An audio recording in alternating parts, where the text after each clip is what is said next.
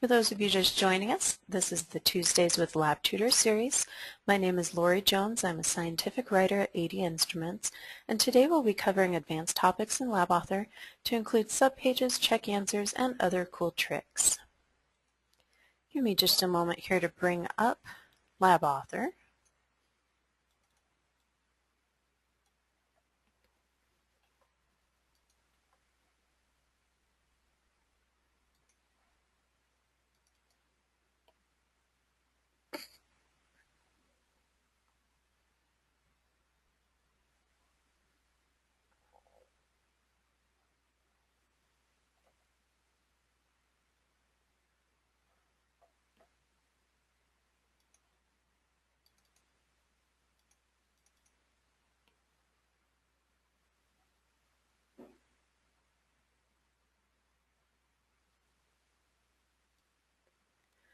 For those of you just joining us, this is the Tuesdays with Lab Tutor series. My name is Lori Jones, and I'm a scientific writer at AD Instruments. Today we're going to cover advanced LabAuthor topics, including subpages, check answers, and other cool tricks. I'm going to start by bringing up an example LabAuthor file that I've put together that'll show you a couple of the techniques that we use in our staff training here. In this file, we'll go through each page. I've got an example that has subpage areas. Got an example with a question time button down at the bottom there. And then on this third page, I have another example. If we scroll down a bit, it's going to show us the pop-ups for downloading a data file, linking to some text, and then there's a question time button at the bottom here that is a little bit fancier, and I'll show you guys what I mean by that. But I'm going to go back to this first page, and what I'd like to talk about first today is subpages. We want to make sure we have a good handle on ways that we can manipulate subpages before we go into bringing them into pop-ups and really getting complicated. I'm going to preview this file, or this particular page rather, and remember I can get to the preview by pressing F12, and this will give us an idea of how this appears in LabTutor. What I have here is some text at the top, and then I have tabs about a quarter of the way down the page. If I click on Analysis Windows, you'll see that I'm switching the content from below. If I click on Activity, the same thing happens, and go back to Overview. And what's going on here is that we've got a subpage area. So we've got subpages that are providing the content that matches these little tabs. Let's take a look in LabAuthor at how we've set that up. Most of you are familiar with subpage areas. So that's this box that I'm moving around here. How do I know it's a subpage area? If I look in the bottom right-hand corner of LabAuthor, I can see that this is page item number 374 and that it's actually a subpage area. If I wanted to make a new subpage area, I would drag that from page items down here. About a third of the way down, I've got subpage area. Okay. This subpage area we can see is linked to an overview, an analysis windows, and activity subpage. I can also access that by right-clicking and going to Properties. And when this comes up, we notice we've got subpages, overview, analysis windows, and activity listed. Something that might be a little different from how you normally use your subpages is that the navigation is listed as none. When I show you an example of how we're actually going to build one of these, I'll explain why that is. But for now, know that we're choosing none because we're going to use those tabs, Overview, Analysis, and Activity, to navigate among the subpages. So by choosing none here, I don't have any arrows to deal with. I'll click OK. So what's going on with these tabs here? If I pull one of these to the side, you can see a little better that it's a discrete little unit, so it's not like I have one big long image, but I just have this one little bit, and it is actually an image file. So this is something that I've created in Adobe Photoshop or Illustrator would work. You might even be able to do something in Paint. And I've made this image, and I've brought this image into LabAuthor. And I've just placed it here. When I right-click on this image and go to Properties, what I see is that this image has been linked, and it's been linked to a subpage area. The subpage areas that I have as, as a subpage. The subpages that I have as an option are the ones that are contained within the subpage area on this content page, and they include the Overview, Analysis Windows, and Activity. So this tab that says Overview is actually just an image, and it's linked to the Overview subpage. So again, let's F12 to preview this and just convince ourselves that this is the case. Okay, I've got one area. I can click on this image all in through here, and it's actually going to go to the Overview subpage. When I click on Analysis Windows, it's going to go and bring up the content for Analysis Windows. And similarly, when I click on Activity, I'm using this image to control the subpage area, so it's bringing me into this Activity subpage.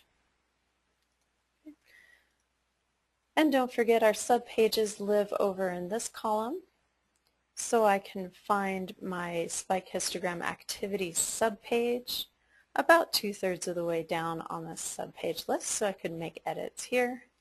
Analysis Windows is right below it, and so on. All right, so that's an example of what we're headed towards, and just a quick explanation of how we put it together in LabAuthor. But let's go ahead and build this from scratch. I'm going to step out of the science kind of examples and just go to first grade kind of horse, cow, and sheep examples here. So what I want to do is to provide information to my students about horses, cows, and sheep, and I want to do that in a subpage area, and I want to have images and tabs and just make it a nice appearing interactive page. So the first thing I'm going to do is go to the right under my toolbox and pull out a subpage area. I'm going to position this just wherever is convenient on the page. And then I need to add subpages to this. So I'm going to go to Subpages, right-click, and add a new subpage. Okay, so I'm on the left-hand side of LabAuthor. In the column for subpages, I've right-clicked and I'm going to New Subpage. Now I have a blank subpage. Just for best practice, I'm going to give this an appropriate name, so I'm going to call this Cow. And then I'm going to right-click in Properties and give it the title Cow as well. If you keep all of these consistently named in a meaningful way, trust me, it becomes a lot easier when you're dealing with multiple subpage areas to keep track of what's what. Now I'm going to put on here a text area. So from my toolbox, I clicked and dragged in a text area. And here, I don't have any info on cows, but we'll go ahead and type information about cows, just as an example. So here you could put whatever content you wanted, right? You could put more images, you could put videos, you could have the learner interact with some questions, whatever you like. But just for now, we've got information about cows. Okay. I also wanted in this demonstration to make a point about information about horses and sheep. So let's go ahead and right-click and duplicate. We could also have right-clicked and just made a new subpage, but duplicate's kind of convenient at times. I'm going to rename the file and call this one Horses.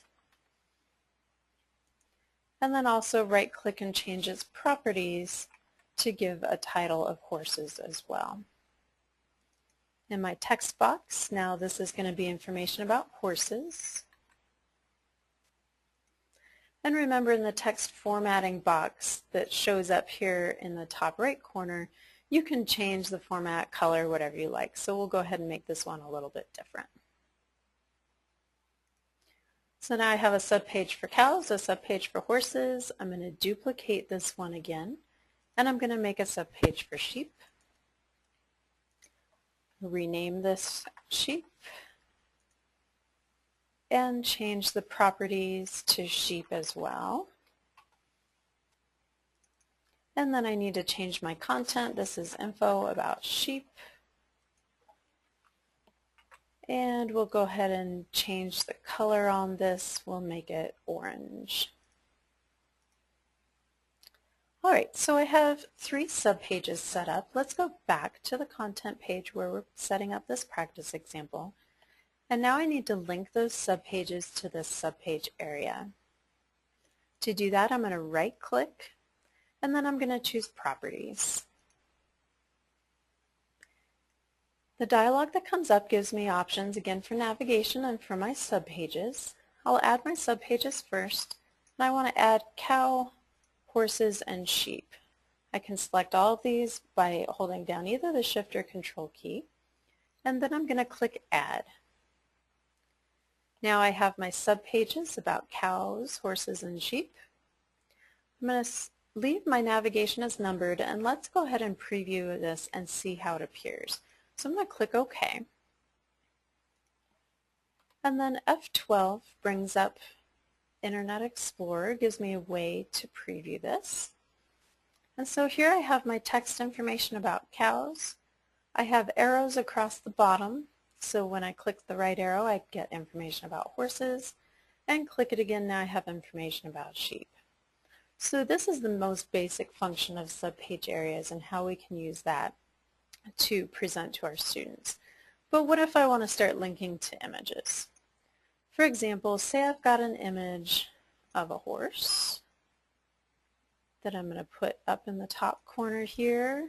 I have an image of a cow and an image of a sheep.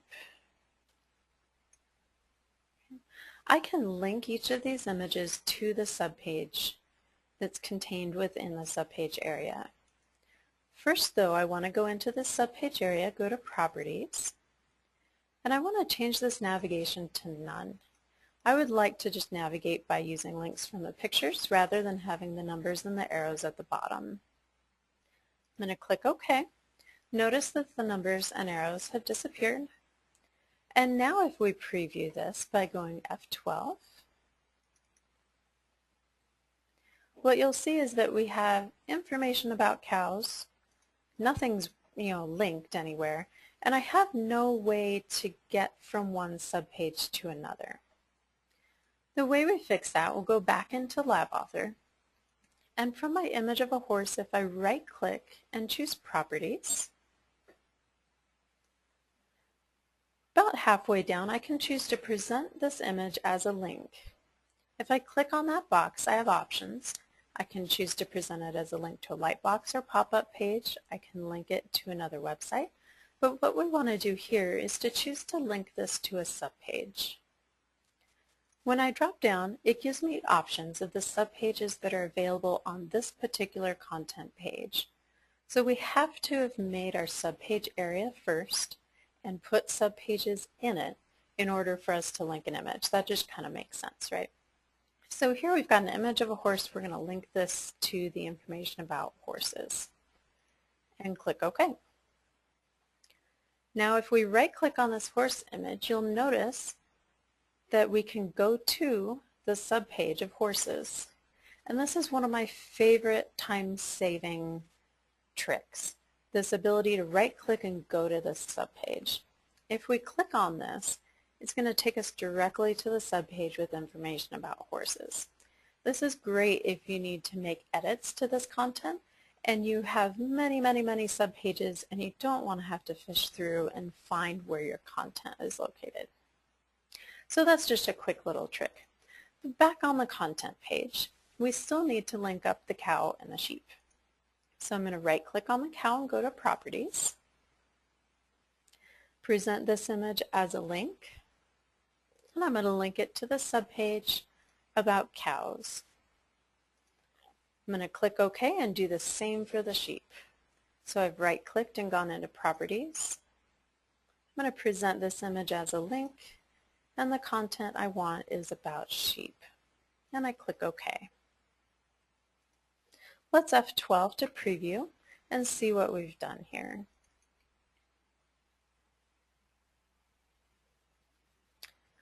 All right, so notice it says information about cows. kind of depends on whether you want the reader to learn about cows first or something different. But if I click on the horse, I have information about horses. The cow, I have information about cows. And the sheep, and it switches over to information about sheep. Notice because we don't have any navigation arrows or numbers in this area, and because we haven't drawn a frame, there's no real distinction between the content above and below. Let's head back into LabAuthor. What if you wanted the content about the horse to show up first? If you right-click and go to Properties for the subpage area, this is where you can choose the order. So I can simply click on Horses and then click on this left arrow, up arrow that's to the left, and move Horses to the top of the list. This means that when this page initially opens, the content about horses will be shown first. And given we read from left to right, this just kind of makes sense to have this as horses. Okay. So that's fine if you've got images. It's just the same thing if you've got tabs that you've created. So you're dragging in these images that just look like tabs, and you're placing them on your content page, and you're going to link these up exactly the same way you did the images of the horse, cow, and sheep. It's just now you've got images that look like something different. So I would simply right-click on this, present as a link, and again I'm selecting horses.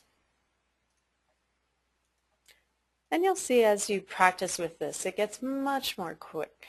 You can move through this more quickly. It's quite easy to set up these pages. It just takes a bit of practice. We'll finish up the last one from a right-click on sheep and going to Properties. I'm choosing to present this image as a link to the subpage for sheep. When I click OK, let's F12 to preview and see what we've done here. So we have information about horses showing up first. The image of the horse links here, and the tab image of horse links here. I can click on the cow. I can click on the sheep tab. Either way, we're navigating this subpage area. So really, you can be as creative as you want to be. And just, whatever you can come up with, you can link and transition among those subpages using images. One last thing I want you to consider is providing instructions to your students. You would hope that people might notice that they've got different things to click on, but perhaps it's not obvious. And so what we like to do often is provide a subpage that's going to give instructions to the learner so that they know how to access the content. So what I'm going to do is go back into subpages. I'm going to right-click and make a new subpage. I'm going to right-click and rename this file instructions. And I'm going to change the properties to have the title of instructions as well.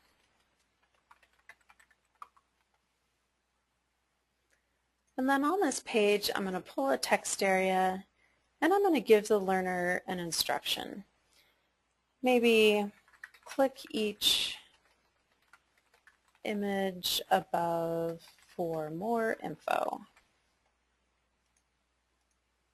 We'll go ahead and make this big and obvious and position it up near the top. Now when I go back to my content page, I'm simply going to add this as the first subpage on the list. So I've right-clicked in the subpage area and gone to Properties. Now I'm going to add, and from the list that pops up, I'm going to choose Instructions. I'm going to add this. I don't want it to be the fourth thing someone sees. I want it to be the first thing. And I'm going to click OK. So here in this subpage area, you can see the order. The first thing that's going to appear is instructions. Then we have horses, cows, and sheep. We don't have any arrows to navigate, so the learner is going to have to use the images or the tabs above. Let's preview this one last time and see what we've done. Now we have instructions for our learner. They can click on the horse image, they can click on the sheep image, they can click on the cow tab, whatever you've come up with as how you would like to present this material. Specifically, we like this for multi-step processes. So a learner can see that step 1, step 2, step 3, step 4, they're all on the same page. It keeps the content sort of organized for the learner, and also gives us a way to deliver more content per page without having this page drag on and on and on. All right, so that's what I wanted to show you guys about subpages specifically, about how we can navigate among them a little more creatively than perhaps you were already working on. The other topic I wanted to cover today are these question time buttons. I have 2 examples of these, so let me back up a couple pages in LabAuthor and get into preview mode.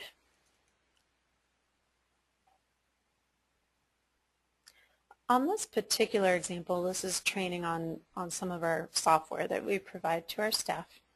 And so we're asking them to read something, to look at the interface of the software, and then at the bottom we've got this question time button.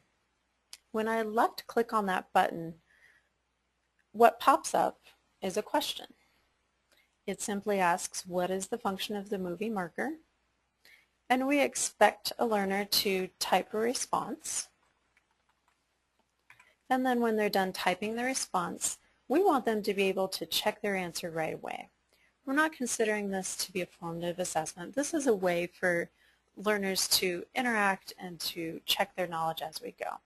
So they can click on this check answer button and notice that the view has changed, that our question has switched to an alias. So we're seeing the learner's response here. I'll explain an alias a little bit further when we get into LabAuthor. And down on the bottom is text that explains the answer to the question, essentially. So you can provide whatever content you want here as feedback to the learner. Let's take one more look at this. So what I have done on the content page was to left click on question time, and I have this pop-up show up. It asks a question. This dark blue around is indicating that this is the primary question. I have a button where I can check my answer. It switches this question type to an alias, so the learner can't make changes here anymore, and gives feedback. Okay. On the next page of my example, I've got a pop-up that takes this question time concept to the next level. So when I scroll down to the bottom of this page, I have a question time button I'm going to left click on. And this time it brings up a question. We've got a true-false question. I've got the same check answer option, and I've also got this navigation along the bottom. This means that I've got 2 questions to answer. So I'm going to look at this one. I'm going to give whatever my answer is. I'm going to click check answer. The feedback in this case is given out to the right, indicating whether or not you got the correct answer. And now I can click on these buttons and it presents another question. So question number 2 is another true-false about the peak analysis module. I'm going to choose a response and check my answer. To the right, I've got little boxes that indicated which was correct, and then an explanation below. Notice also I can navigate back to the first question. I can use either the arrows or the numbers at the bottom, and the color is changing to indicate where I'm at and which buttons are active.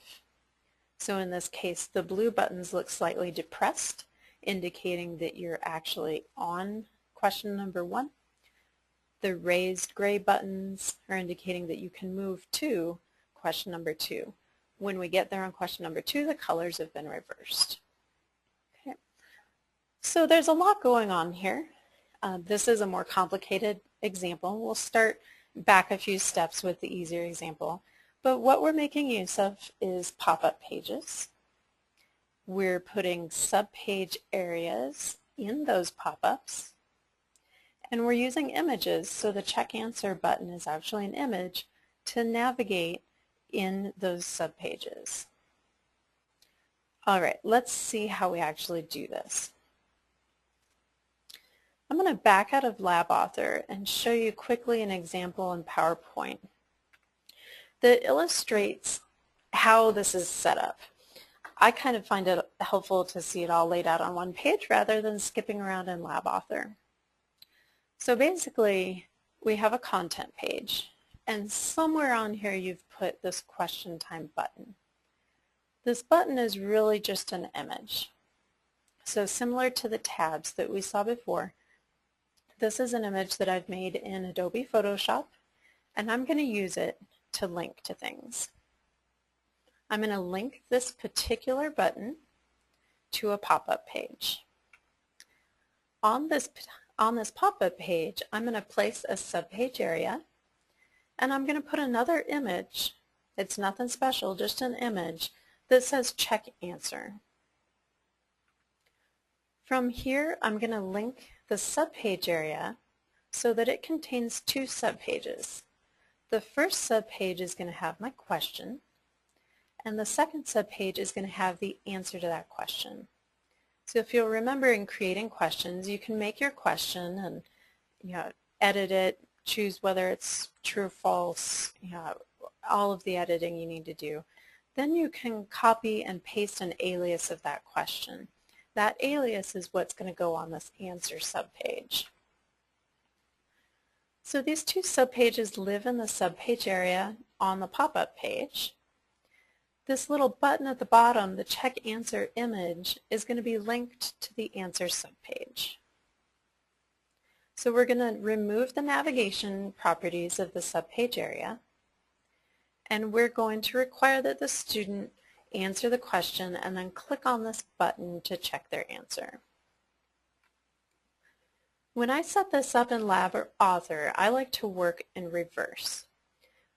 By that I mean I'm going to set up my subpages first, then I'm going to set up my pop-up page, then I'm going to link to the content page. I just find it a little bit easier to do it that way. There are a number of ways you can set this up, but for me, I particularly like working through this backwards. Alright, so let's head back to LabAuthor. And in LabAuthor, let's take a look at how this works. So I have a button, a question time button. It's actually just an image. And again, I know that this is an image by looking down to the bottom right corner of the software and seeing that this is page item 320 and that it's actually an image. When I right-click on this and go to its properties, so I've right-clicked on the image that is the question time button and I'm going to properties. The dialog box tells me that I've presented this image as a link. I've linked it to the light box that is QT video. And I just use QT because I don't want to type out question time every single time. So if this is my question time video light box. Remember, the neat little trick from before still works here. This is an image. I can right-click on it and I can go to this light box. So that way I don't have to dig around in my pop-up pages and try to find the thing. I'm just going to click on Go to Lightbox QT Video. So this is my pop-up page. On this pop-up page I have a subpage area. In this subpage area I have two subpages. The first one is QT Video Q1. So that's question time video and the first question. And I have QT Video A1. This is the question time video and its answer. I also have this little button floating down here at the bottom. This is another image. If I right-click, I can see that it links to the answer. Okay. I can also see this under Properties. I see that this image is linked to the subpage, and the subpage is the answer to this question. So now where do these questions lie?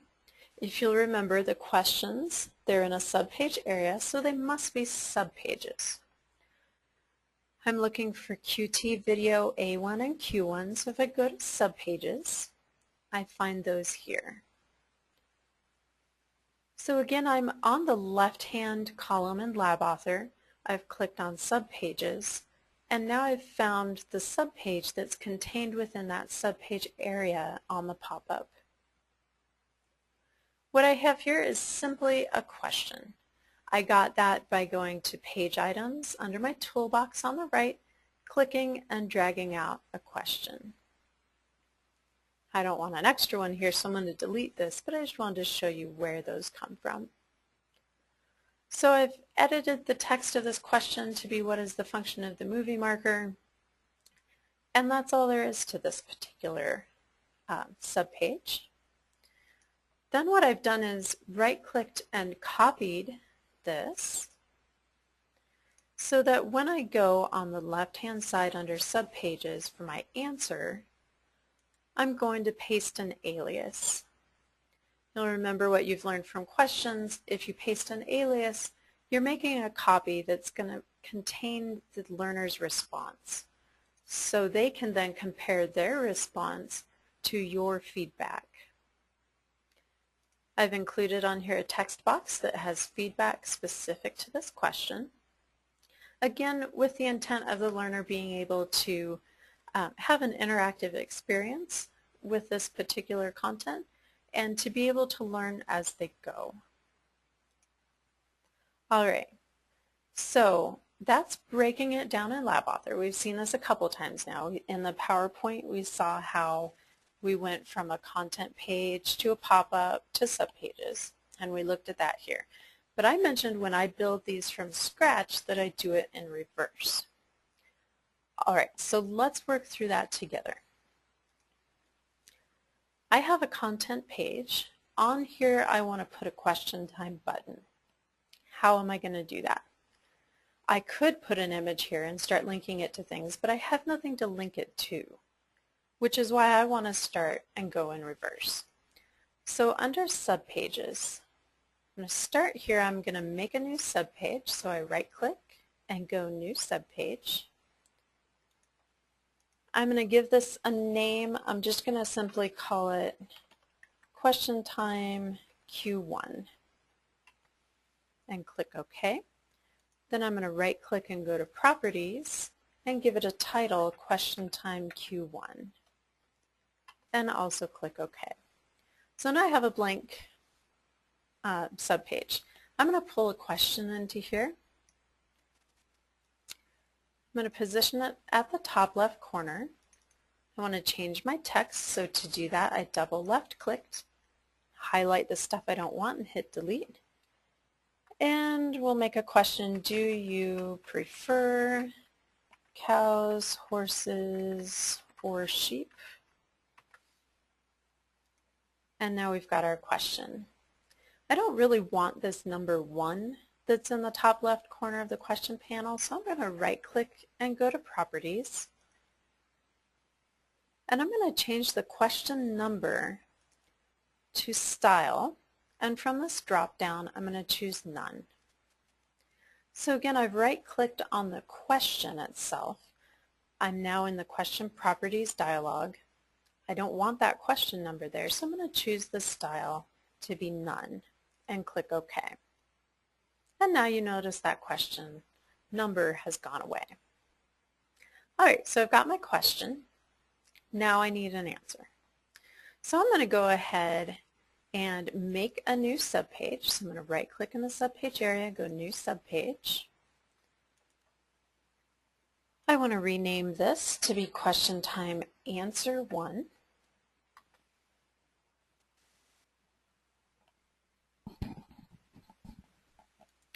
And then I'm going to go into Properties and also change this to Question Time Answer 1. Alright, so now I need to go back to where my question lives. And I'm going to right-click on this and copy it.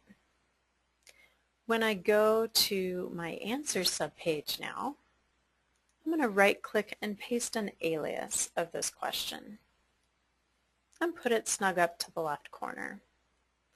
Now if I want to provide feedback to my learner, I would just go and pull a text box, fit it up along the bottom but not tight, and we would enter our feedback here. Alright, so now I need to put these two subpages onto a pop-up. So I'm going to go to pop-up pages. I'm going to right-click and make a new pop-up page. Now I have this blank pop-up page. I need to put subpages in it, and they need to live in a subpage area. So from my toolbox on the right, I'm going to go to subpage area, click and drag, and I'm going to position this guy like so.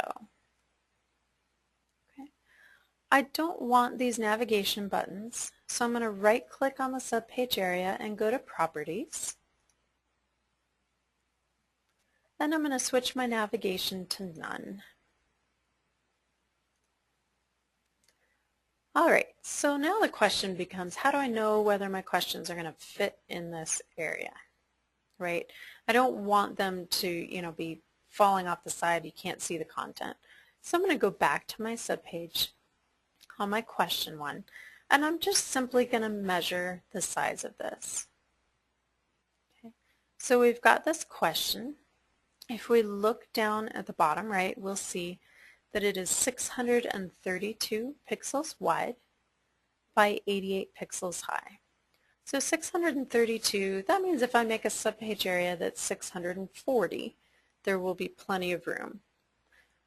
Now the 88 though is not going to be sufficient because we want to make sure we're able to actually see the text feedback that lives below it. So you can either sit here and count boxes, and in LabAuthor each box is 20, or what I like to do is go ahead and pull a text area out, and I'm just going to drag it, and then I'm going to look at its dimensions down on the bottom right. So I'm going to use this as a ruler, essentially.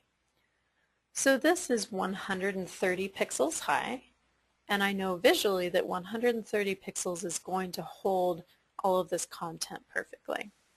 I could also have used it to measure this direction too, and just kind of verify that, yeah, 640 seems like it'll be fine.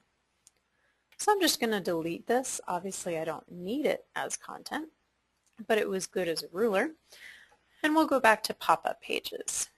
So this subpage area, again, if you look in the bottom right, for now it's 610 by 130.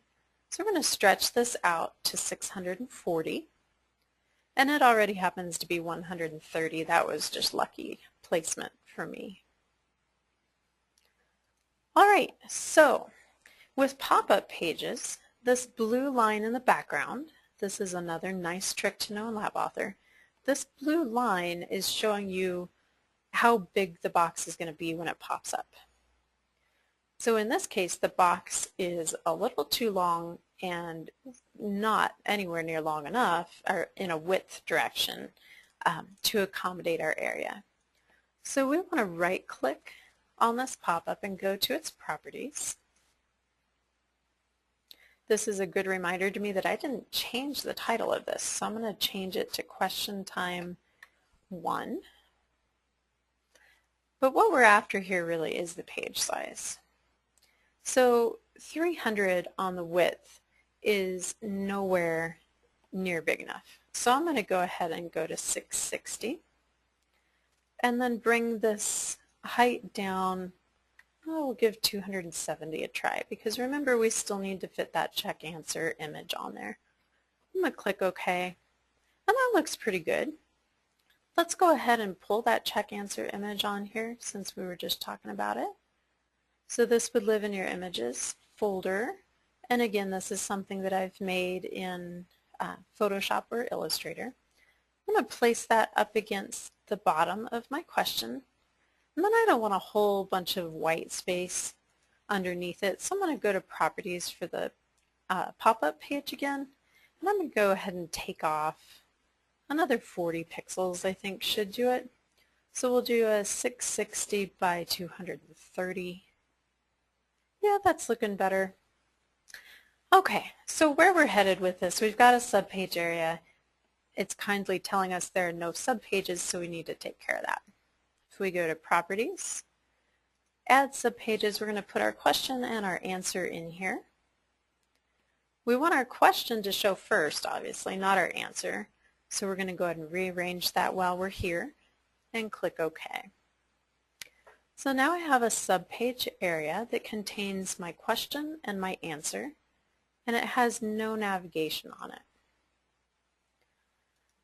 Now I need to link this check answer image. I'm going to right click and go to its properties. And same as we were doing before on the content page with those images, we're going to present this image as a link to a particular subpage, and in this case we want to link it to our answer. Click OK, and we are well on our way. Now all we need to do is link this pop-up page to the content page. Again, we're working in reverse, so we made our subpages first.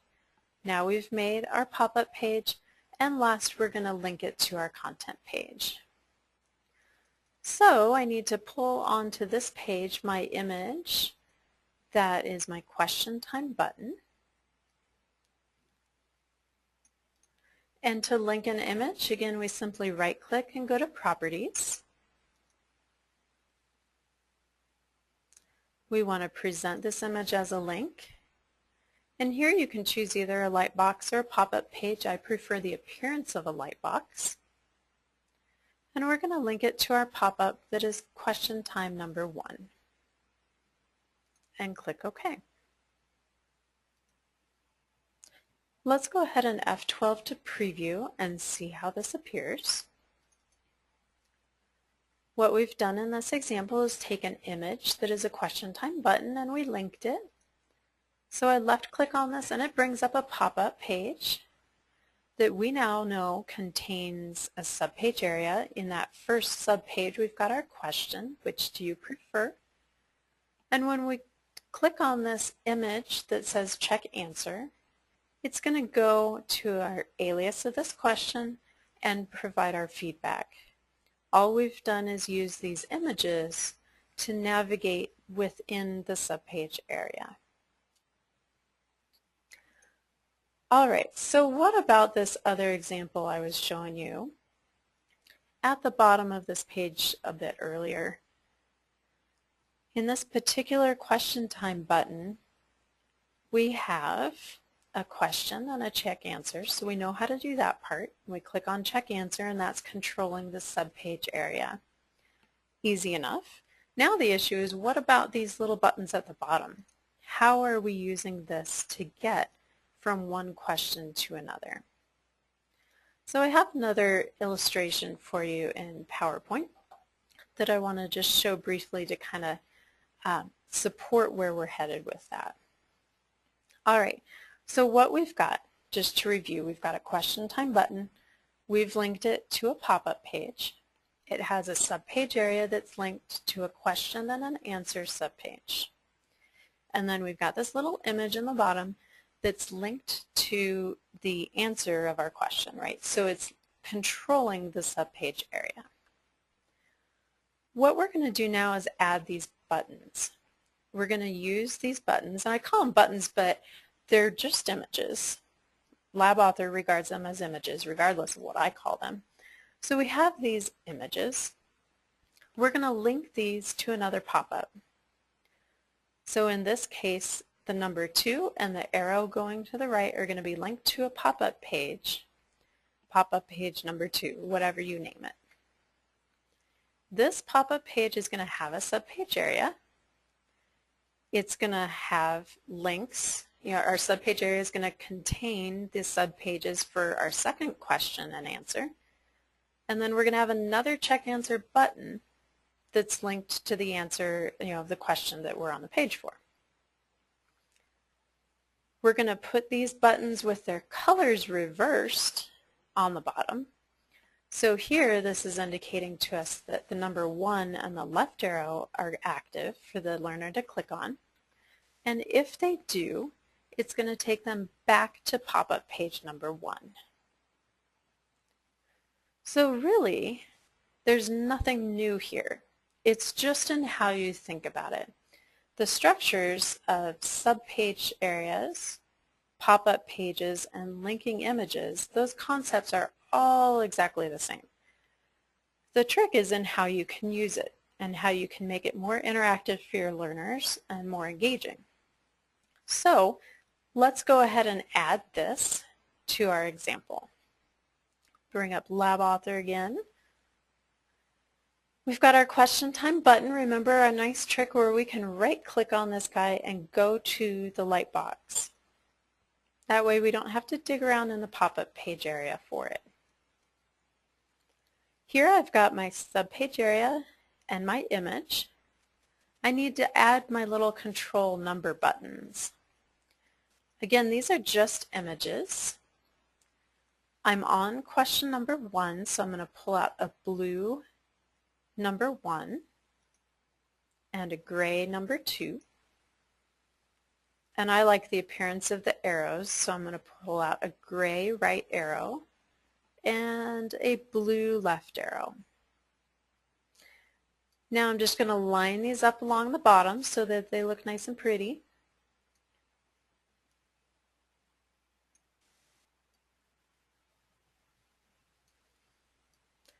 And then my next task is to go ahead and link these to something, to the next pop-up.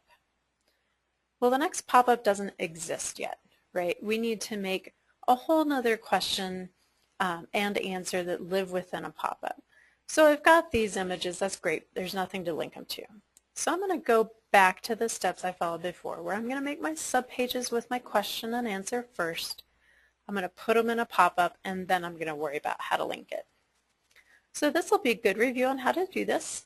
When I go to subpages, I right-click and make a new subpage. For page items, I'm going to pull out a multiple choice question. For the question properties, I've right-clicked and I go to Properties. I want to remove the question number from the top left corner, so I'm going to click on Style and go to None. I'm good with this being a true-false question. I'm going to put, I don't know, what's a good question? Is the sky blue? True or false? Okay. I'm going to take a copy of this because I know I want to paste its alias in my next subpage. Before I make another subpage, I want to make sure and rename this file. It's just good practice. It really makes things easier to keep track of. And I'm going to call this question time question 2. And under properties, give it the same title, question time question 2. I'm going to make a new subpage that's going to have my answer in it. So I'm going to go ahead and rename this file straight out so I don't forget again. Question time answer 2. And right click and go into its properties, and this is going to be question time answer 2 as well. Okay. Now I can right click and paste the alias for my question. Is the sky blue? I'm going to bring a text area in for feedback.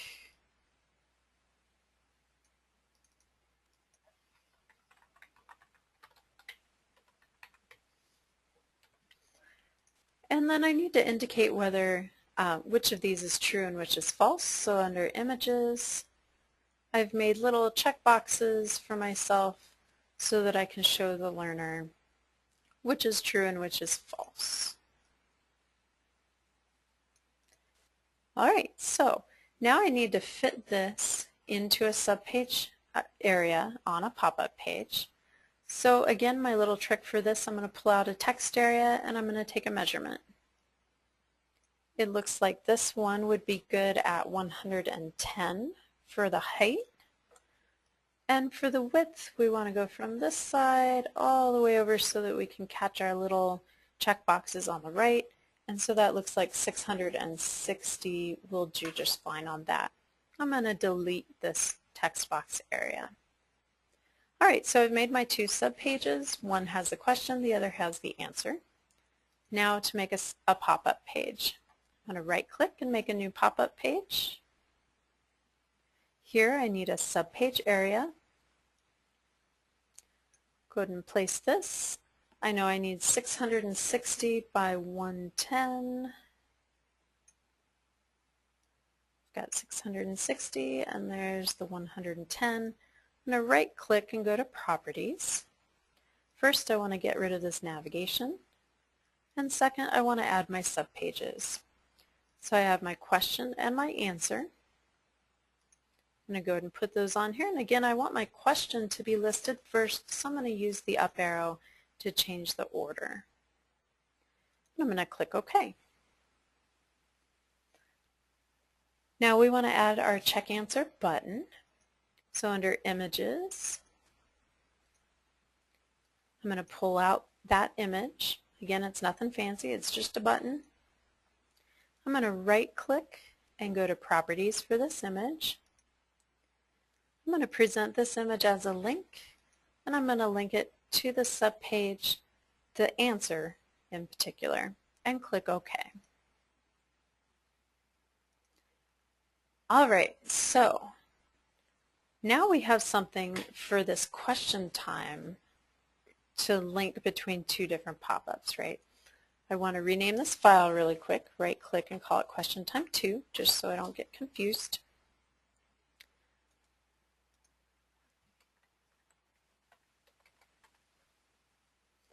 And now if I go back to question time 1, remember I've got these arrows. They're just images, so I'm going to go to the number 2 and under Properties, I'm going to link this to the pop-up page. My pop-up is question time number 2. So again, I've right-clicked, I went to present the image as a link, and I'm linking it to the next pop-up page. I want this arrow to do the same thing, so I'm going to right-click on the arrow and go to Properties, present this image as a link, and link it to question time number 2. And click OK. That's all I need to do on this one, but when I'm on question 2 now, how do I get back to question 1? Well, we need our arrows again.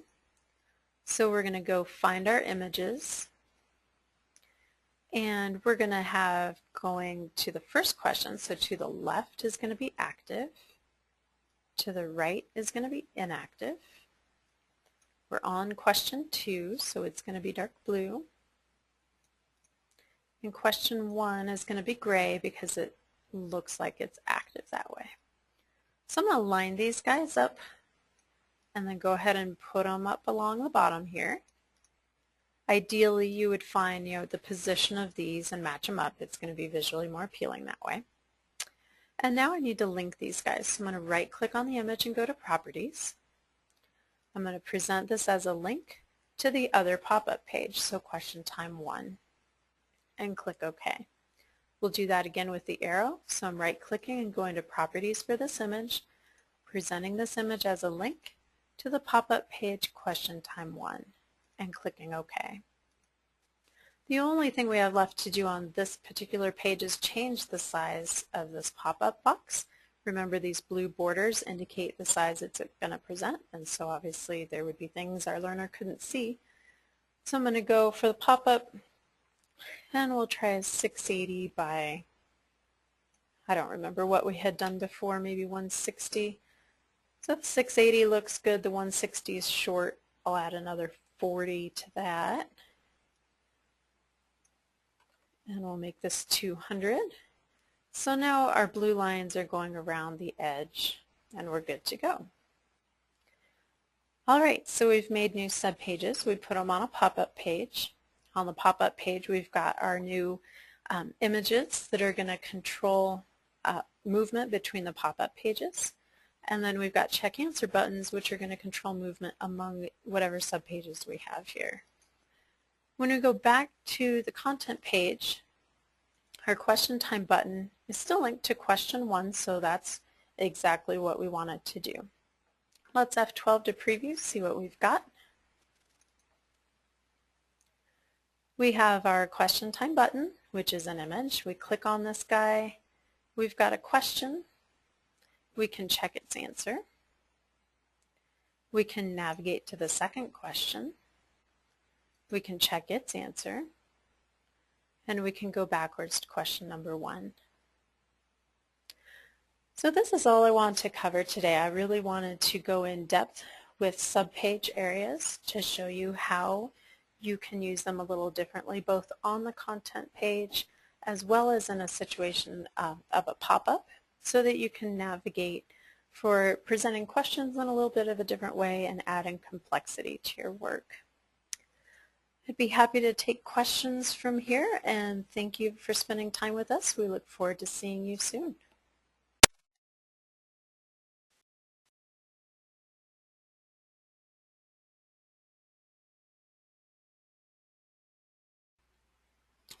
All right, everyone. I think we're going to go ahead and get started here. It looks like we have everybody we're going to get. Thank you for coming to the latest installment of our LabChart Mastery series of webinars. Today we're going to cover calibrating data. That'll be using units conversion as well as the multi-point calibration extension. My name is David Ream. I'm the Technical Support Engineer for AD Instruments North America, and I am based out of our Colorado Springs, Colorado office. However, before we get going, I kind of want to talk about a few webinar guidelines. So as you've probably all noticed, all audio from attendees will be muted during the presentation. That's just to kind of keep the background noise down for us, and also to make sure we stay on track and cover all of the information that I'd like to cover. If you do want to ask questions or communicate with me during the webinar, please do it through your GoToWebinar toolbar. If you're on a Macintosh computer, the one on the left is what it'll look like, and if you're on a Windows machine, very similar, but some little slight differences. It'll look like the image on the right. Also, I'd like to cover our upcoming training calendar, both for workshops as well as for our upcoming webinars. So up here in the 21st and 22nd of November, we're going to have a LabChart training course levels 1 through 3 in Boston, Massachusetts. So those of you on the East Coast, if you'd like to learn more about LabChart and go in a little bit more depth than we're going to go into today, definitely talk to your sales rep, and they can tell you costs and stuff like that for going to that training course. We're also doing about once a year, we do a remote training course on the West Coast.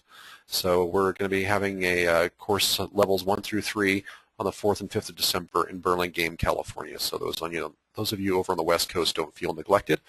Burlingame, if memory serves, is in the Bay Area. Then, of course, we're going to have another LabChart training course levels 1 through 3 on the 11th and 12th of December in Colorado Springs, Colorado. So you can come and see me and my supervisor, Brandon Boucher, the other person who hosts these webinars, and we can go into all of your questions regarding LabChart. And also, we're going to offer for the first time a LabChart training course level 4. It'll be the day after the level 1 through 3 training course. So if you came for both, you would be here for 3 days. Level 4 we've added because we've had so much feedback during the training courses of people looking for specific application solutions as well as very detailed solutions. So we would require that you go through levels 1 through 3 before you come to level 4 course. However, it's going to go way into depth. So if you want to know how to write a macro to do some very advanced analysis in LabChart that's kind of unique to your specific application, I would highly recommend coming to the LabChart training course levels 1 through 4. I like to say that the 1 through 3 training course kind of can take you from being, not knowing anything about LabChart to being a strong intermediate user. I would say that level 4 will take you to being a very advanced user, and you're going to know probably as much about the software as those of us who work here. So definitely, if you want to get the most out of LabChart, please come to that level 4 course. And of course, you can go see the upcoming calendar of events at adinstruments.com /events. Also, as far as webinars go, on the 19th of November, we will be giving our LabChart 8 sneak peek. LabChart 8 will be coming out any minute now. So if you want to know more about what's going on, what we've changed, what we've added, definitely attend this webinar. There's some really interesting graphing features we've added in LabChart 8, and as well as some little bit different look and actually optimizing it for use with Windows 8. And once again, for upcoming webinars, you can go to 80instruments.com/events. Also, if you want to know even more about what's going on with 80 Instruments, follow us on your social network of choice, please. We're present out on YouTube. There's some great training videos out on YouTube. We also have a Facebook page. We're on LinkedIn, and we also have a Twitter account and Google+. So definitely stop in, let us know what you think, and see what's going on with all things 80 Instruments. Also, we get a lot of questions over and over throughout the days and weeks and months here at 80 Instruments. So we've kind of added this stuff in here to clear those questions up and try to reach the broadest possible audience. You don't have to read this entire slide. The take-home message from it is no product supplied by 80 Instruments is intended to be used to diagnose, treat, or monitor a subject in the clinical environment. They can be used for clinical research, but you cannot use it as a patient monitor. So take-home message there. Also, how do I know that the instrument I have is safe to connect to a human? All of our equipment follows along with standard biomedical equipment marking procedures for human safe connection. So if you see the small man in a box here, that means yes, it is body protected. You can connect this directly to a human being, provided there's no direct electrical connection to the heart.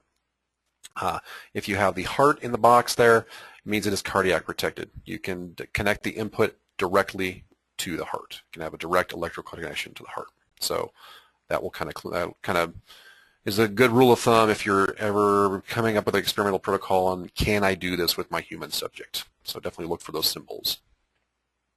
Also, we get a question from time to time of how do I know what is coming into the front of the Power Lab is exactly what is being displayed in LabChart.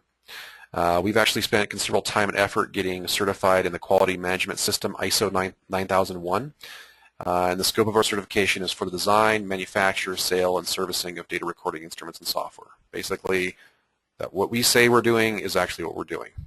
We've complied with a variety of regulations around the globe, but this quality management certification here is there to say, yes, you guys have done it. It's their outside body saying, yes, you guys are complied. What is input in the front of the Power Lab and shown in LabChart is exactly what's happening.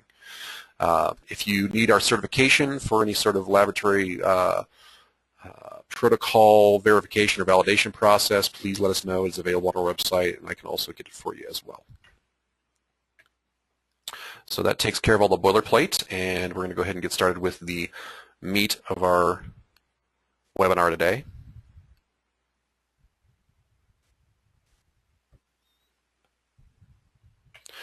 So here's the outline of events we're going to cover today in the units conversion and multi-point calibration webinar. First, we'll talk about units conversion, range selection whenever using a transducer that requires units conversion, zeroing of your amplifier, and the various options and how-tos of how to take the voltage value that your transducer is outputting and convert it over into a meaningful unit for you. Then we'll move on to a multi-point calibration extension, the settings, how to use it, and also how you can do fit equations with it. So without further ado, we'll go ahead here and open up LabChart. So what I have here is just a blank document. Whenever we're using a transducer or some sort of sensor with Power Lab and LabChart, we want to use the range that's going to give us the best digital resolution that we can obtain. So whenever you say connect a pressure transducer, you want to know, okay, I'm going to apply 300 millimeters of mercury. What is the corresponding max voltage value for that? And the way you can do that, to verify that, is if I left-click on the channel title, and for instance, I have a bridge amplifier connected. It could say input amplifier here, and you'll get a similar dialog. The bridge amplifier provides us with some other features that just the standard inputs in the Power Lab do not. But for our purposes today, we'll go to a bridge amplifier.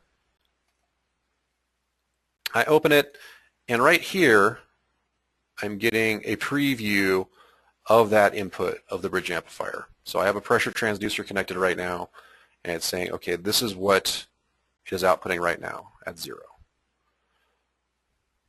So I've warmed up my bridge amplifier. I've had it sitting for here for a while. I have it down to 0. First thing I'm going to do, and this option is only available in certain amplifiers, the bridge amplifier being one of them. The standard inputs on the Power Lab do not have this 0 function. I want to say, okay, my transducer has a slight offset here. I want to 0 it.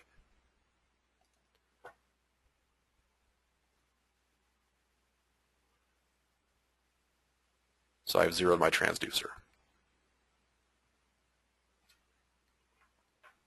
Now, how should I set my range? By default, the bridge amplifier is going to come up with a 5-volt range, but we have all these options for us. Which one is the right one for my transducer? The easiest way to do this is to actually just apply a pressure or a force or whatever your signal is going to be to the transducer and apply the max value you expect to see in your experiment. So let's say today my max is going to be 300 millimeters of mercury. I'm going to go ahead and apply 300 millimeters of mercury to this. You can see at a 5-volt range we barely see anything. That also means we're not going to get very good digital resolution at that 5-volt range. So it looks like 20 millivolts would be about right, or just a hair over 10. So you want to choose the range value that is just large enough to give you full scale. And in this instance, since we're slightly going above 10 millivolts, we want to use 20 millivolts. And that will give you the best digital resolution in LabChart. So I would highly recommend this. This is also useful for things that don't involve a transducer. For instance, ECG. Mouse ECG, maybe going to be 2 millivolts. Or actually, human would be, mouse can be down to 500 microvolts, even smaller. If you don't set the range right, you're not going to get good resolution to be able to see all the specific features of the ECG. So you definitely want to go in and go from the bioamplifier default settings. Usually I think it's 200 millivolts is what its default is, and get it down to where you can actually just barely contain the largest value you're going to see in the ECG. So just kind of a little trick of the trade to get the best data quality you can. So I set my range.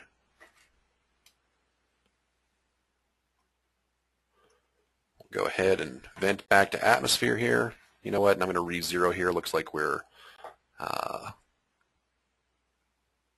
of changed a little bit with moving the range.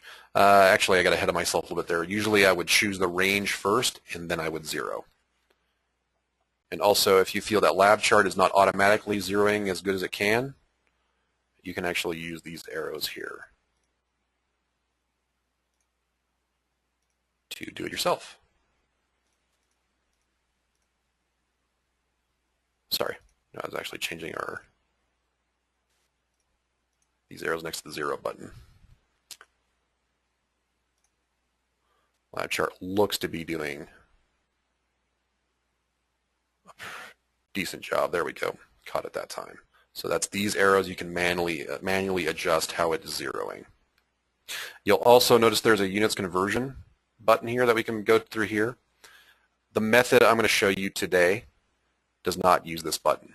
And there's a couple of reasons why. I feel the method I'm going to show today gives you the best track record. You can go back and validate. It keeps things in your file. You can prove that you've done a calibration. It's just much better. This isn't a wrong way to go through here, but I'm not going to demonstrate it, and I would recommend doing it the way I do it today. So we've talked about range selection now and zeroing, so let's go ahead and talk about the actual units conversion. So I'm going to go ahead and close this file and open another one. And I have some preset comments set up here that I'm going to use for this file. And we're going to go ahead and actually do a units conversion. The first thing I would recommend doing, and I'm going to talk about doing it with a pressure transducer here, choose two values. It doesn't matter what they are. They could be completely arbitrary. I think I'm choosing 60 and 120 for this file. They could be 10 and 260, whatever you want to do, as long as they're within your working range and they're not too close together. You have a good spread across your working range. So our working range today, let's say, is roughly 300 millimeters of mercury. We can go ahead and say 60 or 200 would be a nice spread and range. If you go too close together with those values, say like 80 and 100, every transducer has a slight nonlinearity in its response. You could end up putting that little tiny span there on one of the nonlinear regions, and it'll throw your calibration off progressively larger the higher you get in the range or the lower you get in the range. Whenever lab chart does that linear regression of the 2 points. So give yourself a nice span to actually do a units conversion. So I recommend is connecting your whatever transducer you have here, getting ready to actually be able to apply a force, a pressure, a displacement, whatever we require to convert over into. And then let's go ahead and start recording. So I'm recording here. And I like to mark my calibration values with comments that say what they are. So, okay, we went ahead and applied 60 millimeters of mercury here. And you want to record steps of maybe about 5 seconds long for those values so we have a nice range and it's nice and stable. And actually I chose 150 here. Record that step for a while and we'll stop. So when you're done recording those 2 calibration values, you should have something that looks like this. Doesn't have to look exactly like this. We want 2 gradual steps with the regions of stability that are right at that value.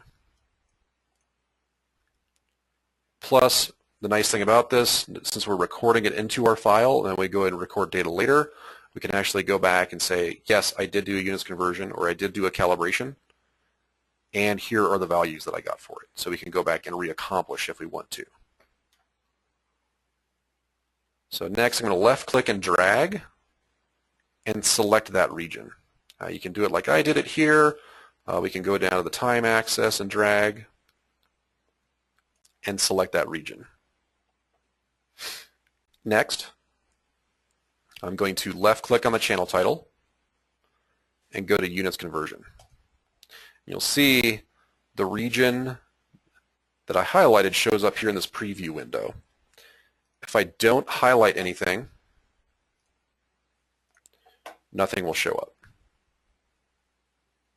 And I will show you in about 10 seconds, let me go back and highlight here again, why it's nice to have that preview. So if I open things up here, we have our little steps showing here in the preview. We'll just kind of briefly talk here about what's going on here with units conversion settings window. There's one for each channel, so you can't just do it for one channel and apply it to all. You'll have to do it on each channel.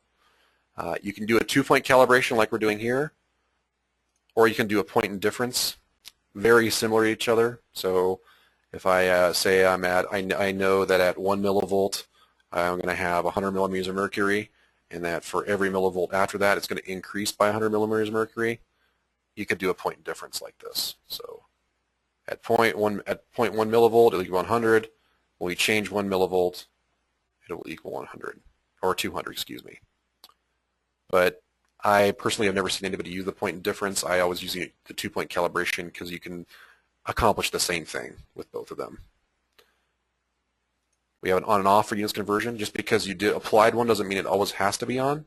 You can turn it off to look at the underlying data, then come back in here and turn it back on and not lose any of your values. You'll notice here that we have warnings now. We don't have any values in here after I turned it on. Go ahead and turn it back off. First thing we want to do, we want to enter our voltage values into here, these 2 points, and then enter the corresponding pressure values. So down here in the preview, I can go and I can left click and drag and select a region of my step here. So this is my 60 millimeter of mercury step. If I go up to 0.1 and left click on the arrow button here, it gives me the average value across this selection. So none of us are going to be perfect when we're applying the pressure. We're going to have slight fluctuations up and down. Having this preview little window in here and making the average selection across it is going to average out the slight variations and give us a better quality units conversion. And this is one of the reasons why I recommend doing it this way. It provides you a lot of things that are going to give you the best possible calibration and conversion that you can get. We'll go ahead and enter the corresponding pressure value. Next, we'll left click and drag over the second step where it's 150 millimeters of mercury. Going to left click here, put 150, and we've accomplished the first portion of our units conversion. Now, if we can't output units, it's kind of useless to have, so we want to know, well, what are the units? We want to assign them. You can assign them over here in the units drop-down menu. We have a few preloaded here. Millimeters of mercury, very popular. Temperature degrees of Celsius, Fahrenheit, grams, meters, ohms, etc., etc. If you have something that does not show up in here, like say maybe a different velocity or a different rate or velocity than we show here, you can actually define your own unit and you can call it whatever you want. So I'm going to say micro quarks. That means something to me, may not mean anything to you, but hey, I like micro quarks. If I do that, it changes it to it here, shows up in my list here. Now, say down the road I decide, you know, micro quarks doesn't work for me, I just want to go back to millimeters of mercury. From my list here, I can select delete unit. It gives me a list of all the current units. I scroll through it, find micro quarks, hit delete, and then hit OK. And micro quarks is removed. So as I said today, we're going to go millimeters of mercury. See, lab chart selects it and actually adds the text right here next to our 2-point calibration values. Now, down here in the preview window, you can see I have all my old friends here from the chart view. I can change the scale, make things unipolar, bipolar, invert the scale and get data, set the scale.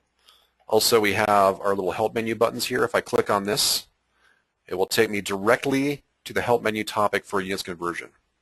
So I always plug our help menu every time I do a webinar because it's a great resource that a lot of people don't use. Most of us have that bad experience with other software and their help menus that really don't help. LabChart, the help menu, it's a paperless software manual. It's a way for us to give you a software manual that gets updated with the software and that is not just this limited snapshot of LabChart from 3 years ago. You always get to learn about the new features. They're always there in the help menu. So definitely don't be afraid of those. So if you forget something I talked about today, or you know, what was David saying I need to do here to select, how do I do that? Just left click here. Also here we can preview what's going on. I can tell LabChart I want to set these units for all and new data. I don't want it for my previous data. I only want it for new data.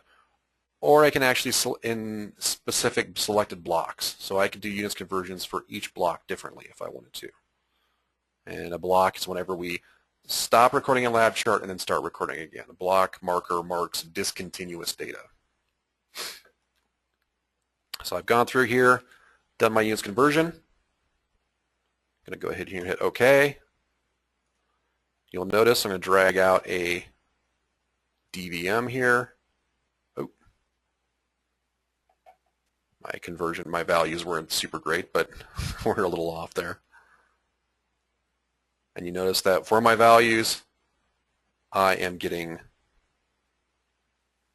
I'm going to use conversion now. And also for any new data that I record,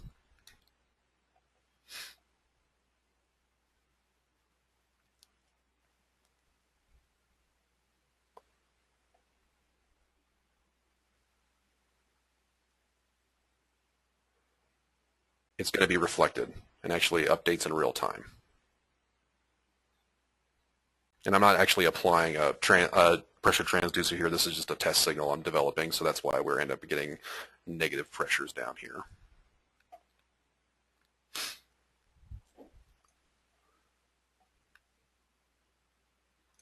Actually, I'm going to go back and fix that really quick. Oop. The nice thing about LabChart, I can go back in and I can correct things whenever I want to. Just because I applied a units conversion here doesn't mean that I can't go back.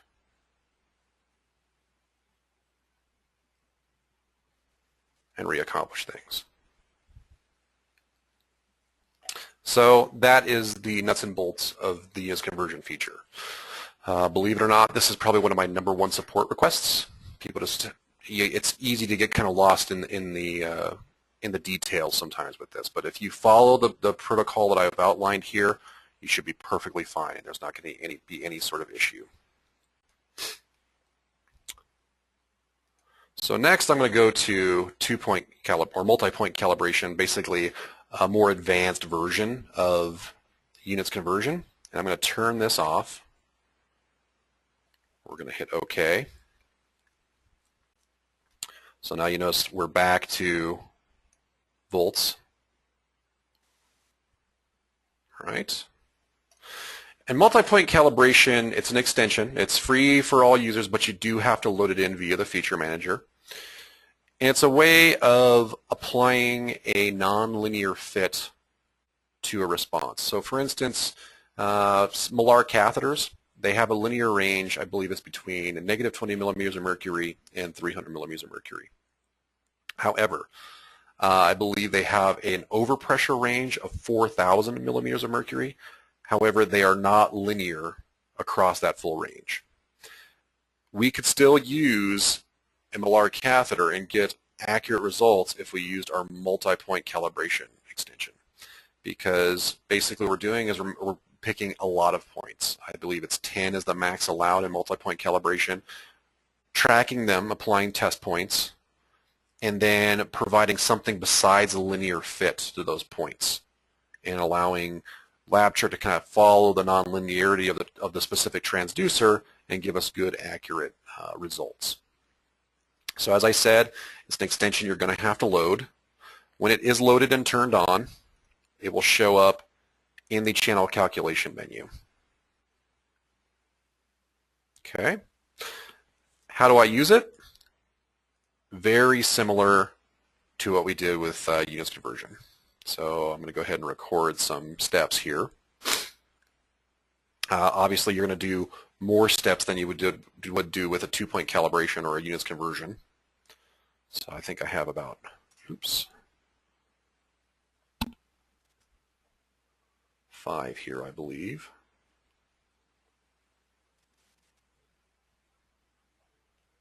So I'm going to go ahead and record a few here.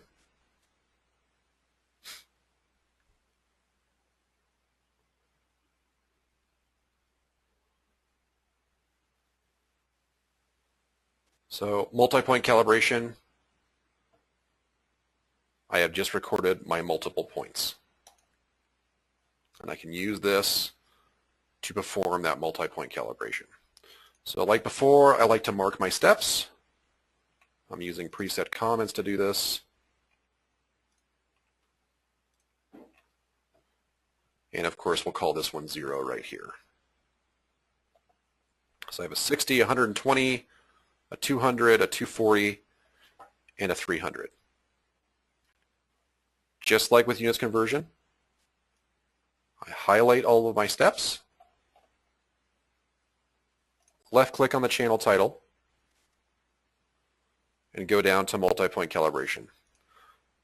Very similar to what we saw in units conversion. We have our preview window here with all the y-axis scaling we can do here.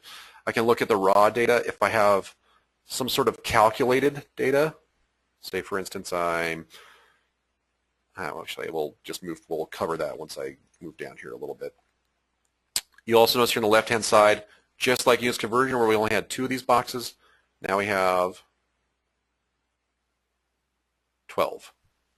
So it gives us a large span that we can try to do a fit to actually do an actual calibration and a conversion over into a unit that's important to us from a non-linear transducer. Of course, we have a linear fit, but LabChart also provides these right here: quadratic equation, cubic, quartic, quintic, logarithmic, exponential, and we can also do point-to-point if whatever we have just cannot be defined by an actual mathematical expression. Of course, we have our old friend here with units. We can define them if we want to, and we can also set the number of decimal places. So how does this work? I'm going to go ahead here. We'll make this our 0 point. We can just move through just like we did in use conversion, select. What was that? That was 60. That's why it's nice sometimes to have those comments out in the chart view.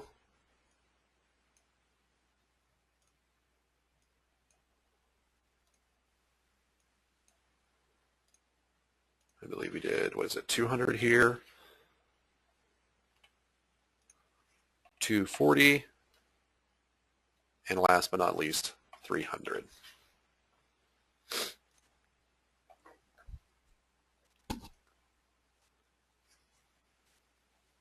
And we can choose our units of millimeters of mercury. And we have decimal places here. So do I want to use a linear here? Not necessarily. What would work best for me? We can actually go to fit, and that's that button right here. It brings us the actual calibration curve for this data.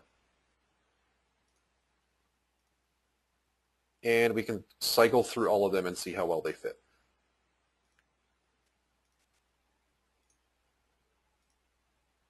Logarithmic or quintic not looking great. And of course, if we don't have enough points, we may not be able to actually apply a certain fit. So you may need all 12 of these points in order for LabChart to say, okay, I found enough to actually go through and do a fit. Quadratic seems okay. We can also force the origin. It also gives us our fit equation here, if we're curious about such things. We can copy this view and paste it into a document if we want to. We can also print it. And of course, we see our spreadsheet here of the actual calibration values. So hit OK. I'm looking at the calculated values right now, but I can go back to the raw, which is the raw voltage, or I can move forward to the calculated.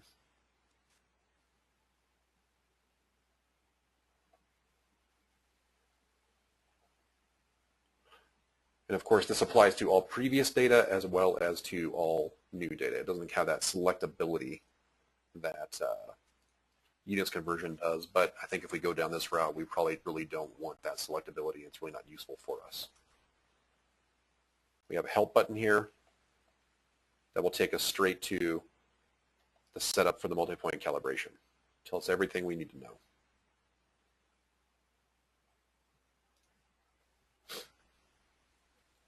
Of course, if we applied it, we hit OK.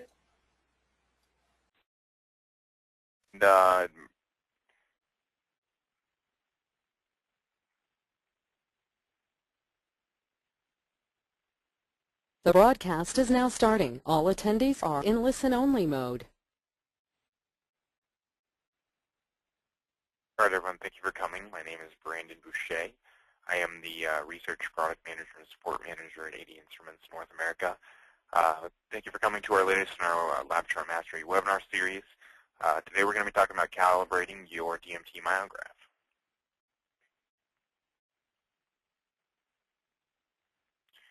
So before we get started in kind of the content here, I just wanted to mention the webinar, how it's going to work. All attendee audio will be muted, so I won't be able to hear you during the presentation. However, during the presentation at any point, if you have questions, feel free and type it into the GoToWebinar toolbar here under the questions area. So if you just type that in there, whether you're on Macintosh or Windows, and you can see the difference between the two here, just type that into the questions area, and I'll get to that at the end of the presentation. As we're going forward here, I wanted to let you know about some of the other training opportunities that we have available to you coming up.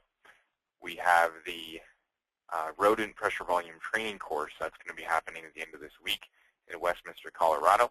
That one's sold out. But however, we have all of these other training courses here.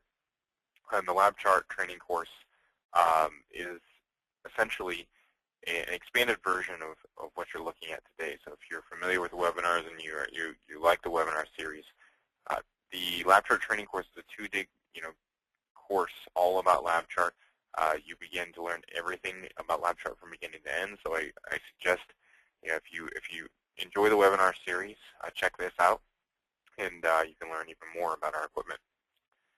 Other webinars we have coming up here, we have data quality coming up on the 14th of August, and we have managing lab chart features and files coming up at August 30th. So look forward to those coming up. And both for the training series and the webinar series, you can find those coming up at adinstruments.com/events. So before we get into the webinar program here, just a little bit of a statement of intended use. All of our products, AD Instruments products, are not intended to be used as medical devices. That is, they are not intended to diagnose, treat, or monitor a subject. During recording, however, with specific front-end amplifiers, we can connect our equipment to humans, and we have this approval. So it is safe for connection to human subjects, given that the equipment that you're connecting to them has either the body protection symbol, a little man there, or the cardiac protective symbol, which is the heart in the box there. All of our equipment, AD Instruments manufactures the equipment under a quality system that is ISO certified. So we actually have a third party come in and check that out for us and do the certification for us. So design, manufacture, sale, servicing of data recording instruments and software is covered under the scope of this ISO certification. So the webinar here, what we're going to be talking about is going to be calibrating the DMT myograph. Now, what we're going to focus on specifically first, the myograph range settings.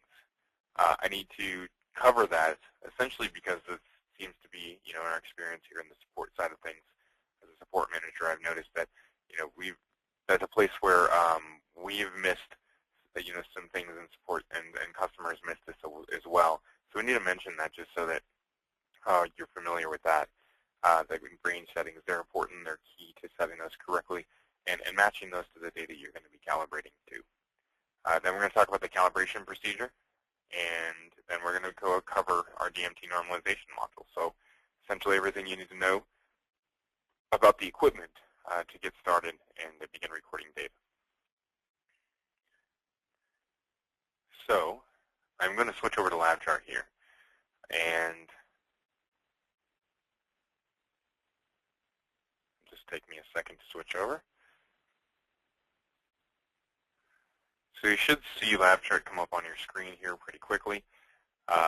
Lab chart is showing both a single channel of data that we're going to use to show you how to record some data, and then we're also how to set up recording the data. And then we're also going to show you the front of the screen on the DMT myograph here while I'm operating it. And the reason for that is that we're going to have the ability to essentially show you what I was talking about in terms of those, those range values as well as the force calibration, how to actually get that done properly. So what we're going to do here first is I'm going to begin recording some data. One thing of note here while we're beginning to record is that I am sampling data with a range of 1 volt. That's simply because during this presentation, I'm not going to reach anything higher than that. You'll want to set this to something that's going to match the output that you expect from the DMT myograph. So keep that in mind. So I'm going to reach over here to the DMT system, and I'm going to show you a few things about it. First of all, I'm going to go back to the main screen here. I only have 1 chamber connected, so that's what you're going to see. You're going to see a chamber connected to chamber 2.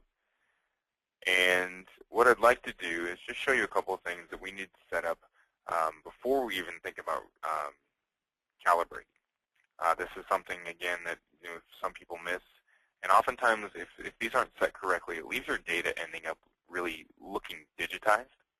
Comes out with some larger steps in terms of resolution that you'd really like. And that's simply because we haven't set these things properly. So I'm going to show you a couple of those. So to do this, what we're going to do is we're going to come over to Settings. I'm going to click on the Settings button here. And you'll see some of the options that come up. You'll see the force calibration come up, and we'll go through that in a minute. But the two we're going to talk about here are the force recording output and the measurement range. Okay? The key to these really, and I'll keep this fairly brief, the key to these, if I click on measurement range, the key to these is you want to match these to the range that you expect to record. The lowest range, I believe, here in any of these is 200 millinewtons. Yeah, so we can go to 200 to 1600 millinewtons. So if you're going to be recording, you know all of your values are going to be lower than 200 millinewtons. You want to keep that at 200 millinewtons. You won't want to go any higher than that. And that's simply because this is, this instrument, even though you're recording with a force transducer, is in essence a digital instrument and will digitize that signal. And looking at a range of 200 millinewtons essentially creates a situation where your resolution on the system is matched up to the data of interest. So don't raise this any higher than you really need to. And the same is true for the force recording output. If we go to Settings and we go to the force recording output, again, you want to match these values as closely as possible to what we're actually going to be recording. So in my case, the force number 2 is what I have connected, and that's what I really need to set up. And I'm going to lower this to something much lower. And you can see you can go down to 20 millinewtons, because I'm not going to get much higher than 20 millinewtons with what I'm about to present. And so giving you the best data quality possible is accomplished by matching these two values to your data of interest. Okay, so keep that in mind. So now what we're going to do is I'm going to attempt to calibrate our data. First, I'm going to show you how to zero it. Okay, right now I have nothing touching my chamber. Unfortunately, my camera doesn't really give us a very good picture of the chamber, so I can't show you too much about it while I'm doing this. But I'm going to show you some images so you have some frame of reference. Okay, so there's nothing touching my force transducer, and so that's the ideal situation to do this zero. So you can do that here by clicking the button here, 0. And after we have clicked the button 0, we can select the chamber that we want to zero by clicking Select here. Alternatively, we can also click All to zero all the chambers. Of course, I only have one connected, so I'm going to be only zeroing that one. And we can hit Enter, and we should be able to zero that chamber. Okay. So now what I'm going to be doing is I'm going to be setting up my calibration protocol. Now I'm going to calibrate both the myograph, and you're going to watch me do that. And you should be able to also watch LabChart, what happens there, and you can watch how that's calibrated as well. Okay. So what I'm going to do here, and I'll just show you briefly, is I'm going to set my balance up across my chamber. Okay. And then I am going to set my calibration T up, and you can see that here. I'm holding this in my hand. I'm going to set my calibration T up. Okay. And so because my camera's not really going to show this terribly well, what I'm going to do is switch over and just give you a little image of what I'm going to be doing.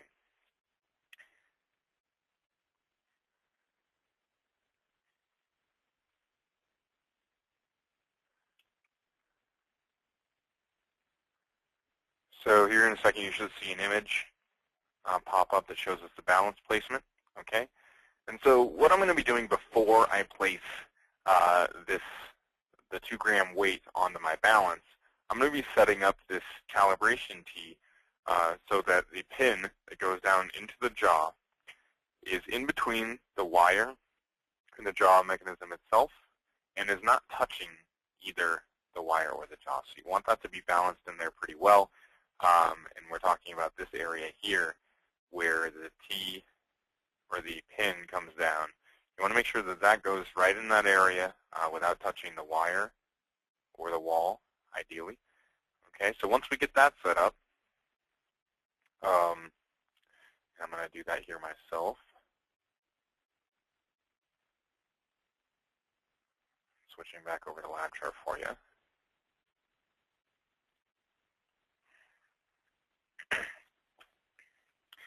So I'm going to get my T set up here. It'll take me just 1 second.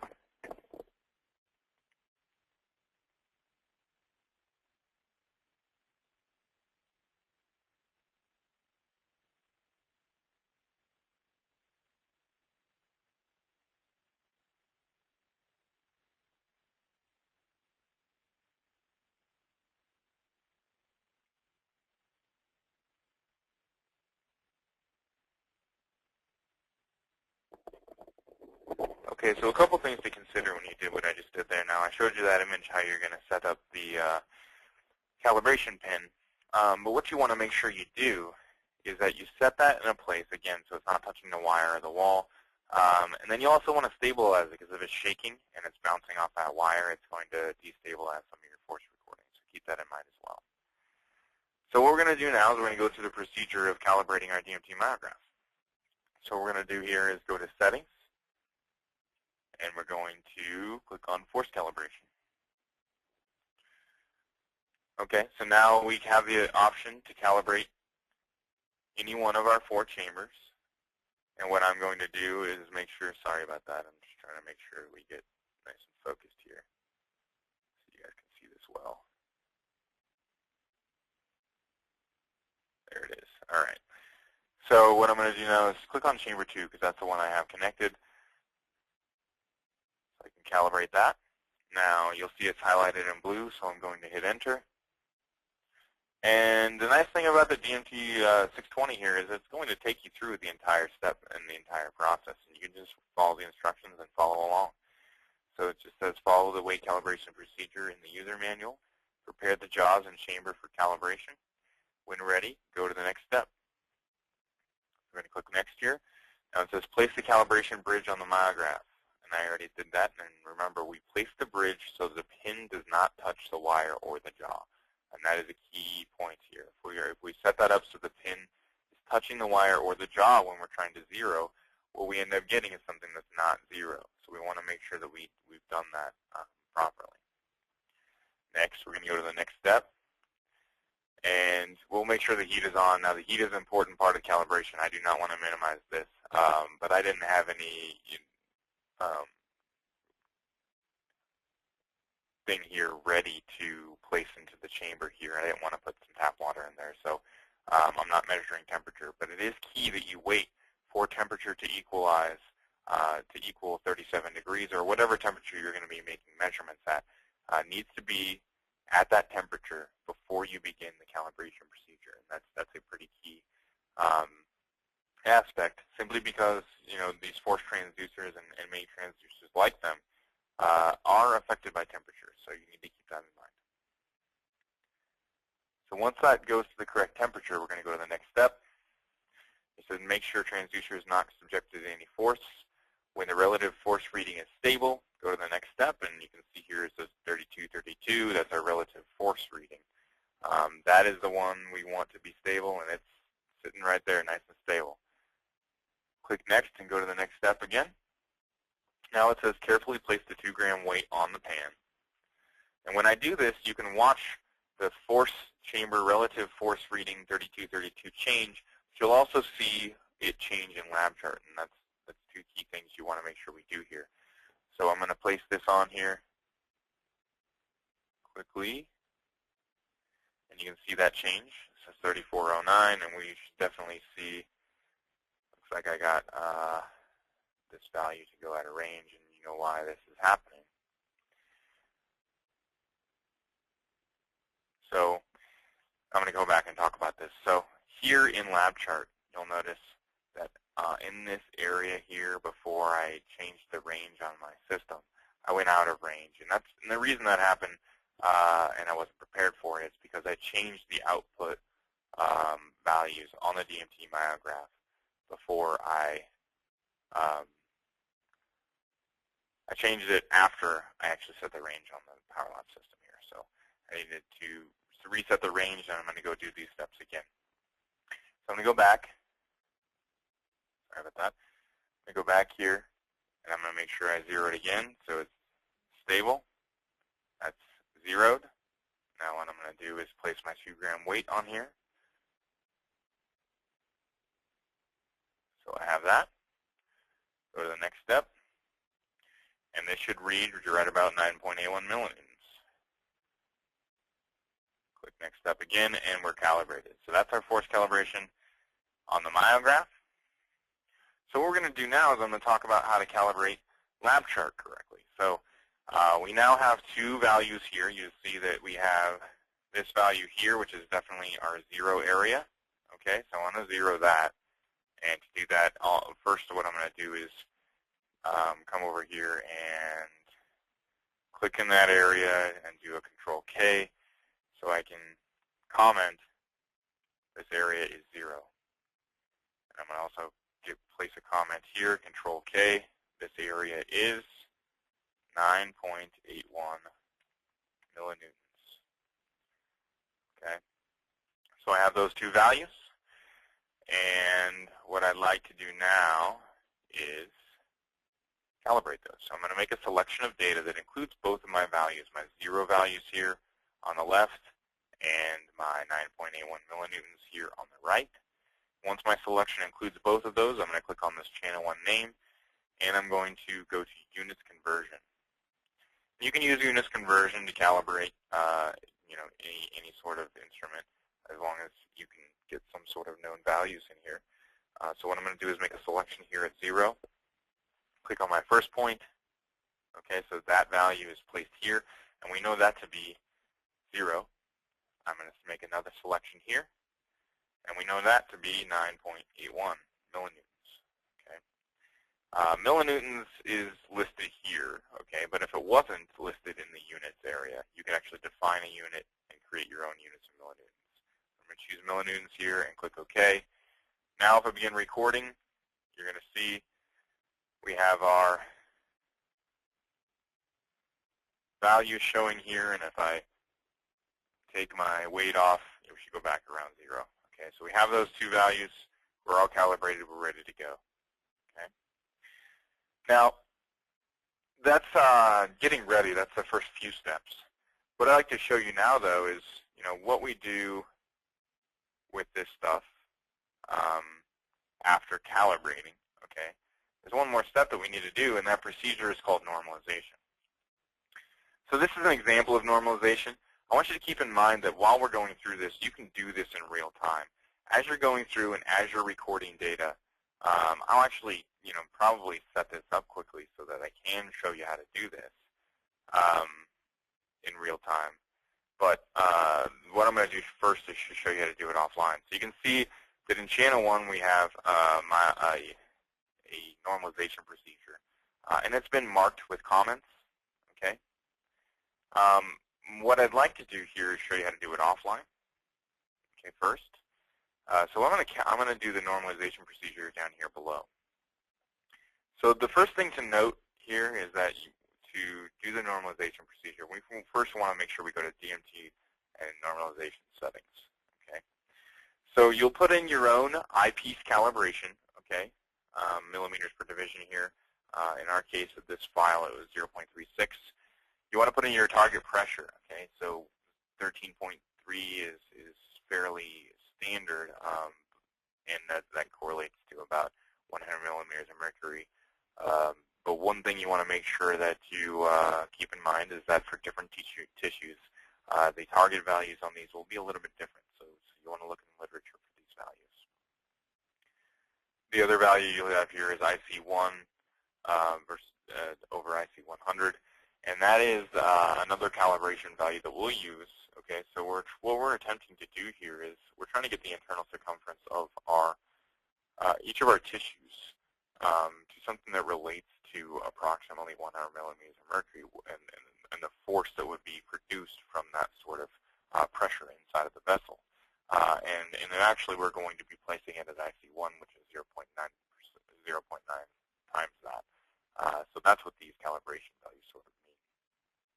The online averaging time tells us, and the delay time tells us how this is going to operate when we do this online. I'll show you how to do that in a minute. So what I'm going to do here is I'm going to click OK.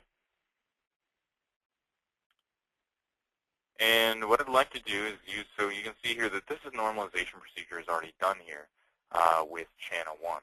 Okay, so we have all of our micrometer readings, we have our force readings, and everything else, okay? And then we have our tissue endpoints, our wire diameter. So what we need to do is I'm going to repeat the same thing in channel 2 and show you how that works. Okay. So our tissue endpoints are going to be, what we measured when we're taking a look at the tissue, essentially how far apart they were, and tissue length will be calculated on that. That's the tissue length at our initial 0 point, or 0 point on our micrometer, what we're going to be calling our X0. You can see that's right here. Okay.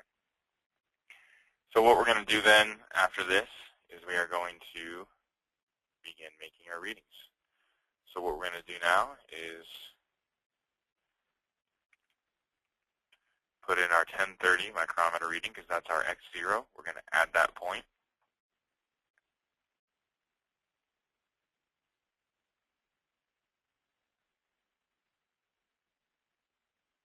Okay. And when we've done that, what's going to happen is LabChart is automatically going to place a comment here where the force is going to be taken from. Okay. So we're going to do the same thing here. Our next micrometer reading is 1055. We're going to do the same thing here with 1070. With the next one is 1065. And then we're going to do the same thing with 1070. Okay, so this is offline. And now we should calculate our internal circumference and where that is actually in terms of this vessel of interest. You can see here that our micrometer readings of 1052, this is the result we're really looking for.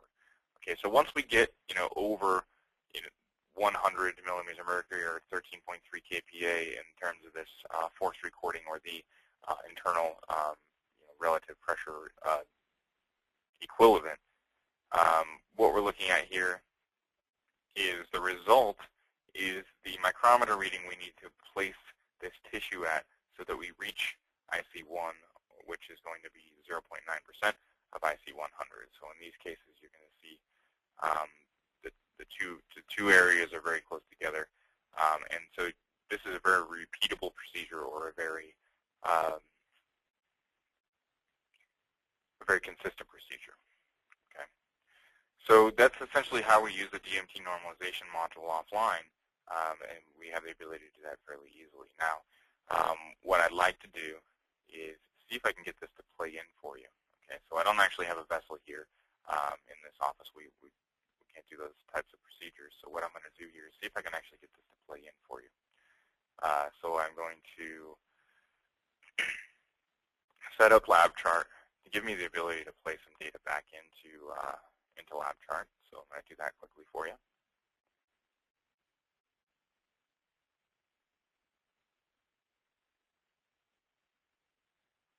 And we should be able to get some data to play into this now.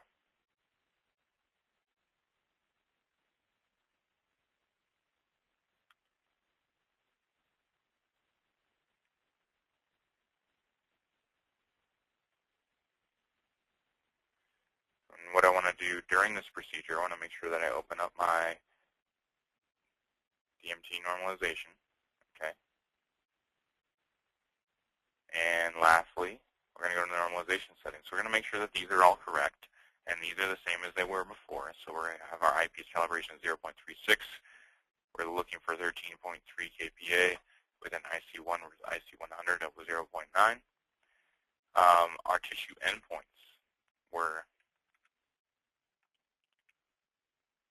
0.1 and 4. Okay, so we had a tissue length of 1.4 millimeters. And lastly, our wire diameter was 40 microns. Okay, so what we're going to do now is we're going to try and record some data here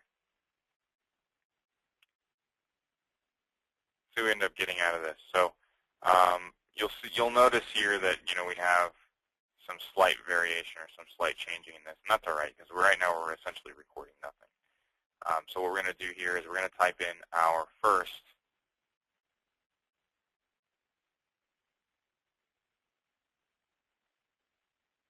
make sure we get this done. So this is how it changed again. So now one thing we want to make sure we do is we get this timing right, okay? So I'm trying to play this in and I'm missing all of these. So what we're going to do is we're going to let this play out. We're going to kind of start over on this to show you how to make this work. So I'm going to stop my recording here. I'm going to restart my playback.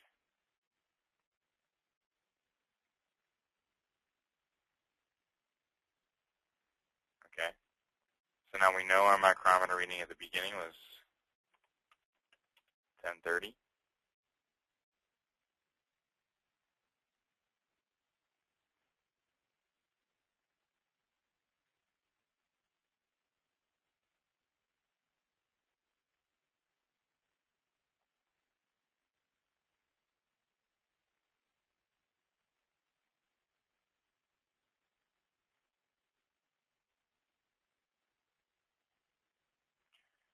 So we'll essentially want to make sure we do this offline.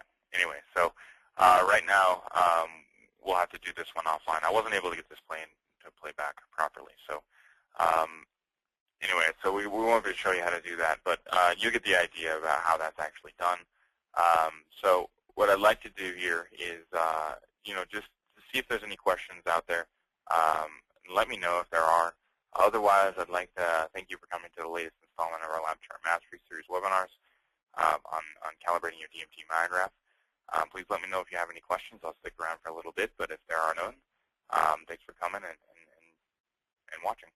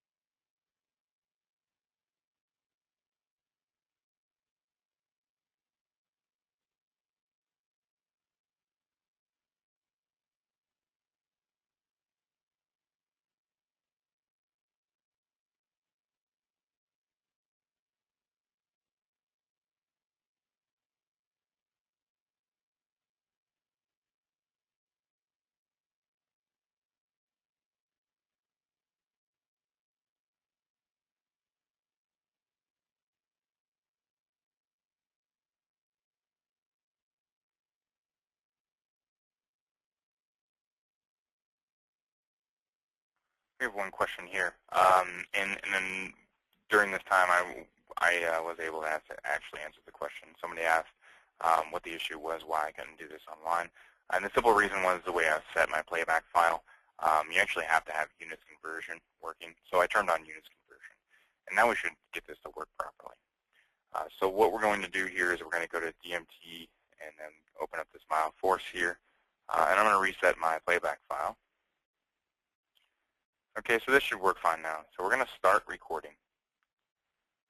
Go back to my normalization here, and we're going to type in 1030 at that point.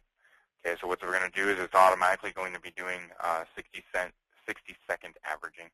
And if we should grab that in here, and then at the end of 60 seconds, we're going to be seeing our marker go in, which will give us our force recording. Okay. Now, this averaging is a bit long for this file. That's just not what we had set up there. But you should see at the end of this, once we hit our 10:30, at the end of 60 seconds, we're going to see a marker or a comment go in, and it's going to take our force reading from there. Okay. So what you want to do is you want to make sure, essentially the procedure is, start recording, type in your micrometer reading, wait until a force measurement is made here, and so in another 10 seconds we're going to make a force measurement, and then you're going to adjust your micrometer reading again. You're going to type in your micrometer reading, hit enter, and then we'll get to the next point. Okay, so that's the idea. This will work online as well. Type in your micrometer reading as we're going along. Okay. I don't see any other questions at the moment, so while we're going through here, I'd just like to say thanks again for coming, and I'll see you next time.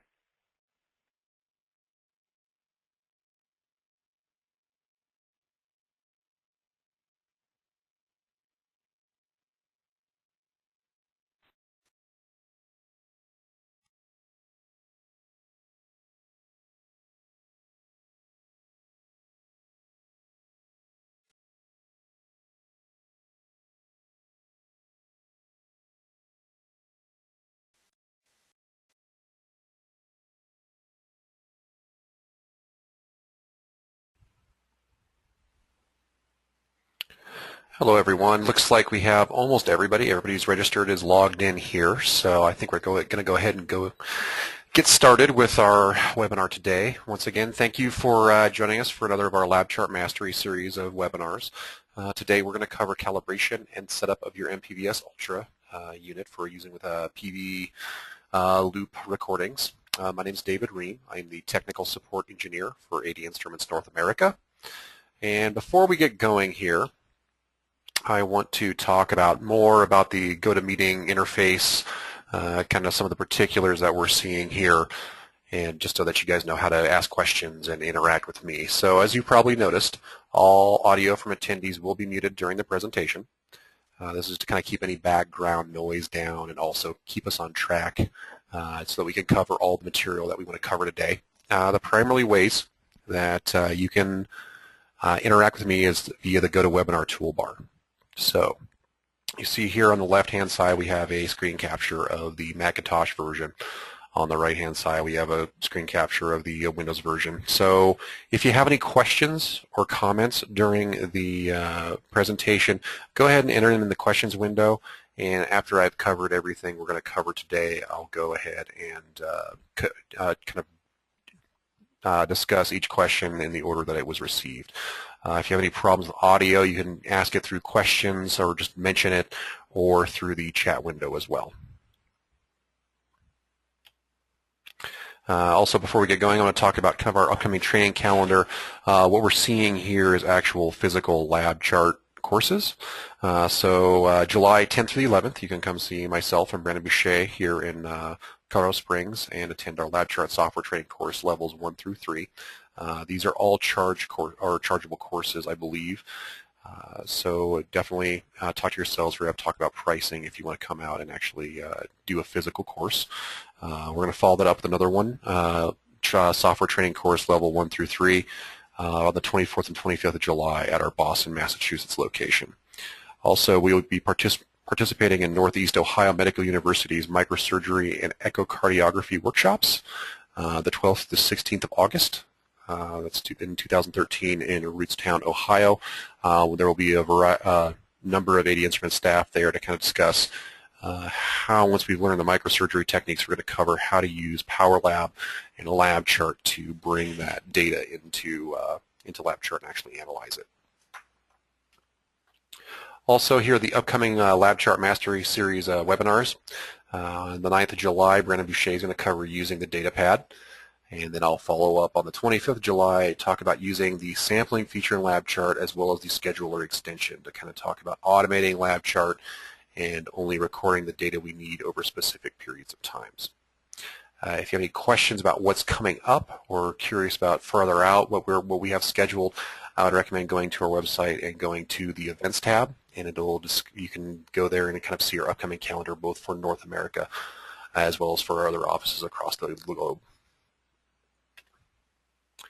Also a little bit of boilerplate here. These are quite often we get this question from customers, how can I use my lab chart in the Power Lab? What can I connect it to?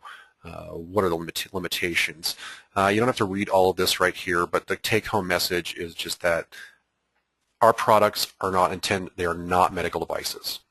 They cannot be used to diagnose, treat, or monitor a subject. So that's the big take-home message from everything that's getting mentioned up here. Just they cannot be used for diagnosis or treatment or monitoring.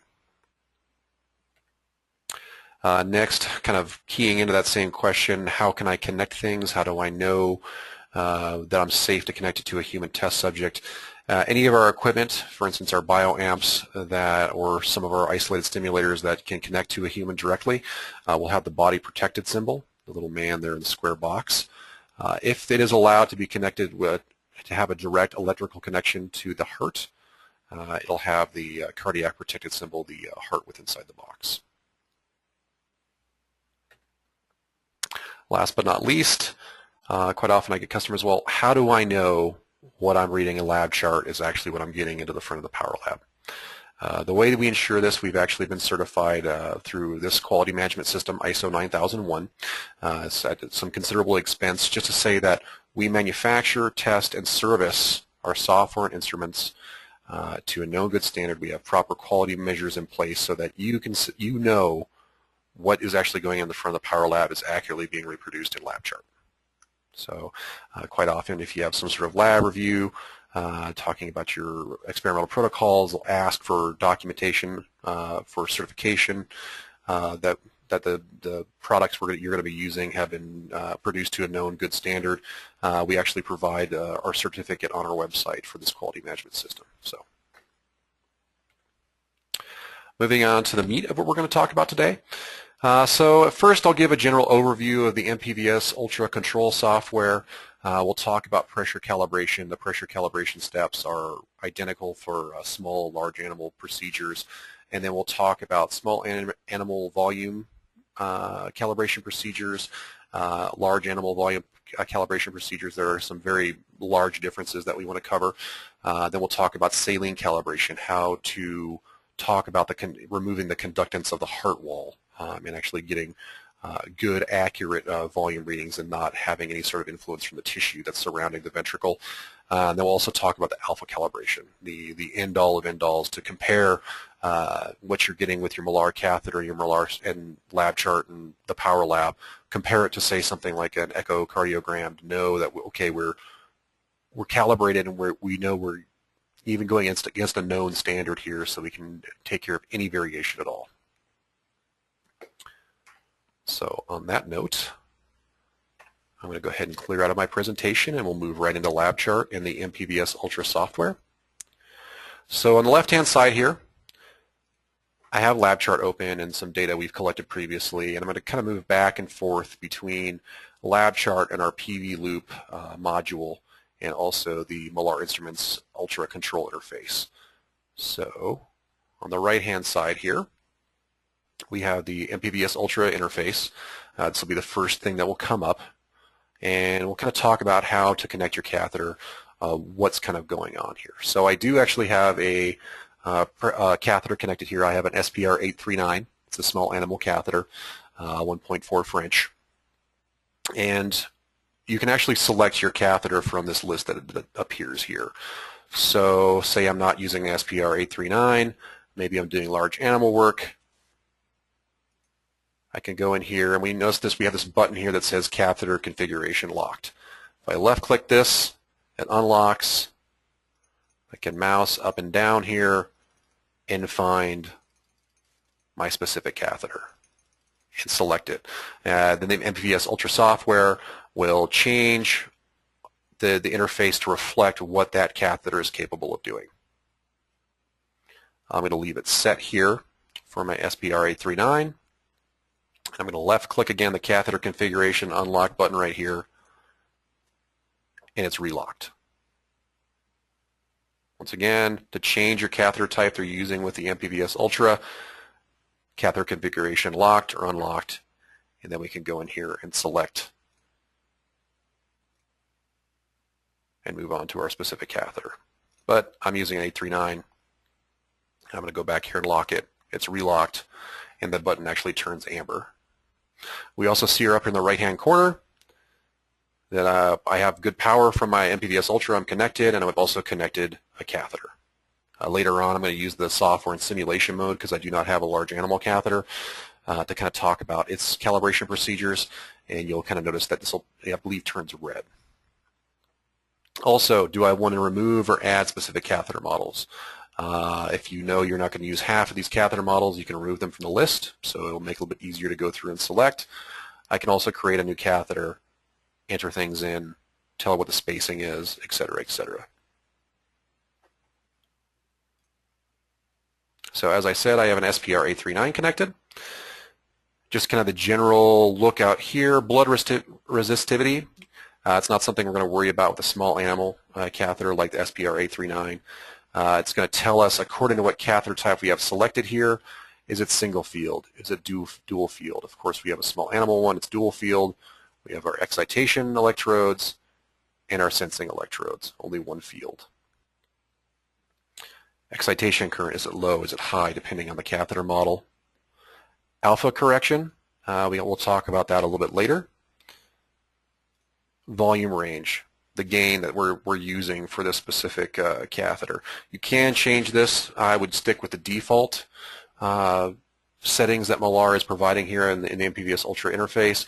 However, if you find that you're going out of range or you're not have quality or a good enough resolution to actually see the changes you're looking for, you might want to change this.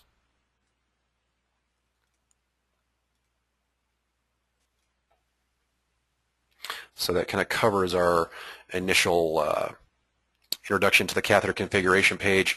Once we go on to the large animal, and I use the software in demonstration mode, I'll talk about how to change your fields according to how many electrodes you have on the catheter. And of course, we have a help menu, registration of the device that we're using, that you'll have to enter a code when you first connect your MPVS Ultra to the computer. Of course, you want to install the software first, then connect the device, and it'll request the code to actually unlock it and use it for large animal work. And we can also export this data to Millar's legacy software, PBAN. Next, we're going to move on to the catheter calibration tab. And this is where the meat of what you're going to be doing is both for small and large animal. So we're going to kind of move on here to the actual pressure calibration. Like I said, this is going to be exactly the same in either small animal or large animal.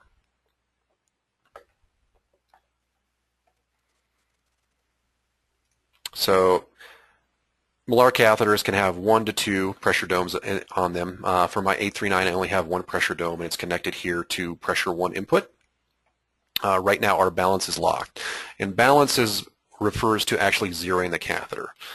Every transducer is going to have some amount of offset. So we want to go ahead and take care of that before we do any 2-point calibrations to make sure that we're actually getting full range from our device.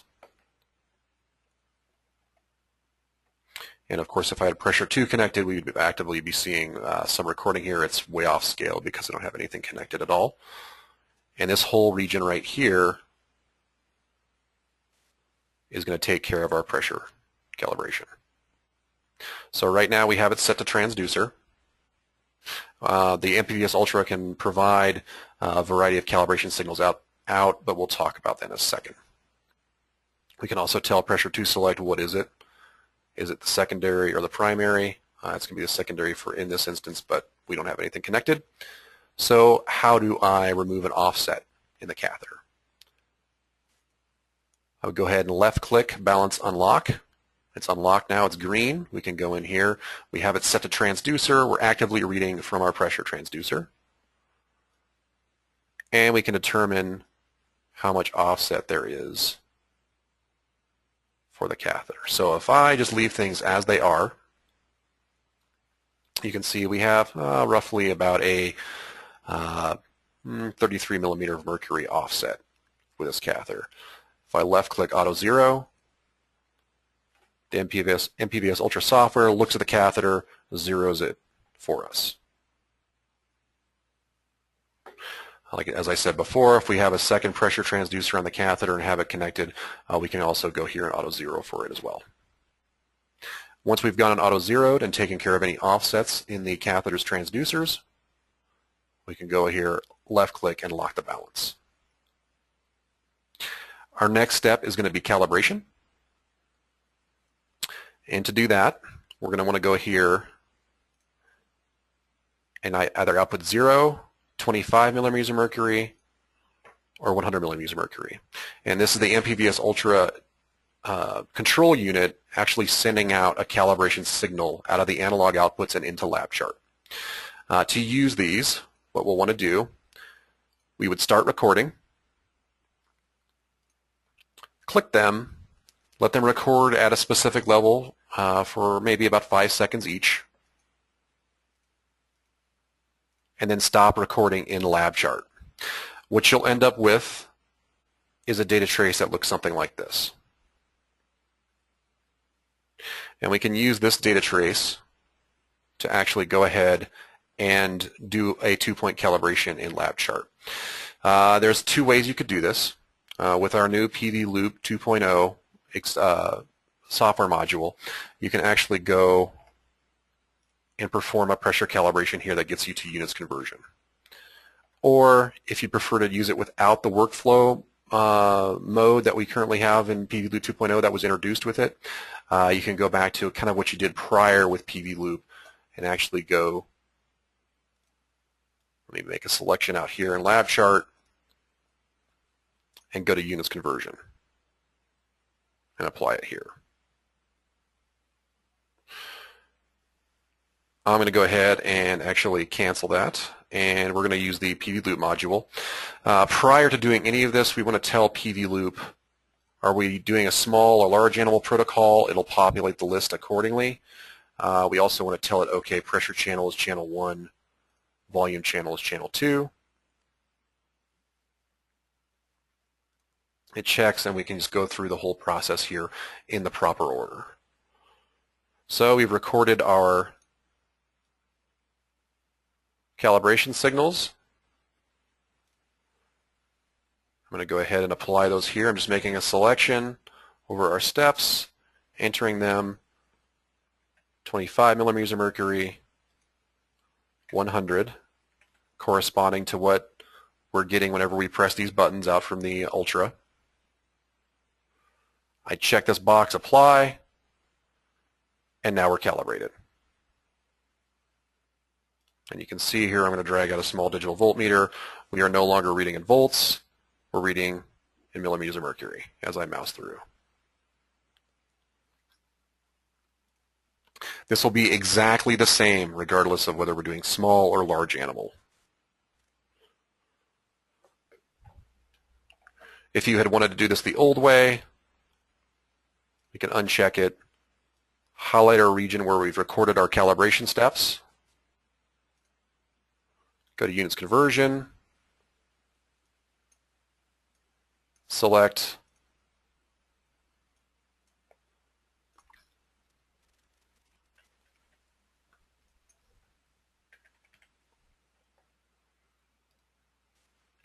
and use millimeters of mercury. We can also choose the decimal places here as well, apply to all new data, hit OK, and we get there the same. Just via a different route, we get the same results. So you can see here as I mouse through them with that applies to all old data, or if I record new data. I will have the units conversion over from volts to millimeters of mercury in LabChart.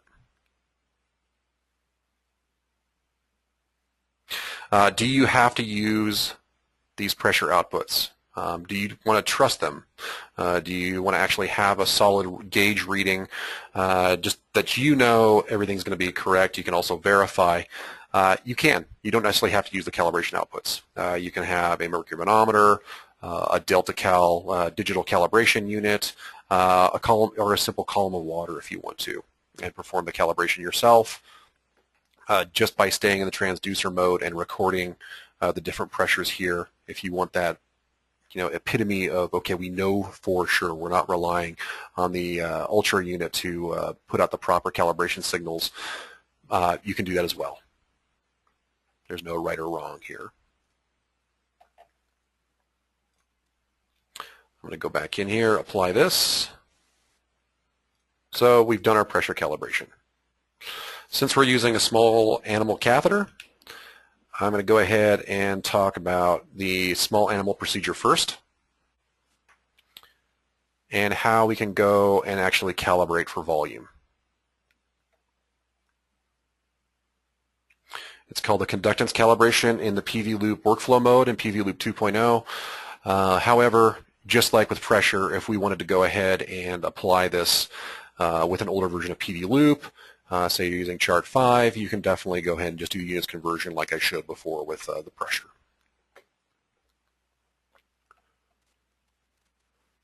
You also see here, if I go back to catheter calibration, we have our volume section here. I can show it in conductance units, millisiemens, or in microliters. The key thing to remember about the unit that's being applied here, these are relative units. They have not been adjusted to take into account the parallel conductance of the heart wall. They have also not been had a cuvette calibration applied, which we're going to talk about in a little bit. So do not use these values for your final analysis. You want to go through and provide and take care of all the corrections that we need to do prior to analysis to make sure we're getting good, accurate data from what we're recording here. And we're taking care of all the variables that are there.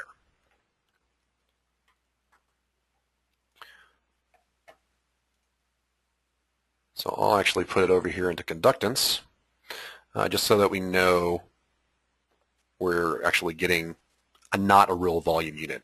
And the reason we kind of have this placeholder unit before we do a lot of corrections to it is just so that the calculations that PV Loop's going to do, or if you're using the PVAN software, just to make sure we don't have any negative numbers in there that can skew it and not work well with the equations.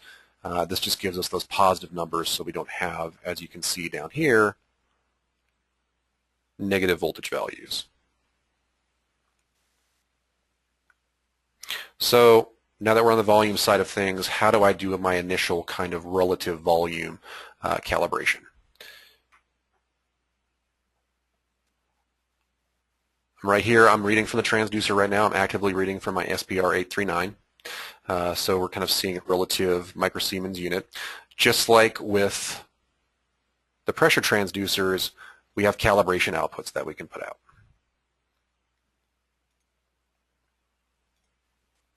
And just like,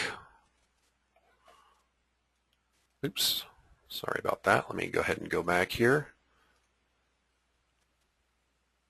Just like with our pressure calibration, we can send those out and actually record them in lab charts so that we get a selection similar to this.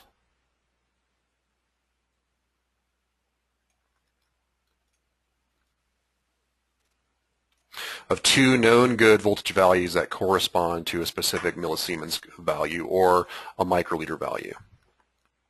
We can use a new workflow mode in LabChart PV Loop module, as I mentioned before, or we can use the units conversion option as well. I'm going to use the new PV Loop workflow since we've already kind of covered how to do it the older way through the units conversion.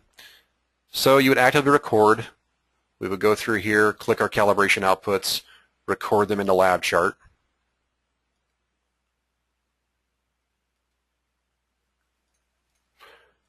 Stop recording. Then we can go in here and select.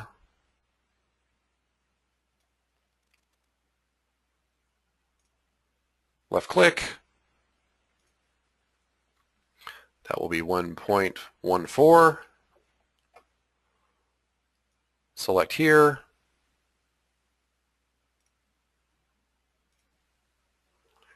And that will be 2.78. apply the conductance calibration, and now you can see our data is no longer in volts, it's actually in millisiemens. Like I said, you can use microliters if you want to. Just keep in mind that is not a firm value. We would need to change that. It's not the final volume calibration. You're going to have to apply some corrections to that.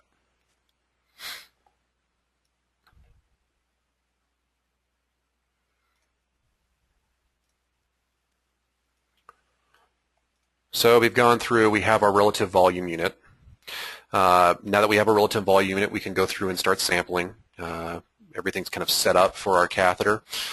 We can go ahead and gather our data, do some sort of calibrate. We can go through and just do whatever work we're doing, IVC, et cetera, et cetera. And then once we've gone ahead and finished our experiment, we want to perform a saline calibration and a cuvette calibration. These are designed to give a known good volume and also to take care of any parallel conductance of the heart wall. In small animals, it's important to do the saline calibration before the cuvette calibration as far as data goes. With the cuvette calibration, you have to remove the animal's blood volume and actually put them in a cuvette that I'm going to show here in a second. So obviously it's tough to inject saline into the animal after we removed all of its blood volume. So the first thing we're going to do is we're going to do a saline calibration. To show you what a good saline calibration looks like, we'll go ahead and go to one in this data file.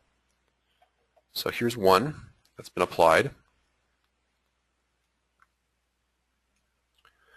And basically what we're doing here, we're injecting a known volume and a known concentration of saline into the vena cava or somewhere in the venous return to the heart. And we're seeing what that conductance, what that change in conductance of the volume does. And from its behavior and how it compares to kind of the unity line of end-systolic and diastolic volume, we look for a parallel conductance volume that we can subtract from the volume values to remove any influence of the heart tissue from the actual volume calibration. This is definitely a bit of an art here. You probably will not get it right the first time.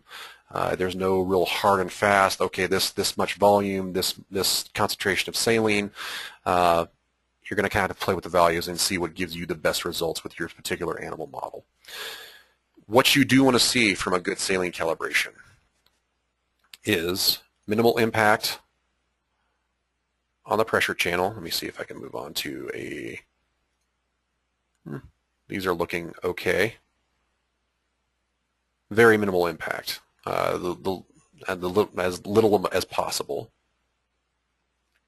because obviously we don't want to affect the pressure by affecting preload of the heart with too much volume. We're doing okay here. And also we want to see this kind of change here in the volume the volume channel. This kind of ramp up and increase in amplitude. Baseline shift and increase in amplitude. What will this look like in the PV loop view?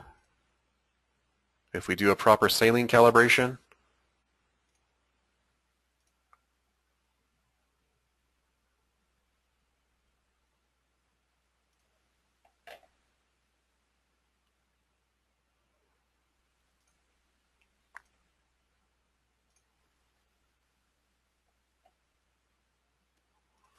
if I can get it to show. Something like this. A gradual volume increase, very little pressure change. None at all if possible. And this is what we'll know is a good saline calibration.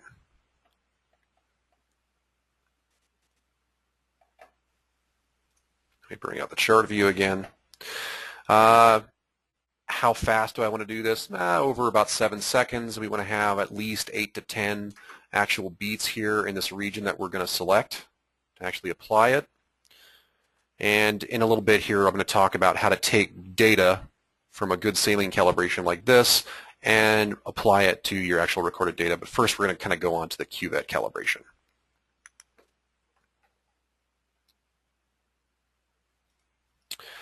The cuvette calibration uses cuvettes sold by Millar and us, of course. That I will actually use, they're of a known volume. So basically we drain blood from the test animal, actually use it, apply a little bit of heparin to it, or coat the wells here in the actual cuvette with heparin, and just kind of keep things from clotting. Fill those wells, take our catheter, and dip it in each well and record our results into LabChart. Once you record those results, we can do a cuvette calibration and actually apply any sort of correction factor to the equation being used to calculate the volume. Like I said, with small animals, we're going to want to do this, and actually you would only use a volume calibration cuvette with small animals. There's a different calibration method with large animals. You would only want to use this with small animals, and of course you only use this after doing a saline calibration and then draining the blood volume. Do we want to keep this warm? Yes. Put it in a water bath, 37 degrees Celsius, to keep things as close to the actual environment in vivo as possible. So once we go through here and dip our calibration, or dip our catheter through, what is that going to look like? So let me go out to our region where we did that.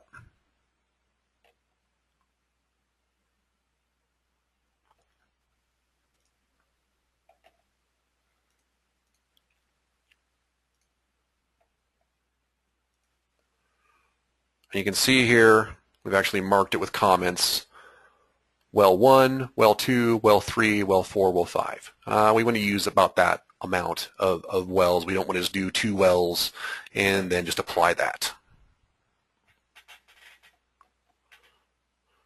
Now you'll notice there is a cuvette calibration window.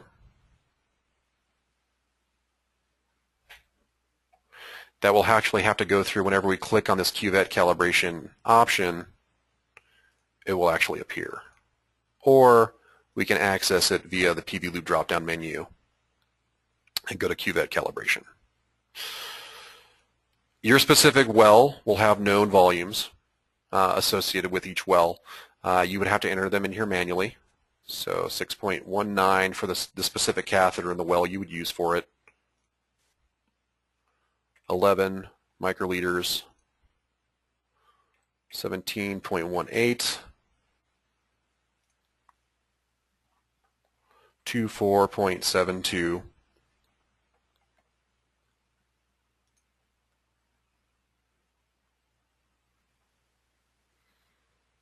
and 33.67. So we've gone through here, we've entered our known volumes. Noel, how do we go ahead and apply the actual conductance to these? I would go ahead and select here in our first column. Go down here in the in chart view, select a region where things are nice and stable, set from selection. And you see we've added it for the 11 microliter well. And then it moves down for our next calibration. Go to well 3, make a selection, set from selection, and just kind of march through our cuvette calibration.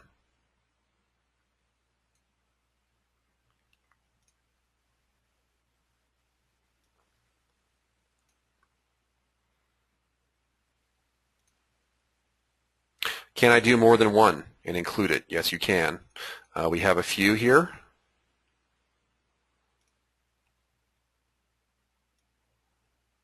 Just to kind of get better results. And you can see lab charts going through and actually averaging here. You can watch our actual calibration equation change here.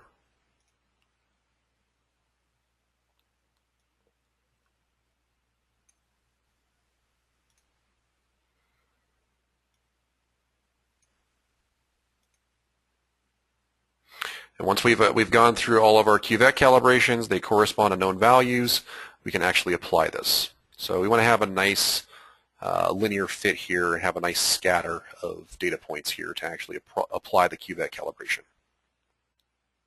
I hit apply, we go over to microliters, and it's applied to lab chart.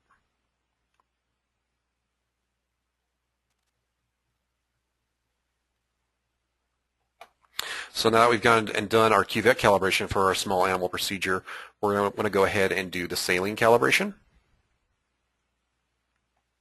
And actually, before I think we get too far into that, I'm going to talk about the actual row cuvette calibration with large animal procedure. And that will take place almost entirely within the MPVS software. So I'm going to go ahead and close the MPVS software, and we are going to use it in demonstration mode.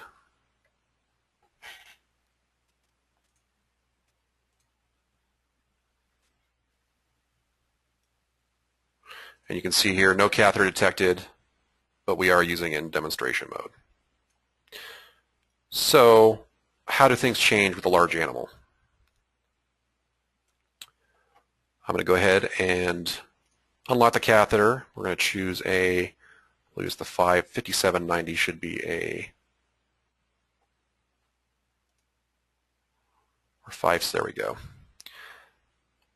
We have a multiple segment catheter, large animal here, and this is how it changes things. You can see here we've gone to a dual field. It's telling us about the dual field here. Excitation current has gone to high. Nothing really has changed in here except we have different, we can use conductance if we want to, or we can use milliliters if we want to, just accounting that, okay, we're using a catheter that's going to read a larger blood volume. Pressure calibration is the same. Initial volume calibration is the same. Say, for instance, our particular animal is not going to use all of these segments. Can I change them? Yes, you can. If I unlock the catheter configuration, I can activate this one.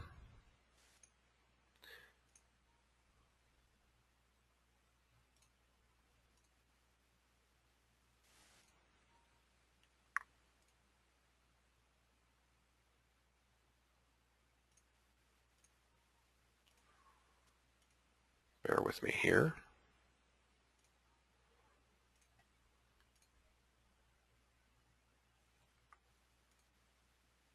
And I can march down and turn everything off if I want to here. And keep marching my catheter down and controlling how many segments I'm actually reading from and where my actual excitation electrodes are located. And that's how you would go through here. So say I wanted to march down again, inactivate, secondary proximal, and then I can go ahead and move my primary proximal down and just keep controlling the width of our sensing region and also the width of our field that we're generating inside the left ventricle. So this is the way we can add more segments or decrease. Of course, we can go in here and change with the catheter configuration lock, just like we can in small animal, change the volume range, lock our catheter, and then we're actually reading the region we want to off the catheter for volume. As I said, the kind of general initial kind of placeholder calibrations are good. Pressure is exactly the same. Same thing with volume. We would go ahead and send out the calibration signals from the MPVS unit to LabChart to record our 2 steps that we're going to have. Now when it comes to actual kind of a volume calibration correction, you would actually use what is called the row cuvette. This is much different from what we're going to use, what we'd use in small animal, and it actually takes place entirely inside the MPVS software. So what is the row cuvette? What does it look like for large animal? This is the row cuvette. It plugs into the MPVS Ultra, and we actually have a small well in it where we would add some heparinized blood from the animal maybe initially, actually before we even start recording. Go ahead and add some in there and actually perform our row cuvette calibration. Of course, we want to warm this as well, water bath, etc., just to make sure things are exactly as they would be in the body. How do I set up the MPVS software for my row cuvette? We would go in here and create a new cuvette because this will be blank initially. We can name it whatever we would like. What's our cuvette model? And enter the K factor for that cuvette. Where do I find the K factor? Each cuvette here on its cord will have its specific K factor that Millar has measured for it.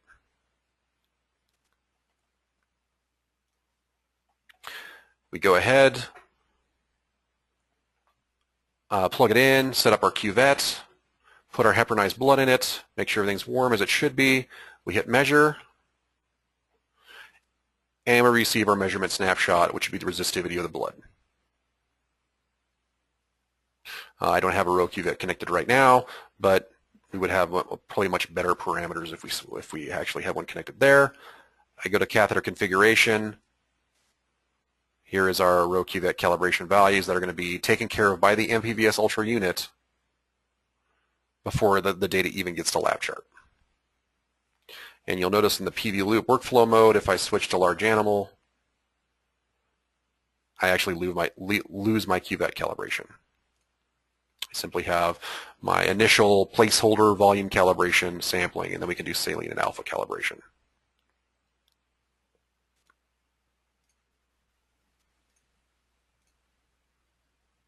So depending on what animal model we're using is kind of how we actually do some of our volume corrections. So small animal, we actually use the cuvette, and that's going to be specific to your catheter model. Large animal, we're going to use the row cuvette calibration to actually enter a correction factor into the calculation that the MPVS Ultra system itself is doing. And you wouldn't need to do anything with LabChart.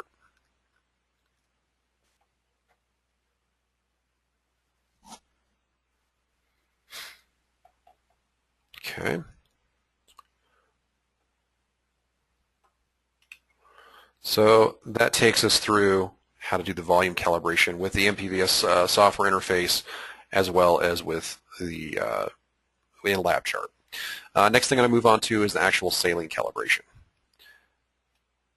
We talked about before saline calibration, what things should look like.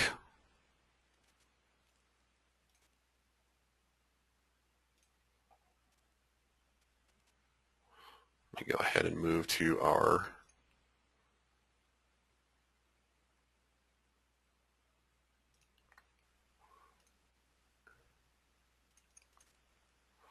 saline calibration area. I'm going to make a selection here. I'm going to analyze with PV loop, and that gives us our region that we're going to use for the saline calibration. So actually quite nice here. We have our nice volume increase at ISO pressure going across. So here's where we're going to determine, okay, this is responsible for the heart, from the heart wall, and this is actual blood volume applying here. I can do multiples of these. So for instance, I'm going to go to my first saline calibration. I'm going to make a selection right where we start increasing. PV loop, analyze selection, and I'll add that to my parallel conductance, my actual correction factor that LabChart's figuring out here. We have a lot of loops here. It's really nice. It's a good saline calibration. The volume channel is doing what it's supposed to. We have a nice dispersal of the data points here to get a nice good linear fit. We have a lot of data points, 14. And right where it crosses this unity line of when end diastolic and end systolic are equal, that's going to be our correction point to actually remove that parallel conductance that the heart wall is responsible for. Do I want to do one? You can, but like I said, we can go through and do more. I'm going to go to my second saline calibration.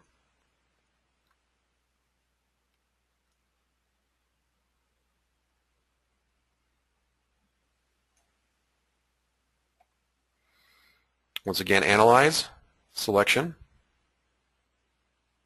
Have a nice good dispersal, a few less points, but we're good. Hit add, and then we'll go to my last one. Make a selection here, analyze the selection with PV loop. Got a nice dispersal here, a good amount of loops, and add. Now I can choose whatever correction factor I want here, so I would probably go ahead and just pick the one in the middle. Looks like that first one right here is right in the middle. We can apply our parallel conductance. Because I really wasn't collecting this data actively, and it was actually recorded quite a while ago using relative volume units instead of microsiemens. My volume calibration may not be ideal, but ideally when we actually apply the parallel conductance, we're going to go down to roughly 0 with our volume. Remove any sort of influence of the heart wall. And you'll see a much more physiological signal out in the baseline regions.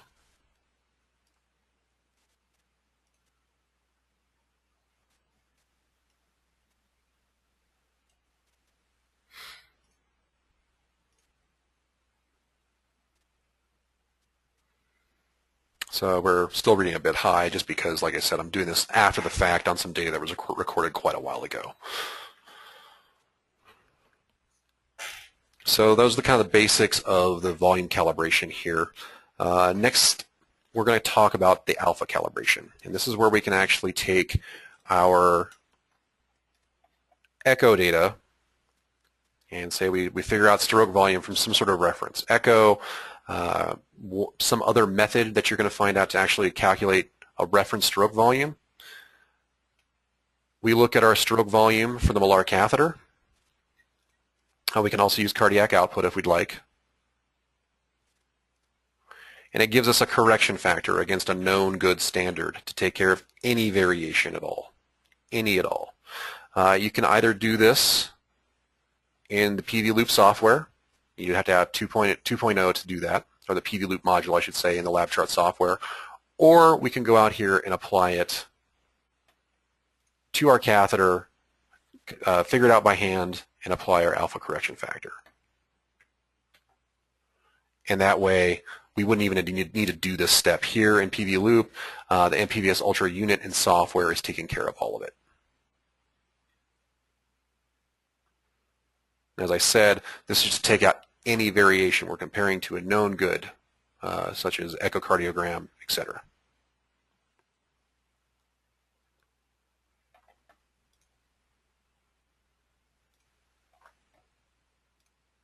So that kind of takes us to the end of everything I wanted to cover today. So it looks like we may have a few questions.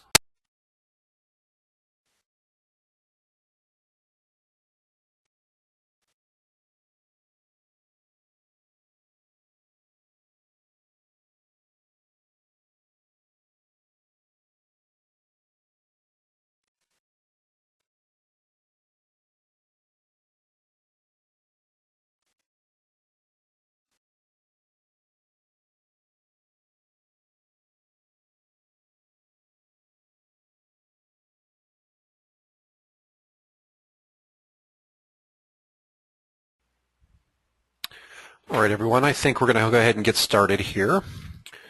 Today I'm hosting another one of our LabChart Mastery series. Today we're going to talk about common channel calculations, cyclic measurements, integral, and derivative. My name is David Ream. I am the Technical Support Engineer for AD Instruments North America. And previously I was the only Technical Support Engineer, but now we have actually added Emily Peace in our Boston office. So for those of you out there on the East Coast, definitely contact Emily if you have any questions about technical support with our software or hardware. And as I said, today we're going to cover cyclic measurements, integral, and derivative. But before we get going, I just want to kind of talk about some webinar guidelines and a few things I want to get out of the way before we kind of get in the meat of today's webinar. So the first thing I want to cover here is, like I said, is the webinar guidelines.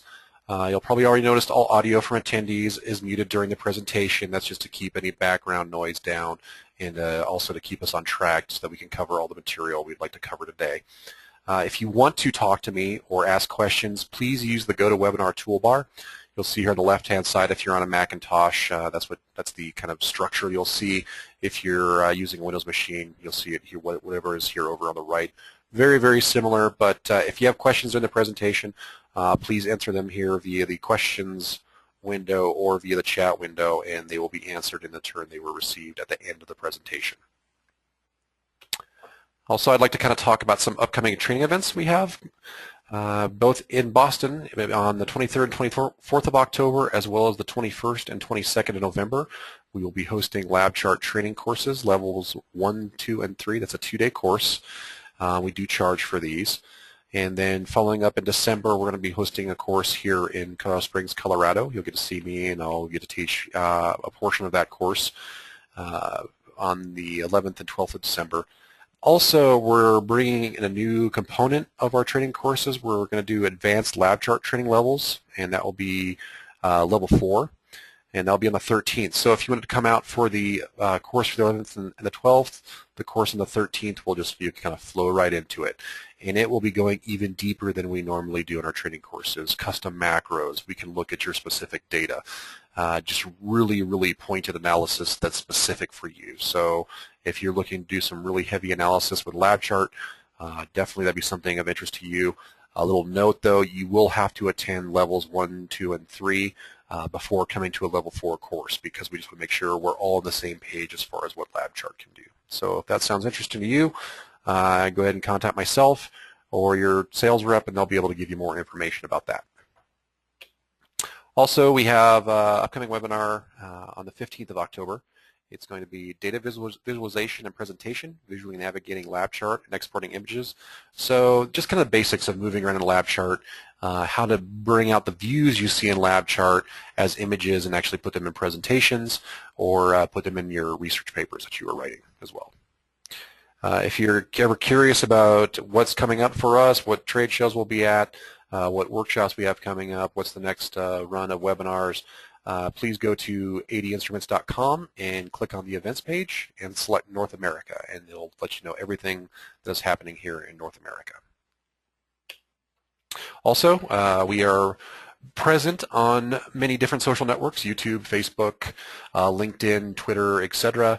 So if you want to know about the latest and greatest from AD Instruments, definitely follow us on your social network of choice. Also, a little bit of boilerplate here to go through, I guess, just to kind of cover some questions I get on a regular basis from customers who are calling for support. So you don't have to read all of this, but basically the take-home message from this little statement of intended use here is that our products and software are not intended for clinical monitoring. They cannot be used to diagnose, treat, or monitor a subject. You can definitely do clinical research with them, but we definitely don't want to be monitoring or diagnosing a subject with them. Also, what can I or can I not connect to a human being? If you see this body protected symbol here on the top left here, the little man in the box, definitely means you're approved to connect to a human being. No problems.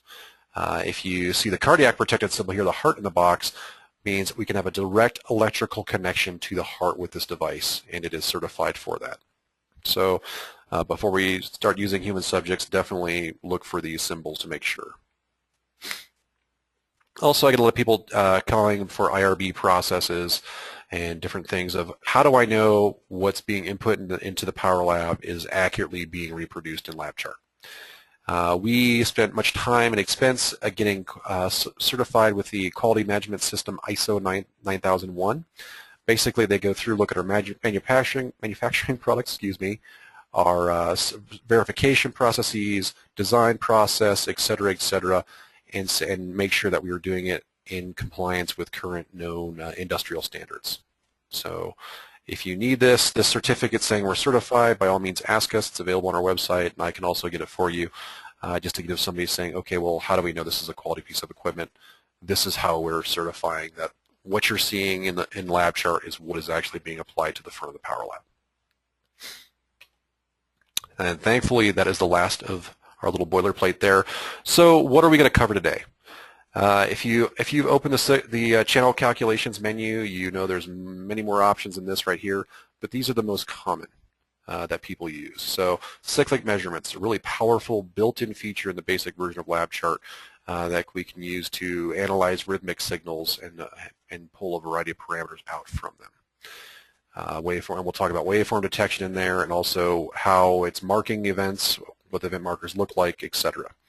Then we'll move on to derivative. The delta x over delta y, how things are changing over time.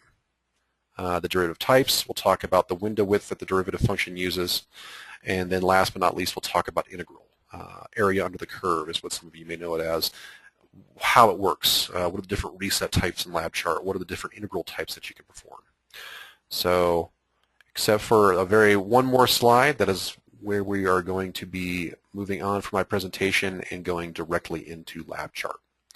So as I said, the first thing I'm going to cover is cyclic measurements. Cyclic measurements is great for analyzing many biological signals because many are rhythmic. For instance, we're looking at a blood pressure file here. I have left ventricular pressure being recorded up here in channel 1, and I have arterial pressure being recorded down here in channel 2. Now I'm going to go ahead and add a channel. Hit OK here so we can do some cyclic measurements calculations. In this new channel, and you can get to the channel calculations one of two ways, or you can this is one of two ways I should say. I'll show the next one right after it here. If I left click on a channel title, I can access the cyclic measurements, or excuse me, the channel calculations menu. Another way I can get to it is if I go back to Setup, Channel Settings. You'll see here on the right-hand side of this window, we have this calculation option. If I left click on that, we get our channel calculations menu pops up again. Which way is best? Depends on you, whatever works best for you. You can set a bunch of them up in rapid succession here if you want to before recording, or if you need to change things on the fly, sometimes it's easier to do it out here in the drop-down menu from the channel title. So I'm going to go ahead and select cyclic measurements here. And up will come the cyclic measurements settings dialog for channel 3. Now the first thing we'll notice here, and you'll see this repeat throughout LabChart, a lot of our settings windows will look very similar to this. A lot of our modules use cyclic measurements as the basis for their detection, but they'll of course do a variety of tweaks to it to make it perform better for the specific signal that they're designed for. But just to kind of get started here, first thing that cyclic needs to know is, okay, what is the source channel I need to look at and perform this calculation from? So I can go ahead and choose my ventricular pressure here, my arterial. You know what, I'm just going to leave it at ventricular pressure. Next, cyclic says, well, what type of measurement do I need to make? There are a variety of measurements available to us. Rate, of course, beats per minute, breaths per minute, etc. Period, how long between each event. Frequency, the rate of the occurrence in hertz. How many times do we have this cyclic event? Would be count. The mean value of these cyclic events. The minimum value for each cyclic event. The maximum value of each cyclic event. The height. For those of you who are used to messing with hemodynamic parameters, mean arterial pressure, 1/3 max plus 2/3 min. You can also do the integral of each event, variance, the minimum derivative, the maximum derivative, and we can also just drop a unit spike at each event if we want to. So all of these are available to you. Whatever works best for you, definitely select it from here. I'm going to leave it at rate, so we'll calculate heart rate off the ventricular channel here. The output. Well, how do you want me to put things out? Is what cyclic measurements is asking us here. Auto scale. The scale should automatically scale to however, wherever our beats per minute are at. Fine. Do I want to set a specific scale for them? I don't care if it's outside of this. You can do that here. Event markers. I'll talk about this in a second. It's easier to explain it whenever I get to a point further into the presentation here. Also, how many decimal places do I want this calculation to be calculated out to? Now down here you'll see preview of detected cycles. Notice these little white dots here over the top. That's LabChart saying, okay, I am saying this is a cyclic event. If you're telling me to look at this signal, I am identifying this as an event. These white dots, we can actually choose to have them shown out here in the chart view if we want to. By default, they are not. However, if I click this event markers checkbox, they will show up out here. I'm going to leave it clicked so after we do this calculation we can kind of show things how they look out here. But you'll see here in this preview option on the left hand side here, very similar to our y-axis out here in LabChart, all the same controls are there. We can zoom, we can auto scale, etc., etc. We also have our nice scroll down here. We can change compression just like we can out in LabChart. Now you'll notice on the right hand side we have another y-axis, and it's in standard deviation. This is, and I'm going to go ahead here, you can change the overlays. By default they're actually laid over the top of each other, but if I click this, it kind of moves it up and I get this red trace, which is the actual data trace, and then I have this black trace down here. What does this black trace mean? What is it telling us? Cyclic measurements, the way it detects things, it will usually pre-process the signal in some way. It'll smooth it, it'll normalize it, it will look for the derivative, it'll do a bunch of different things to make it easier for the software to actually detect a cycle on how we're telling it to detect it. Once it does that, it uses this black trace to detect the cycles. Then once it's detected the cycles, it goes back to the raw data and calculates whatever we're asking cyclic measurements to calculate. Nothing is calculated from this. This is just a detection template for us. The reason it's in standard deviation right now is how we have cyclic measurements set up by default, and we'll talk about that more. Like I said, you can also use this button to overlay the two. We can change the scaling for the two if we want to here, depending on however we want, or we can even remove that black trace period by clicking this button. Moving down the page, you'll see these detection settings that are pre-built into LabChart. We have a lot of, since most of our customers are doing some pretty consistent measurements on very specific signals. We have a variety of presets in here. So there's some general ones, square shape, spiky shape, sine shape. Basically, cyclic is set up with some pre-processing steps that enable it to identify events with in those specific signals better. Simple threshold. We'll talk about that more. These are a little simpler detection, but these right here start normalizing and doing a variety of things, actually everything through here. Of course, we have ECG detection presets, dog, large, small, guinea pig, human, mouse, pig, rat, etc. Things for respiration signals that are pretty typical coming into LabChart and the Power Lab, cardiovascular, and of course the finger pulse transducers we market. For us here, obviously, we're looking at a ventricular pressure signal. Cardiovascular ventricular pressure would be best. You can see that the sine wave was doing a good job, but there are some parameters that maybe whenever we get some variations in ventricular pressure that selecting that preset will do a better job with. Detection adjustment, minimum peak height. If LabChart is using a normalization pre-process, and I'll talk about that more, what that means in a bit here, this will be in standard deviation. If it is using a simple threshold, it will be in whatever units are being shown out here.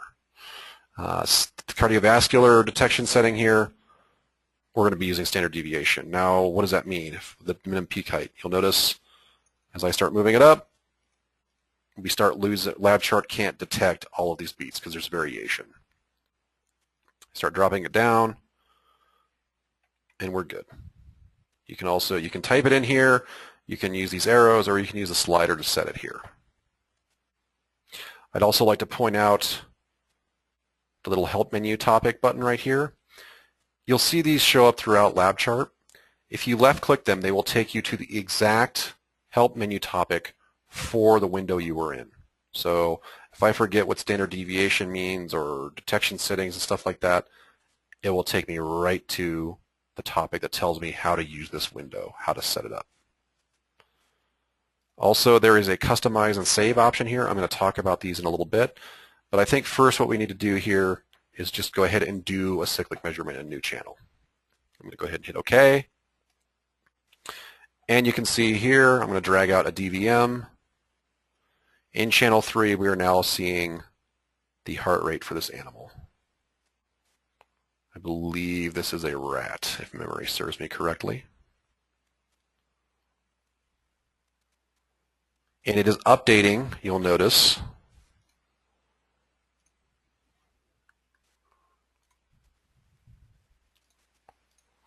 beat to beat. And you'll see here, since we selected event markers, LabChart is saying, okay, here's a cycle, here's a cycle, here's a cycle. Right here we're saying, okay, for this given period between these two, this is the beats per minute. For the next two, okay, the period has got a little bit longer, but here is the beats per minute for it. And it's going to update it for every cycle. Some of our other more powerful modules allow you to average over specific cycles, but cyclic measurements doesn't provide that. Now with cyclic measurements, do I have to create a new channel to do this? No, I do not. I could actually do it over the top of the raw data if I wanted to.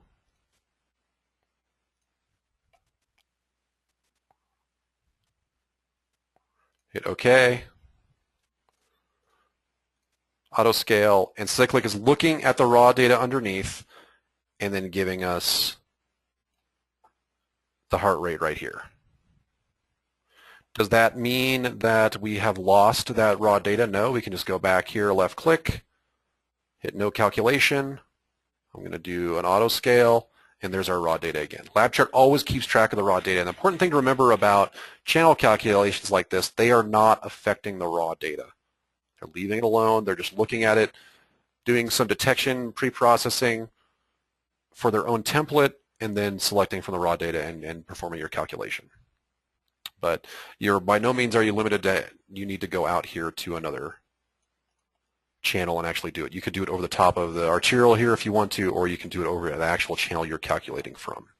Kind of a great way if you start running out of channels, you're doing a lot of calculations, we can kind of just go over raw data if we don't need to see the raw data. We're just more concerned about the actual calculation.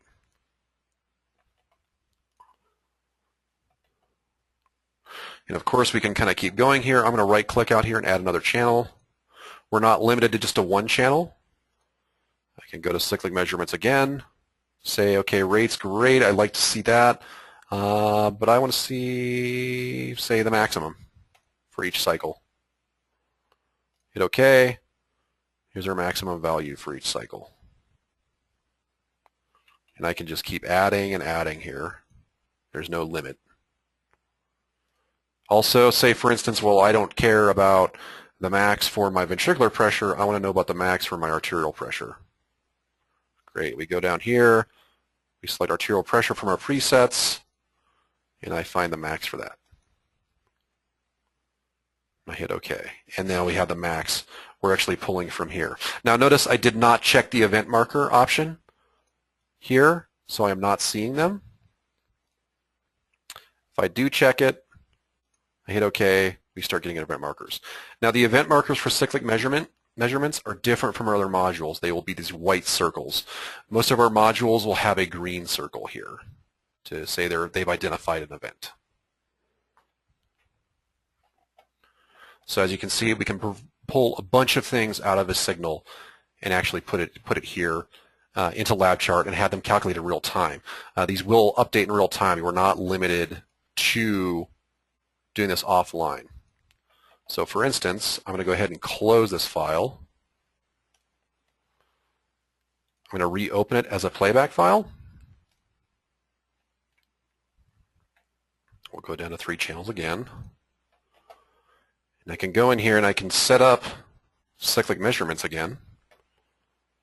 We'll do rate, ventricular pressure, great. Set it up here, hit OK. I start recording, and cyclic starts identifying. There will be some delay because, of course, cyclic needs to have enough data points to be able to go in here and actually do the calculation. Depending on the pre-processing we're doing as well, that can take some delay. It can cause some delay. But as you can see here, populating in real time. Those of you who may be Mac users out there, unfortunately, we are working on making it live. You do not have the ability to see a live cyclic measurements calculation while you're recording data in the Mac side. It's not, like I said, it's something we're working on. Hopefully with the next release of the Mac software, we'll have that up and running.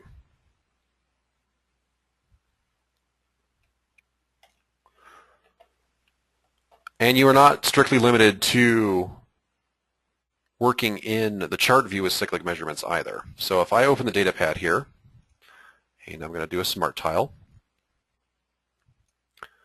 and I'm going to go ahead and turn off all the defaults that come up here.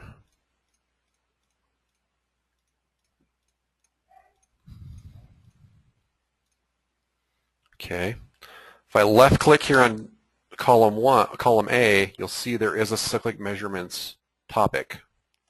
If I click on that, almost everything that's available to me in the cyclic measurements channel calculation are also available, so we can pull a hard number out of the data. So say I want to know the average cyclic period for the ventricular pressure channel here for a selection. If I hit OK, I go and make a selection here. Lab chart's going to tell me what the average period is for that. I can hit add to data pad and I can save that. So another way to bring data out. Like I said, this is where you're going to get those hard numbers, because a lot of people, well, your squiggly line here really doesn't mean anything to me. I want to know what the averages are. I want to know how the trends over time. I want to know the hard numbers, and this is the way we would do it with the data pad. So those are the basics of cyclic measurements. Now I'm going to talk about more.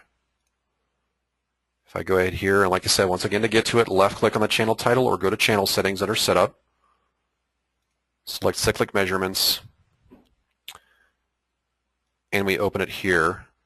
Now we've all kind of covered everything here that we're seeing, but I mentioned that there is this customize option. Now we realize that your data is not going to be this pretty. Maybe it's got some variation in it that's making it tough for the preset to detect. So we give you the ability and the tools to go in and change the pre-processing to better detect events for you. So to do this, we go to Customize, and it brings open another settings window. This kind of allows us to lift the hood on cyclic measurements and say, okay, what are you doing to the signal to help us actually detect it better? We have our preview once again and all of our y-axis and x-axis channel controls where we can see actually our detection template here. The mode, detection modes, what's happening.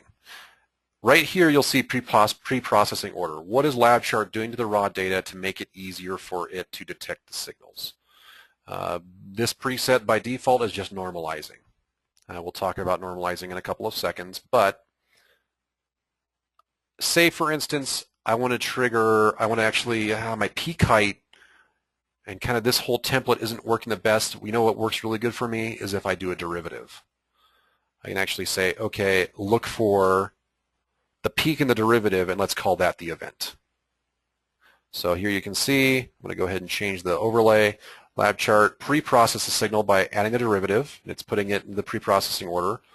Then it's normalizing, and it's saying, okay, peak of the max derivative, that's where our event occurs. Say you have a really, really noisy signal. Horribly noisy, a bunch of really small, kind of random noise that's making it tough for cyclic to find a specific point to actually say this is the event. We can actually smooth in here.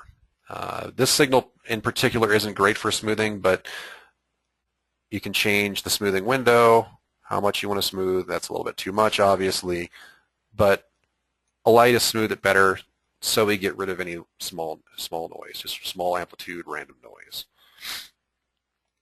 And you can keep compiling these together if you want to and keep adding to the pre-processing order.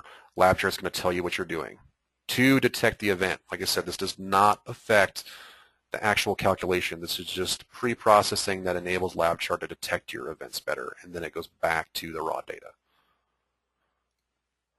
If you're looking at an ECG signal, you can actually say, okay, I want to look for a specific QRS width. If you have data that has really sharp spikes that are maybe a couple samples wide, the median filter can do an excellent job to get rid of them, depending on the window width. I don't really have a good example file for that right here, but like I said, really sharp transient spikes, couple of samples long, but of course that's going to throw off cyclic if it's looking for the maximum of the value, it's going to have this crazy spike that'll put the maximum really high. We can get rid of that. High pass filter. We have a wandering baseline. We can use that to pre-process. Notice we just keep stacking it in here. By default, a lot of our options use the normalization window. What does the normalization window do? It selects a region of data, finds the mean of that, and then looks at the peaks and how their standard deviation from that for that specific region. Normalization is great if we have variations in peak height throughout the file. They're all good events, but maybe at one point it's 10 millimeters of mercury, the other point it's 100. But we're still detecting things. We can still use them to calculate. Normalization allows us to find the average mean value for a specific window. So for instance, we're looking at about 5.5 seconds here, or 4.5, excuse me. Looks at that, finds the mean, finds the standard deviation, and then uses the standard deviation to detect those heights. So it allows you to have variation and amplitude and be able to detect it really well. Very powerful to use. How wide of a window should you use if the default's not working? If you're using a window that only covers about 2 cycles, chances are it's too small, and it's not going to do a very good job of normalization. If you're using a window that's about 20 cycles long, chances are cyclic measurements is not going to react to changes in amplitude very quickly, and you'll miss events. I can't remember if I don't think this is specifically from the help menu, but my general rule is about 6 to 7 cycles. Have your window width about that. And actually, let's look here what we have. So what I say, 4.5 seconds, actually quite a bit here. It's like about 12 to 18. And that, if we decrease that window width, the less delay we'll have in the online calculation as well. I usually try to shoot for about 7 to 12, I think, is usually my rule of thumb.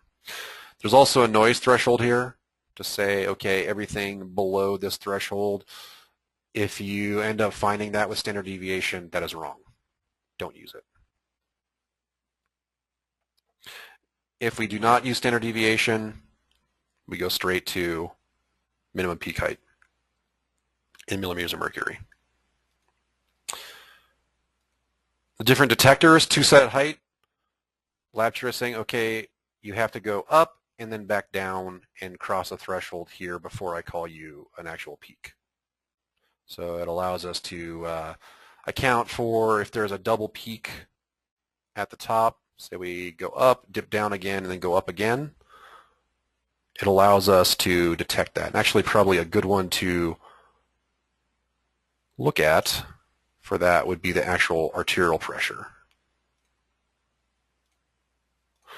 So say, for instance, if we did just a simple threshold or peak after threshold,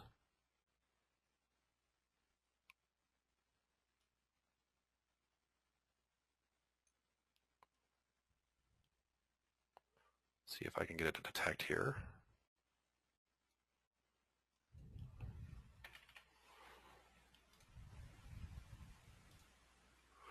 Notice that, okay, we go above 100 and we detect the peak right after that, but the dichrotic notch here is also a small peak that's right afterwards. Threshold will have the same problems. 2-sided height is we're saying, okay, you have to go up a certain point and then down and cross a certain point before we call you one peak. So it's a great way to get rid of any artifacts like this.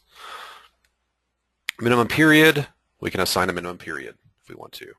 You have to be this period has to be this long in order for you to actually be detected as another cycle. Triggering off the max and min, I have a good example of the reasons why we might want to do that later. Peak search window. From the last peak cyclic measurements has detected, it will go 600 seconds afterwards, and then it will reset and start anew. It will not consider that 600 second or longer period to be the period between events. So a great way if we have massive, cyclic, cyclic, cyclic, it stops for a long period of time and then restarts again, that we don't have this crazy huge period that we've calculated in there.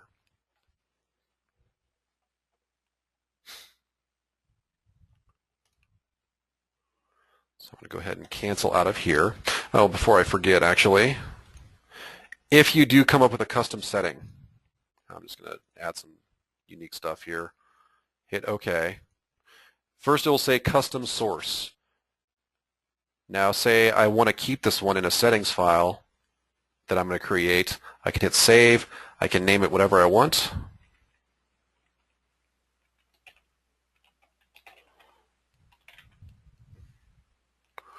Hit save, and it will show up in our menu.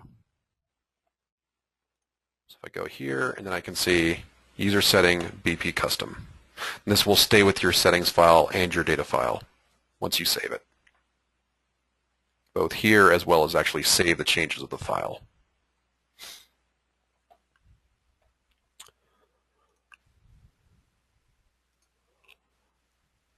Now, I was referring to triggering off of the max and the min, and this is kind of a great example of why we may want to do that. Cyclic is very good at figuring things out like periods, averages, stuff like that. However, the detection algorithm it uses sometimes, and this is some reasons why we've built modules that work a little bit better, isn't the best at certain things unless you actually do your own custom settings. So one of those is actually peak height. So if I turn on cyclic here, and I'm looking for the maximum, I'm doing general sine shape, and we're actually triggering off the maximum here. Maximum value found between the two. You'll notice, let me go ahead and auto scale this. Maximum peak height here, 1.3 volts. Great. Maximum peak height here for this cycle is not 1.3 volts, but it has not changed. But maximum peak height right here, about 1.36. Almost exactly the same. Why is lab chart, and I'll even show cyclic is actually detecting all of those as events. Why is it ignoring the height of this particular signal right here? The reason is when it determines height, lab chart looks between the two detected events and finds the maximum value. This value right here is the maximum value between those two. If I look between the next pair of events, which value is the maximum? This value right here. So if we're not careful with settings, especially with height is one of the ones that is very sensitive to this, we can end up not getting the proper calculation that we want. So that's great, David. What do I need to do to actually change this? If you're looking at the height or the max here specifically, max being, like I said, one of the ones that's an issue, all you need to do is simply change where cyclic measurements is triggering from. If we change it to the minimum, we hit OK, you can see we're actually catching the height of this as well. The reason is now cyclic is looking between two events and just finding the maximum value of that specific event. Looking again, so for each one of our peaks here, we are actually finding the height. Now, this obviously would not be good if you were looking for the minimum of it, because we're going to have the same problem we did before with looking for the max. So you have to keep this in mind when you're using cyclic, that okay, lab chart is looking between the two events. And what do I want found between those two events, and how do I make sure that that is getting identified, particularly for our event of interest here in my calculation. So definitely something to keep in mind. This is actually a pretty common pitfall for some customers when they start using cyclic for more elaborate things, and they want something like height, or they want something like max or min. You just need to keep that in mind. Think about what lab chart is doing. And of course, if you aren't quite sure what lab chart is doing, for a better idea, you can always click here for the specific topic. Here's the overview. How does lab chart do things? And then you can keep going through the different ones. What are its measurements that are available? Selections, setting scales. Everything you need to know here is in the help menu. A lot of people have bad experiences with Windows-based help menus.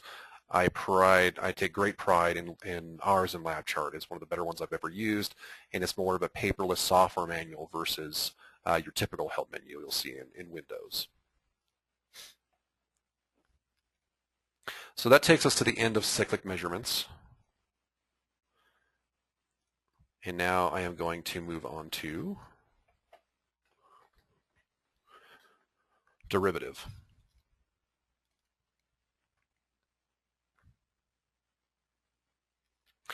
Derivative, what does it mean? Derivative, the change in y over the change in x. The slope is what it's very commonly referred to as well. What is the rate of change here? That would be the first derivative. What is the angle, or what is the slope right here that we're seeing? Positive or negative?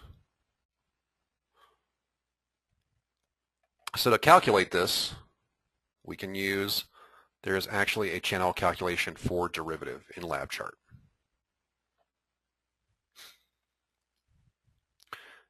Once again, I got to that by left-clicking the channel title, but of course we can go to Setup, Channel Settings, and get it there as well.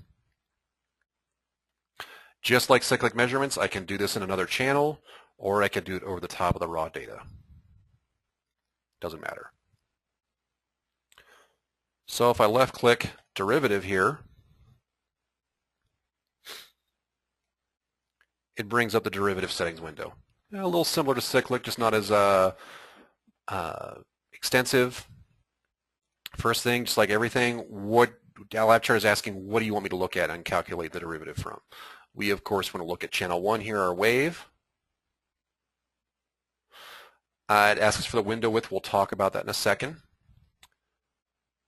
What order of derivative do we want to use? First, which would be slope, how steep these slopes are, positive or negative. Second derivative will be, okay, when are we changing direction? Negative is when we're kind of curving down like this, positive when we're curving up. And those are the derivative options you have in this particular window. So I'm going to go back to the first. Set scale, what do I want to use? How many decimal places? Do I want it to auto scale?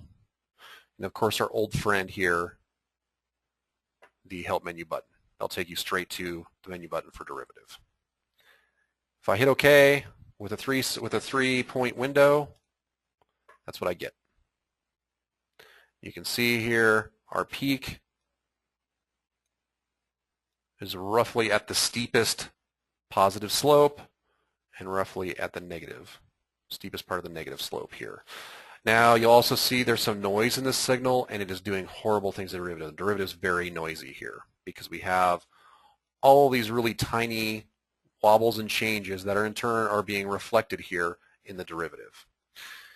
We can take care of this with window width. Because right now we're just looking to calculate the derivative. We're drawing a line through 3 points and calculating the derivative because there's no way to calculate the derivative for 1 point. You have to know what's happening, where is it progressing, how is it changing from point to point. So by default we are doing 3 points here. We can do up to 255 if memory serves. It always has to be an odd value because we have a central point and then one on each side, or 3 or 4 or 5, whatever. The larger the window, I'm going to go up to 13 here, the more we remove this noise.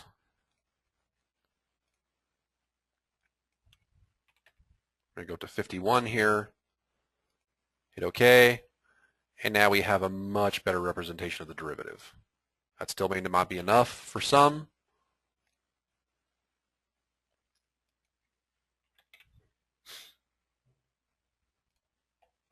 Very clean.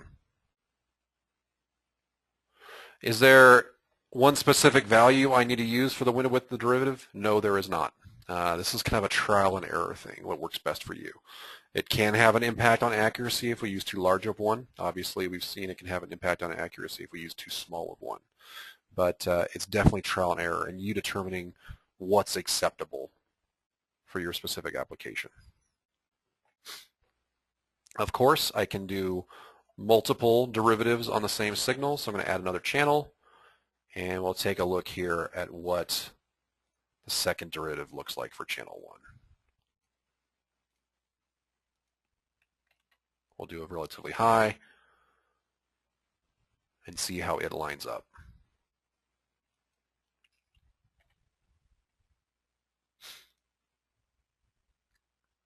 Now notice, as I was saying before, the first derivative is going to line up with the steepest part of the slope. Its peak will be there. Negative peak will be the steepest part of a negative slope such as this. The positive part of the second derivative is going to be whenever we're kind of cupping up with the trace here. We're transitioning and going up. Negative whenever we're transitioning from going up to going down. And the amount of the value, the higher the value, the sharper this is right here. Actually, the second derivative is very helpful in finding end diastolic pressures in certain blood pressure signals. Matter of fact, I have a pressure volume signal here.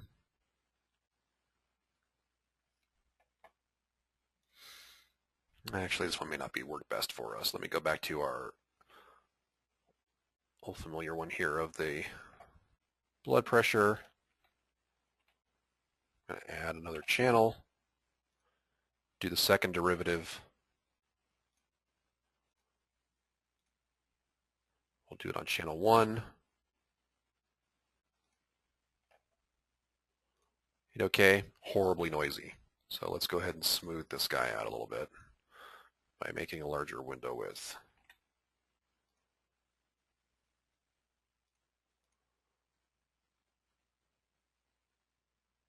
You can see we are curving down, curving up right there. At that point,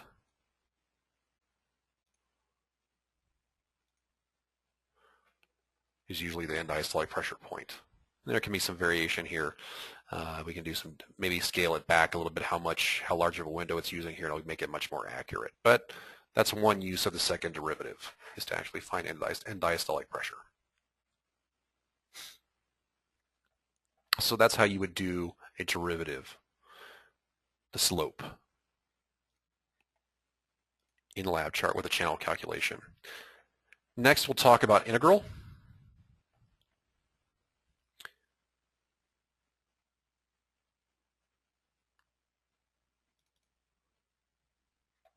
And as I said, what is integral? It's area under the curve. Let me think of a better, see if this is a good, here we go. This one might be better actually. Area under the curve. So up here we have a flow signal. It's a one-way flow signal. These downward dips correspond to exhalation. So we have a one-way mask on a subject here. They're breathing. And we want to know, well, what's the volume here? What has changed? The integral will be the way to do that. Actually, let me go ahead here and go back to a sine wave. I think we might have a little bit better luck with that.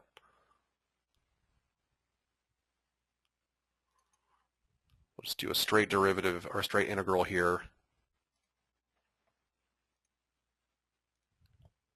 Standard integral, no reset. We hit OK, and we're calculating the area under this curve.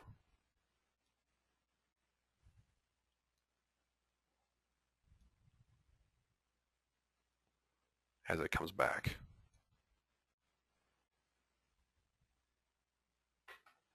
So ways for us to quantify similar events, but also events that don't appear to be similar. Maybe we have an event after this that is much lower amplitude.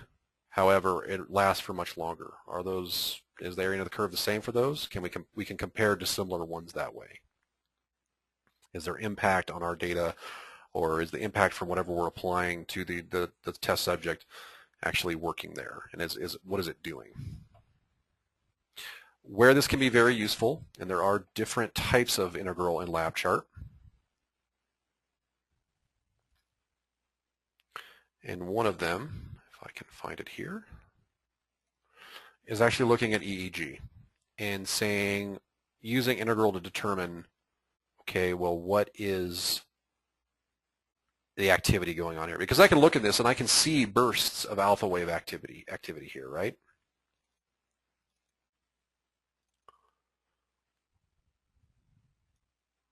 And I can actually see it and see what's kind of going on here and determine, okay, well, something is happening here. There's activity, but how do I quantify that? Integral is a great way to do that. Now, like I said, there are a variety of integrals. There's the standard integral that just negative and positive portions of the signal impact it the same way. However, it can drift significantly if we don't end up changing it. So you can see here, this really doesn't tell us anything. Positive and negative are impacting it equally. It's actually looks like negative is things a little more negative, so we're kind of drifting negative. And it's a key thing to remember about integral too. If we don't have any sort of reset type tied to it, it's going to drift depending on if we have a negative offset or a positive offset, or if the signal spends more time being negative than it does being positive. Or has more negative peaks, I should say. So standard integral, obviously, for this data really doesn't tell us much. There's also a positive only, that will only look at the positive values. Since we're only looking at positive values, it's going to be additive for every positive value, and it's going to drift up. You can probably guess negative would be the same way. Same thing. But it could be these different types can be useful for other signals, so definitely don't write them off and always go to what I'm going to show you here. There's also an absolute value one. So of course we have our source channel, the integral type, reset, which we'll talk about in a little bit. You can actually do definite integrals in a channel. I only want to do it from such and such a second to another. We can change our scale options here, just like before, decimal places, auto scale, and of course we have our links directly to the help menu topic for this. So absolute value works really well for EEG data like this. We're taking everything that's negative and making it positive. So it kind of gives us an idea of activity. Of course, we're going to have an even worse positive drift with this. And this is where reset types come into play with integrals. There are a variety of one. Default would be no reset. Timed reset would be, I want you to go back to 0 every so many seconds. Works okay. We're seeing, okay, yeah, we've got some definite activity. Looks like there's more here because we have a couple higher spikes, but really not as good as we could do here with integral. So if I go to integral again, there's a reset each cycle, which we'll talk about a little bit. Will not work very well for this at all. There's also a reset by event, where I can say, okay, I'm looking here, I have a threshold, I want you to reset to 0 every time that happens. Whenever you cross that threshold rising. And then after it happens, I want you to skip so many seconds. Works a little bit better. We're actually getting a spike more that relates to this specific burst, but still not great. We can definitely do better than this. And the one I would use would be time constant decay. Time constant decay, what it does, we determine the integral, and then it uses a decay equation and then what we're adjusting here with the seconds right here is the actual tau, the decay constant for that decay equation. And this kind of smooths things out, and it puts this decay equation on there to kind of let things reset slowly back, but it still is keeping track of what's going on with the integral a little bit better. So if I hit OK with that, you'll notice I have these nice spikes right here. And then as we're doing the integral, there's a decay equation that's kind of moving along in front of it that's decaying it back down to 0. Now if I use smaller decay constants, it has less of an impact and we start getting more spiky data, kind of like what we had happening when we were doing that reset every event with threshold. Or we can start making them larger. Usually for EEG data, 0.2 to 0.6 works pretty well. We kind of smooth things out and focus on those regions that are really important to us. This gives us something quantifiable here, an amplitude. Now notice when we were looking at events, we thought, oh, these are not, they're kind of different. This one might have more activity. Not necessarily. We can look at it here. Now, of course, with the data pad, we can come through here, find max, and give us hard numbers that relate to activity.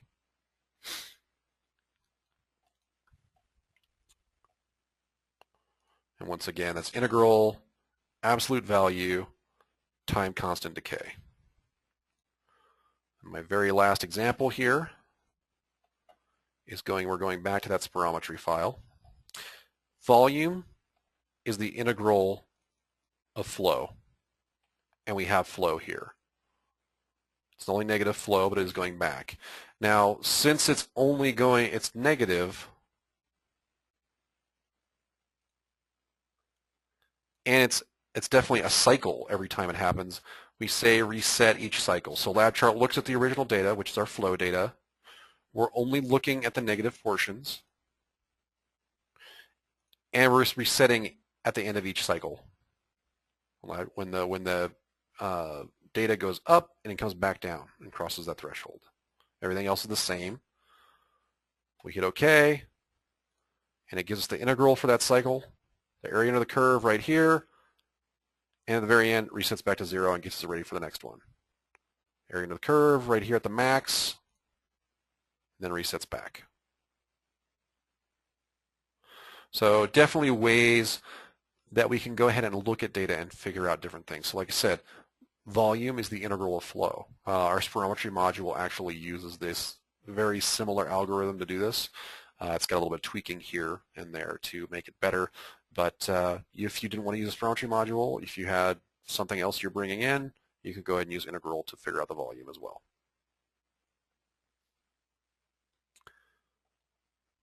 So that takes us to the end of everything I'm going to cover today. Before I get to any questions, I want to bring my presentation up one more time and give you my contact information. So obviously you're more than welcome to answer questions here, but if you think of something later on, maybe you're reviewing the recording of this that you will receive in a couple of days, you know, I have a question that came up, definitely give me a call or give my counterpart Emily Peace a call. You could reach both of us through this 888 number. However, she's at a different extension, and just ask for Emily Peace. Maybe if you're on the East Coast and it's around 8 o'clock your morning, I won't be in the office yet, but Emily should be in hers. But once again, anything about what we've covered today, feel free to give me a call. Anything that we didn't cover today, please give me a call. If you have questions about hardware, you have questions about software, please contact me. So I've got my telephone number up here, my Skype handle. I'm on Skype pretty regular throughout the day, and also my email address. So please definitely contact me. So now that I have that up there, we're going to go ahead and look at some questions here.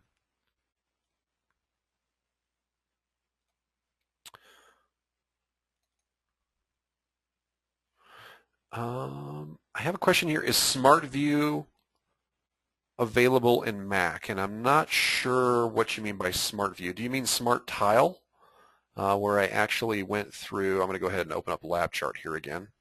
I'm going to exit out of my presentation.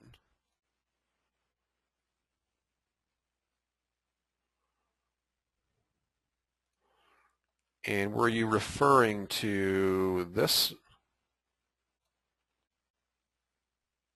where I tiled it? Yes, okay. If memory serves, you do have layout options like this. They won't be exactly the same, but I believe Smart Tile is available. If you don't have a toolbar icon for it, right out here.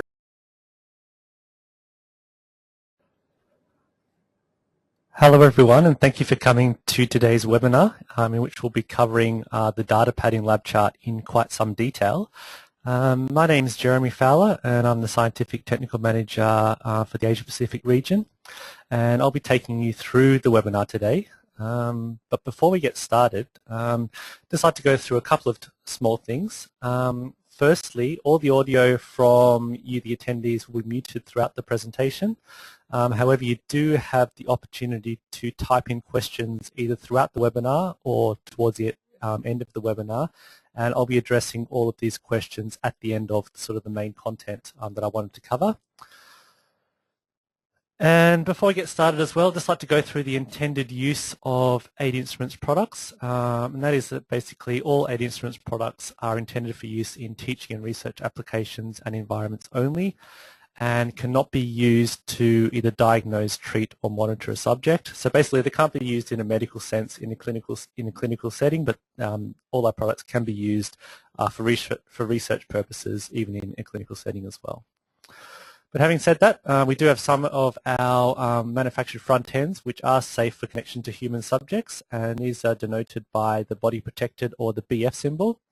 And basically means that these front ends are suitable for connection because there's no because these are isolated from the electrical mains. And also we have a front end, a blood pressure amp, which has this cardiac protected symbol. That means that these front end is suitable for connection to human subjects, even when there is a direct electrical connection to the heart.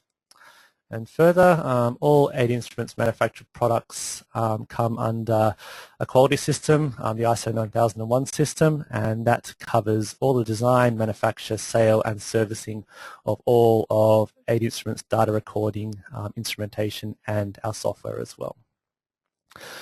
So, and finally, just before we get into the webinar, I'd just like to go through some of the events coming up on our training calendar.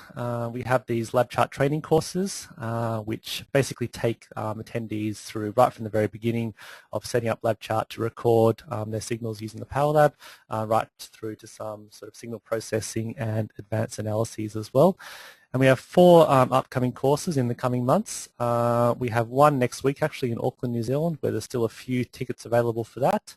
Then we're hosting a course in Sydney towards the end of January next year, and also 2 new courses which we've just announced. The first is in Melbourne. That's going to be held on the 10th to 11th of February next year, and also one in Perth, which will be held on the 4th to the 5th of March. And further information about these courses can be found on our website in the events section here, or also you can email me at training.au@80instruments.com for more information as well. And we have one more webinar scheduled for this year. That's coming up on Tuesday the 17th of December, and that'll be covering a very useful topic of adding comments to your recording and using these comments for your analyses and navigating through your data. So yeah, that takes place mid-December, and we'll also be scheduling more webinars in the first few months of next year as well, and these will be added to our website, also at the events section in the coming weeks. And again, further information about these webinars, you can get this by just emailing webinar.au@80instruments.com as well. Okay, so getting into the webinar for today, so we're going to be looking at the data pad, which you'll see is a very useful and powerful tool within LabChart. So we'll be starting with an overview of the data pad. I'll be showing you how to set up the data pad to extract the information from your data in chart view. Okay, we're going through different ways of extracting that data from the chart view in its graphical form into its numerical form in the data pad. And then once we have the data in the data pad, then working with it to perform calculations as well. And then finally, we'll be finishing up with the different options for exporting the data into other programs for further analyses as well. Okay, so we're going to go straight into LabChart now.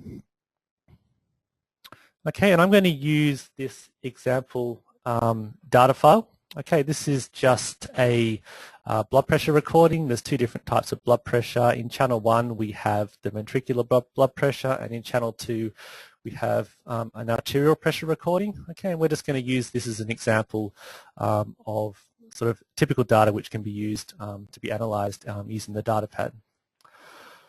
Okay, so the first thing to do when using the data pad is to obviously open the data pad itself, and there's a couple of different ways of doing this. The first is using a button on the toolbar. So the data pad has its own little section here in the toolbar, and to open the data pad you can simply click on it on the first button here, and that'll open the data pad.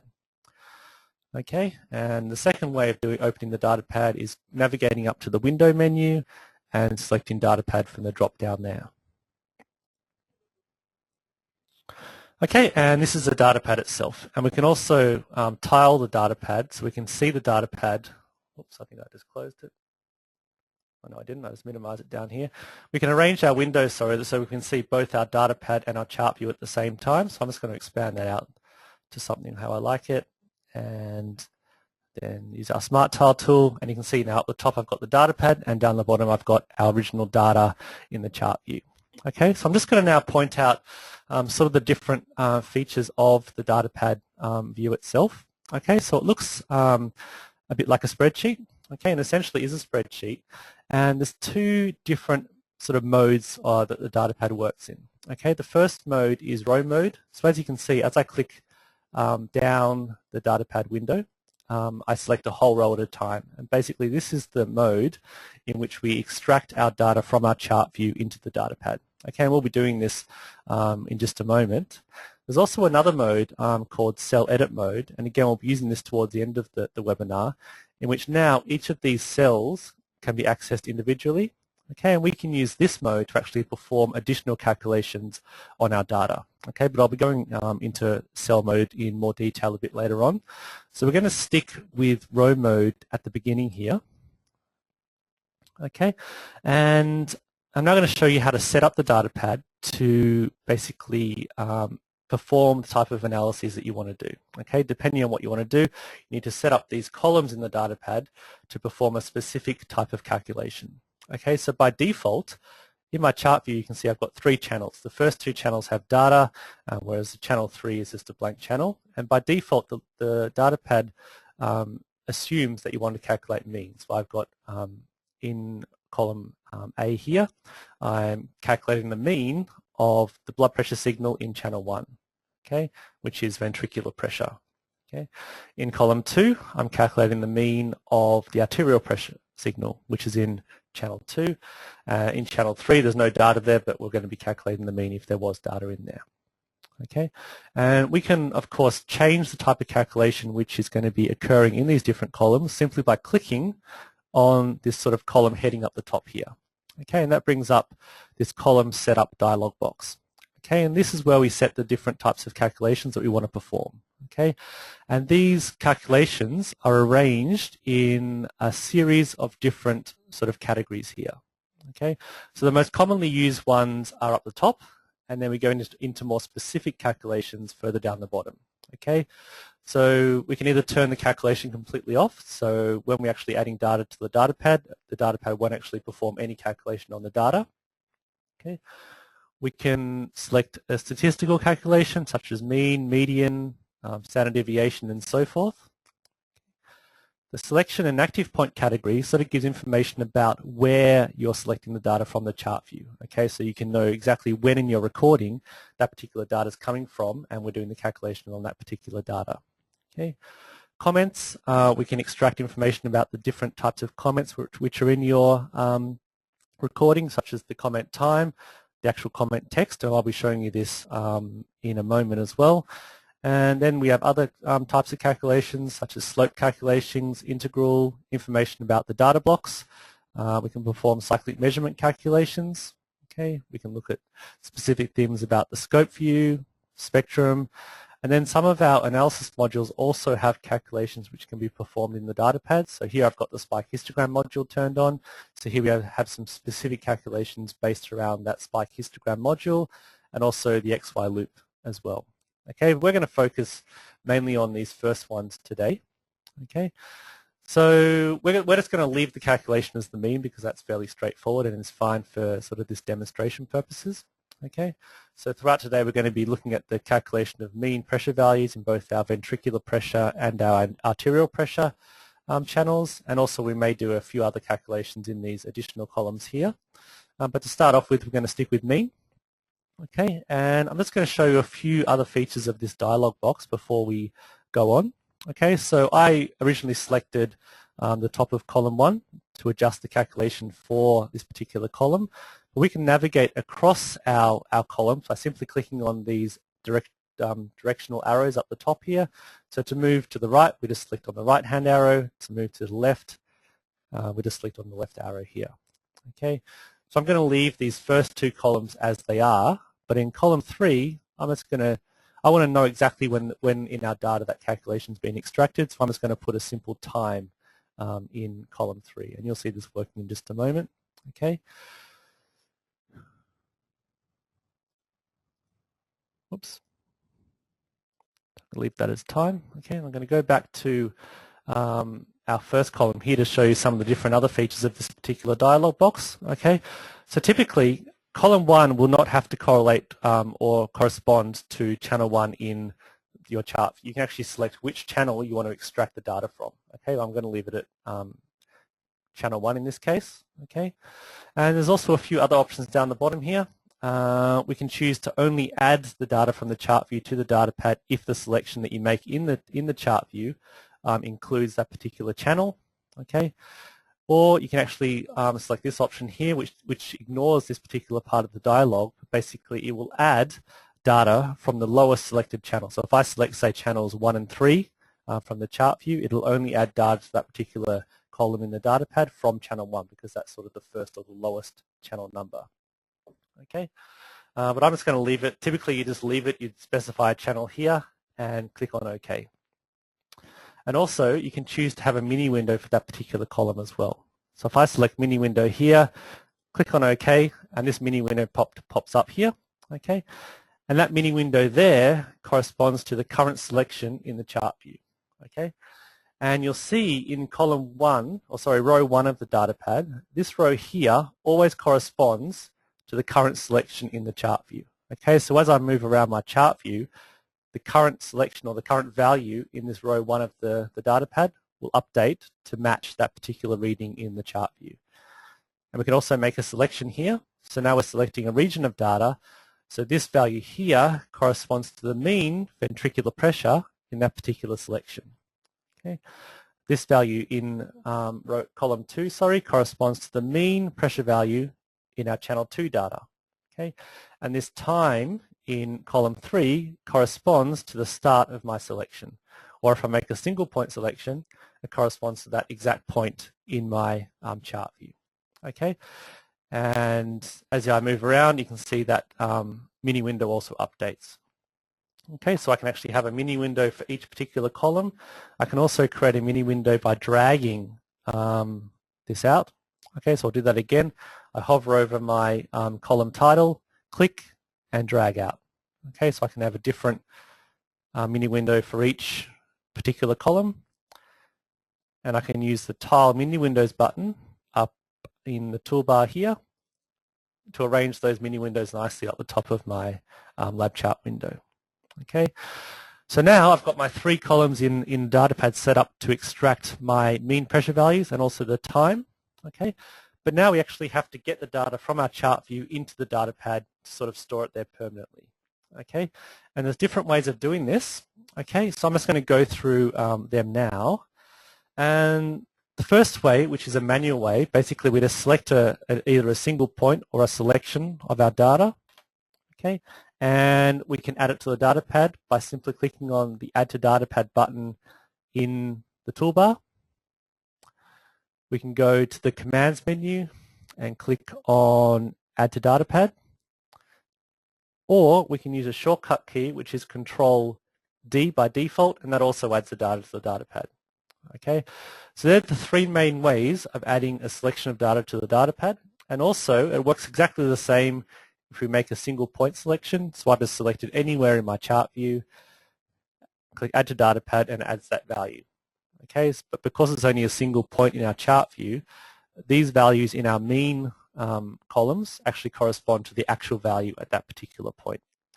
And we can also double click in our chart view to manually add single point selections to the data pad as well. Okay, and you'll see that these titles also appear in the data pad once we've started adding data. That's basically makes it easier to sort of see what's actually happening in that particular column when we say copy and paste it to another program, for example. Okay, so that's manually adding the data to the data pad. Okay, and there's also a more automated way, which I'm going to show you now, and that's using a tool called Multiple Add to Data Pad. Okay, this is an offline tool. So this is a tool that you use to add data to the data pad in a more automated fashion once you've actually finished recording your data in LabChart. Okay, and you can access the Multiple Add to Data Pad tool in two different ways. You can click on this particular button in the toolbar up here, or we can go to Commands and select Multiple Add to Data Pad.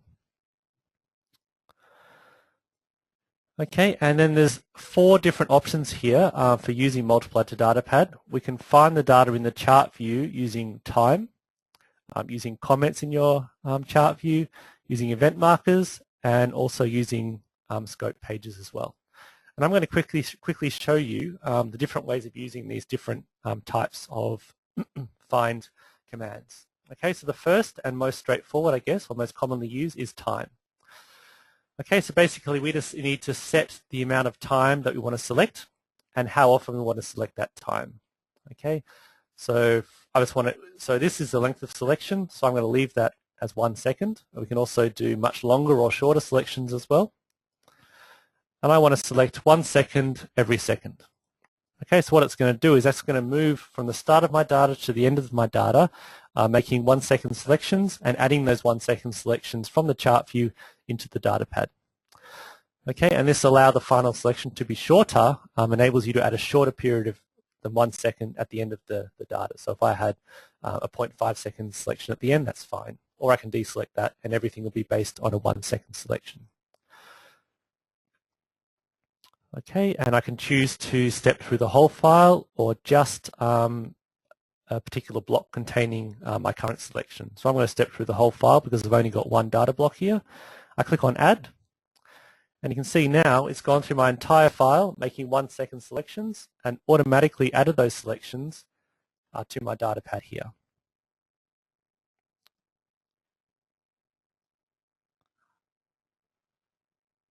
Okay, so that's fine using the that's using the multiple add to data pad using time. And we can also add using multiple add to data pad using comments as well. So what I'm going to do, I'm just going to add a couple of comments to my data using just the add comment feature. So I'm just going to add one comment which says start. And I'm going to add that comment across all of my channels. And I'm going to have one comment over here which is going to say end. Okay, so I've now got 2 comments which I can use to add specific regions of my data to the data pad. And of course, if you've got many more comments, you can use all those different types of comments to select particular regions of your data. But hopefully you can get the idea by just using this very simple example, which I'm going to show you now. Okay, so this time we're going to find our data using comments. Okay, and we can choose a specific comment. So I'm going to use my start comment. Okay. You can choose to make a certain period of time selection around a particular comment, before a comment or after a comment. Or we can actually say, I want to select all my data from one particular comment to another comment. Okay, so actually I'll show you the first way first. So I'm going to say, I want to select 1 second around my particular start comment. Okay, and if I do that, you can see now I've made a 1 second selection. It's taken 1 second. So it's taken half a second before and half a second after to give me a total 1 second selection, and that selection is shown here. Okay, so it's got that 53.97 corresponds to the start of my selection here. Okay, and also we can select to the next comment. So I can make a selection between my start comment and my end comment. Okay, and if I type in end here, Click on Add. You can see now my selection corresponds from my start comment to my end comment, and that period's been added. So my mean ventricular pressure value in this case was this value here. My mean arterial pressure was this one, and the time corresponds to the exact time that my start comment was inserted in my recording. Okay, so that's adding using multiple add using comments. Okay, the next way is using event markers. Okay, so event markers are generated when we use some of our different channel calculations or when we're using some of our analysis modules. So I'm going to do a very simple channel calculation in channel 3 using cyclic measurements, and I'm just going to do a simple calculation of heart rate based on my ventricular pressure signal. Okay, and I'm going to turn on my event markers. So you can see now in channel 1 here I've got event markers corresponding to each of my sort of cycles, okay, based on this cyclic measurement calculation which we've done in channel 3. And we can actually use these event markers to add those regions of data to the data pad. So again, I can go to Commands, I select Multiple Add to Data Pad, and this time I want to find my data using event markers. And in this particular case, our event markers are in channel 1. And we can choose to make a single point selection at the event marker. We can choose to make a selection for a period of time around that particular event marker, just as we did for comments. We can select before or after as well. Or we can make a selection to the next event marker. So we can make a selection between detected cycles. Okay, and again, we can choose to step through the whole file. And if I click on Add this time, okay, what it's done, you can see my final selection here is between my final 2 event markers. Basically, it's gone from the start of my file all the way to the end of my file, adding that period of so each cycle, and it's calculated the mean blood pressure in those different cycles. Okay, and you can see now in all this sort of demonstration that I've actually added 374 rows of data to my data pad. And the final way I want to show you of adding data to the data pad using this multiple add feature is using scope pages. And to do that, I'm actually going to open a separate file. Okay, so I'm just going to close this file completely. And I'm going to open a separate file here, which has scope view. Okay, so scope view is our inbuilt sort of digital oscilloscope feature which enables us to overlay signals on top of each other. So here on the right-hand side, we've got chart view, and you can see chart view is broken down into these short, approximately 500 millisecond recordings of it looks like a finger pulse signal, and all of those individual recordings have been overlaid on top of each other in scope view. Okay, and we can actually add data to the data pad based on these individual scope pages. And it works in a similar way to all these other techniques which we've used so far. So again, we go to, actually I need to set up the data pad because it's a new file. Okay. So this file doesn't have any channel names, but basically our pulse signal is in channel 1. Okay, so you get the idea. As we add data, we're going to be adding our mean value from our pulse signal into column 1 of the data pad, and we can actually turn off all of the other channels. Oh, let's turn off the other visible channels. Click on OK. Okay, so I've only got column 1 of our data pad active.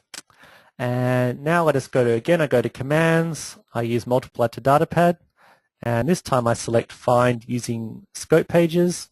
Okay, and I can choose to add data based on a whole scope page or a certain time period based on the trigger that was used to create that scope page. All right, but in this case, I'm just going to add that whole scope page. So basically, it's going to select that page, that 500 millisecond period of time, and add each of those individual scope pages to the data pad. So if I click on Add here, I had 30 odd pages of scope view data here. So I've got 31 pages here, and so taking away our columns here, I've now got 31 pages, so 31 rows of data in my data pad based on those individual scope pages on the left-hand side. Okay, so that's the 4 different methods of using Multiple Add to Data Pad to get data from either your chart view or scope view into the data pad very quickly and easily. Okay, so you can imagine if you have hours and hours of recording, you can use these Multiple Add to Data Pad features to add a lot of data to the data pad very quickly. Okay, and remember that's adding the data once you've finished sampling in chart view. Okay, if we want to add data while we're sampling, we use a feature called timed add to data pad.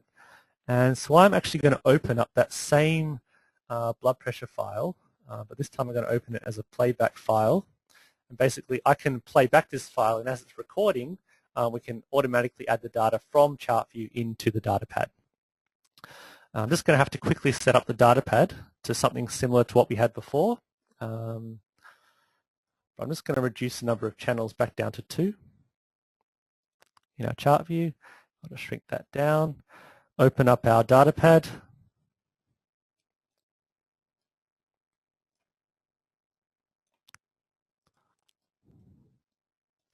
Okay, I'll use Smart Tile. And so again, we've got our ventricular pressure in meaning in column 1, our arterial pressure mean in column 2, and I'll set up column 3 to have our selection and active point of just our simple time as well. Okay, and I might set up a 4th column here to have the duration of our selection as well. Okay, and so this time, instead of going to the commands menu, we go to the setup menu and we select timed add to data pad. Okay, and we just tick this checkbox here, which enables us to add the data to the data pad repeatedly while sampling. We choose to select our data from either chart view or scope view.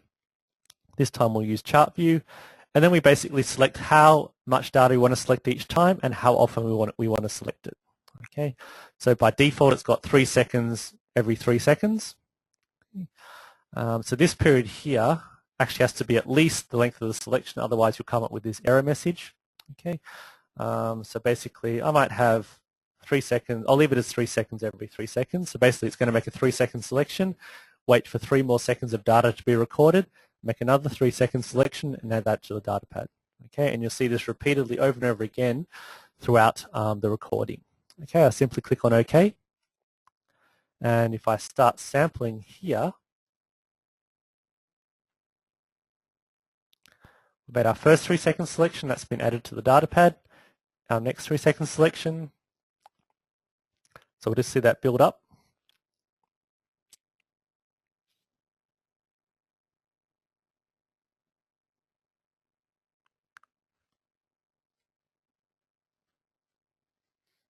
Okay, and I'll just click stop.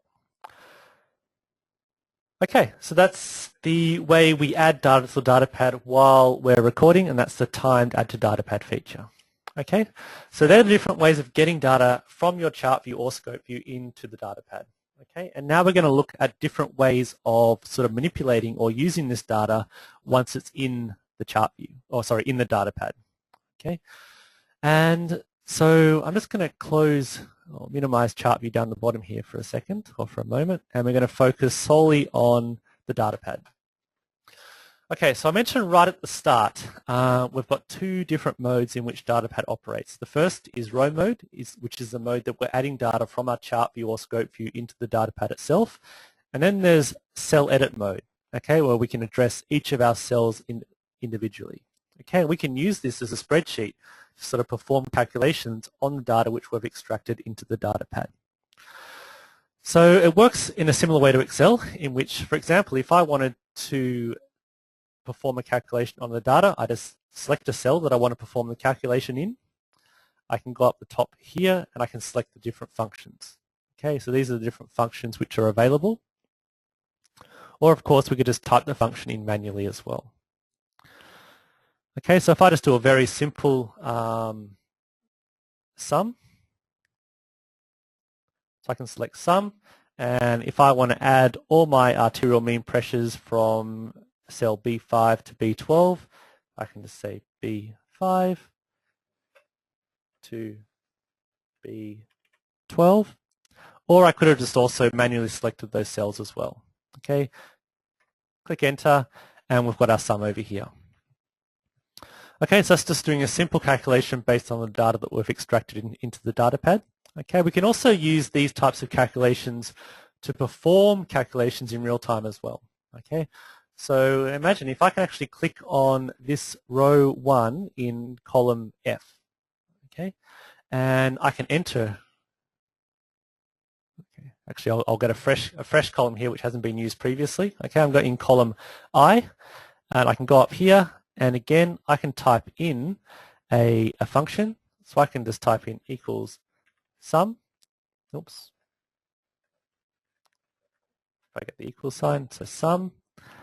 And I can add, for example, two columns together. So if I could add column A1, which is my mean ventricular pressure, to column 2.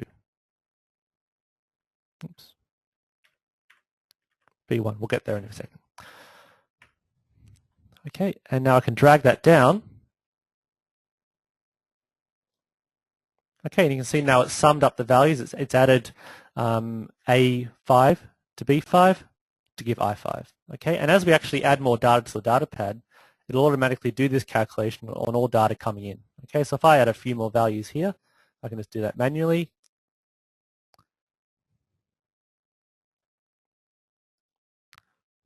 Okay, it's automatically adding those two columns together in column I.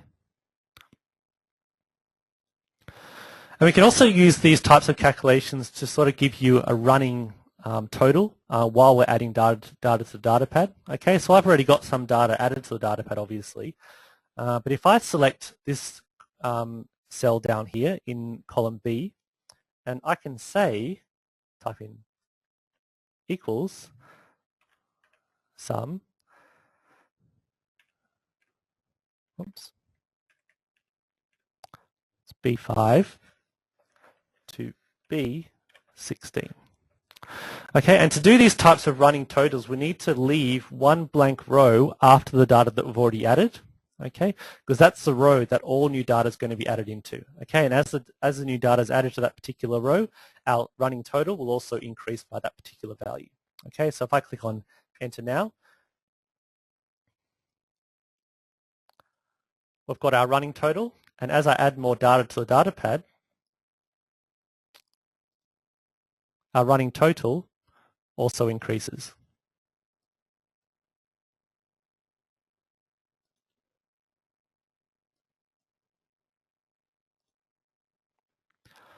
Okay, so the running total in this particular cell here, just do it again.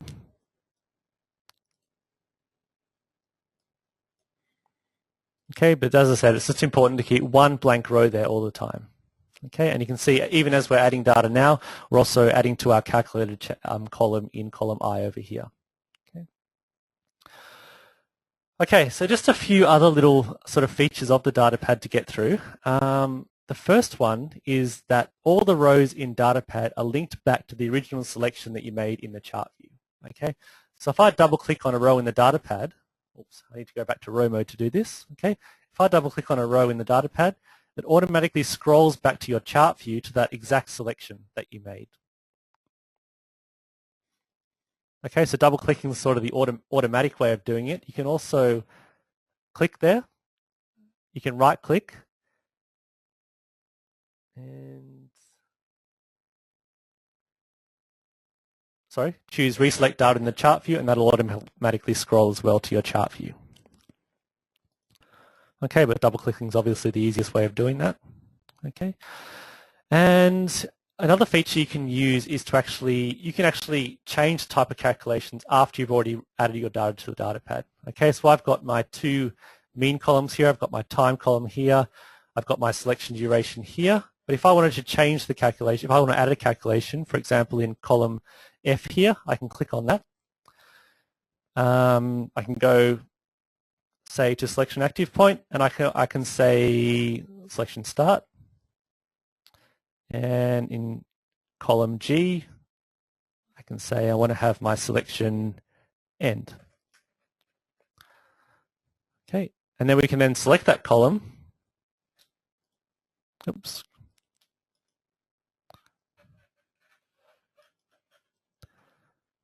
And right click, and we can go recalculate all rows. We get a warning, and you can see now it's automatically populated all the rows based on that new calculation that you've done up the top. Okay, and likewise, if you wanted to do, say, this, we did that sum, we manually typed the formula into cell I1, and if we did that again, say in column J, we could then type in the formula, right click, and say recalculate all rows, and it again will recalculate based on that particular formula that you put up the top there. Okay. And there's a few other buttons on the right-hand side over here. These are basically shortcuts for what I've shown you before. Okay, so again, if I select a row, click on this button here, it'll go back to that selection in the chart view, which corresponds to that particular row. There's also the option to update the rows, so that's if you change calculation, you can update the rows in the data pad based on a new calculation that you've set. There's also a few other buttons, for example, the Show Cell Formula button here, which actually shows you the formula which is in those particular cells. Okay, so I've got our simple sum formulas here and also our running total down the bottom over here. And actually, when you export your data from the data pad into something else, say Excel, it's best to actually show your cell formula before copying, because if you simply just copy the value, the cell formula behind that value won't be copied. It will only be the value itself. But if we show cell formula first, then copy, that cell formula will actually be copied as well, okay, which will make your life a lot easier.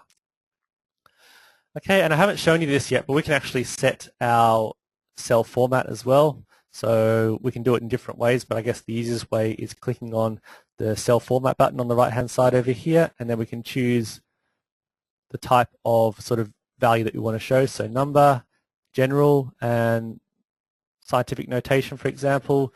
And if we click on Format Cells, we get more sort of options where we can actually set, say, the number of decimal places, for example, as well, just as you would in Excel. Okay, so that's basically all the little features of the data pad, except for adding new sheets. Okay, so just as in other spreadsheet programs, we can actually add new sort of spreadsheets to our data pad. We can do this by clicking on this Create Worksheet button down the bottom left-hand side. Okay. And that creates these new worksheets with the default name of Sheet 1, Sheet 2. And these additional sheets can be used for performing additional calculations on your data. Okay, and these are only active in cell edit mode. Okay, so the only sheet which you can actually add data from the data pad, so from chart view and scope view into the data pad, is using this data pad sheet down the bottom here. Okay, and you can't change the name of that particular sheet, but you can change the name of these additional sheets by right-clicking and selecting Rename. Okay, and then you can actually copy and paste data from the data pad. So copy, paste, and then you can perform calculations just as you would in the first sheet, the data pad sheet as well. Okay, and you can have as many sheets as you want. And one final thing which I haven't shown you yet in the data pad is you can actually rename these columns as well. So to rename it, we can just right click up the top here and we can select rename. And so instead of having that long name, we can just say LVP mean, for example. Click on OK, and we've got that. Okay, so that's the data pad. The final thing I want to show you is actually getting the data from the data pad into another program. And it's really simple. We just select the data that we want to. You can either copy a selection or you can copy the entire data pad. So if I just wanted to copy this data at the top here, I can select that data. I can go to Edit, and I can go to Copy Data Pad Data, and I can then go to Excel, bring that across, and paste it there. Okay, then we can perform additional analyses or plotting or whatever you want to in Excel.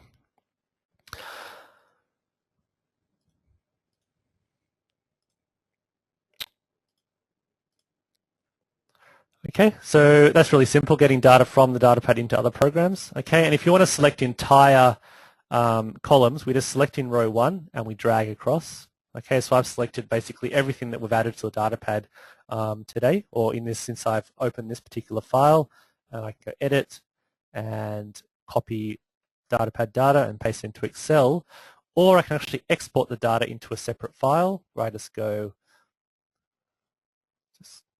File and Export. Okay, and we choose Export data pad only as text file or as Unicode text. Okay, and that'll create individual files which can then be opened in any sort of spreadsheet program supporting text files. Okay, so that basically ends the main sort of component of the webinar for today. But before we finish up, I'm just going to show you my contact details. I'm going to go back to PowerPoint here, and this is now be a good opportunity for you to type in any questions that you may have, which we can get to in just a moment. So these are both my contact details and your local technical support engineer's details. So my contact details for all sort of training information or yes, information about our training courses or our webinars. You can contact me by either calling me or emailing me. And there's also those other email addresses which I put earlier on in this PowerPoint presentation. And there's also Paramal Catcher, who's our local support engineer, which should be your first kind of point of call for all technical support related questions. And you can get him on either of these two email addresses here. Okay, and of course this recorded webinar will be uploaded to the Vimeo site in the next day or so, and you'll receive an email giving you the link in, I think, 2 days from now. So you should receive that email on Thursday or as soon as that's available on Vimeo. Okay, so thank you all for attending, and so please ask any questions. Otherwise, we'll see you next time. Hello, and thank you all for coming to today's webinar, which is the first webinar that 80 Instruments has presented specifically for our customers in the Asia Pacific region. We're going to be talking today about getting started with PowerLab and LabChart, and we're going to be starting from the basics and looking at the things that are available for new users to get themselves up and running with their data acquisition. But before we started, I'd just like to introduce myself. I'm Jeremy Fowler from 80 Instruments in Sydney, and I'll be going through everything with you today. So before we get started, we're just going to go quickly through the statement of intended use for 80 Instruments products, and that is that all 80 Instruments manufactured products are intended for use in teaching and research applications and environments only. That is, no product supplied by 80 Instruments is intended to be used to diagnose, treat, or monitor a subject. That being said, when used with various front ends, PowerLab systems are safe for human connection. We have some front ends that are approved for body connection and others that are approved for direct electrical connection to the heart, denoted by the CF connection symbol or cardiac protected symbol. All of our products are manufactured under a quality management system complying with ISO 9001, which covers the design, manufacture, sale, and servicing of all of our own hardware and software. And just one more thing before we get into the actual webinar, I would just like to inform you of some upcoming training events on the calendar in Australia and New Zealand. We have 3 upcoming LabChart training courses, one in Sydney in November, one in December in Auckland, and one early next year in January back in Sydney. And these training courses are great for basically take you through from the very basics of LabChart and data acquisition with PowerLab as well, right from the very beginning, all the way up to some very useful and advanced analysis tools as well. So they're great for existing users or users that are also just getting up and running with their data acquisition. And so details about these training events are on the website at 80instruments.com/events, and I'll be showing you this part of the website towards the end of today's webinar. So the webinar today, this is the basic overview of the program. Firstly, we'll start with setting up the hardware, basically connecting up the PowerLab, getting it ready to start your data acquisition. We'll be going briefly through how software licensing works and installation of LabChart on your computer. And then we'll move across into LabChart itself. We'll be looking at the chart view, channel settings, comments, some calculations, datapad, finally saving your data and settings files, and also look at some online support resources available to you towards the end of today's webinar. So, and also we're going to go through these topics quite quickly today. Future webinars will focus more specifically on individual topics, and you'll get a much more thorough understanding of those individual features, but today we're just going to basically touch on each one of these sort of key features when using LabChart initially. So a bit about the hardware to start off with. The PowerLab here, here we have the front and back panels of one of our 8-channel PowerLabs. Okay, so up the top we'll look at our front panel. On the right hand side we have 8 individual inputs for the PowerLab. So on the top Up here we have 6 inputs, and down the bottom right hand corner here we have 2 further inputs, giving a total of 8. And corresponding to, so these are the B and C inputs, sorry, and corresponding to inputs 1 to 4, we also have these DIN or pod connectors, which are alternative inputs for these channels. And these enable transducers that require some sort of excitation voltage to be connected directly to the power lab. And also on the front panel of the power lab, we have 2 independent digital outputs which can be used as stimulators, or can be used to also control external devices and equipment. And also on the front panel of the power lab, we have a trigger input which can be used to start sampling a lab chart by some sort of external device, such as a push button switch or a foot switch, for example. And moving to the back panel of the power lab, down the bottom here, I'll just start from the right hand side here. We have the power switch and the power socket for the main power cord. In the center here we have a digital output which is used to send digital signals to other equipment to control or turn them on. We have a digital input here which can be used to accept digital signals from external equipment, and that's used for inserting comments in your recordings.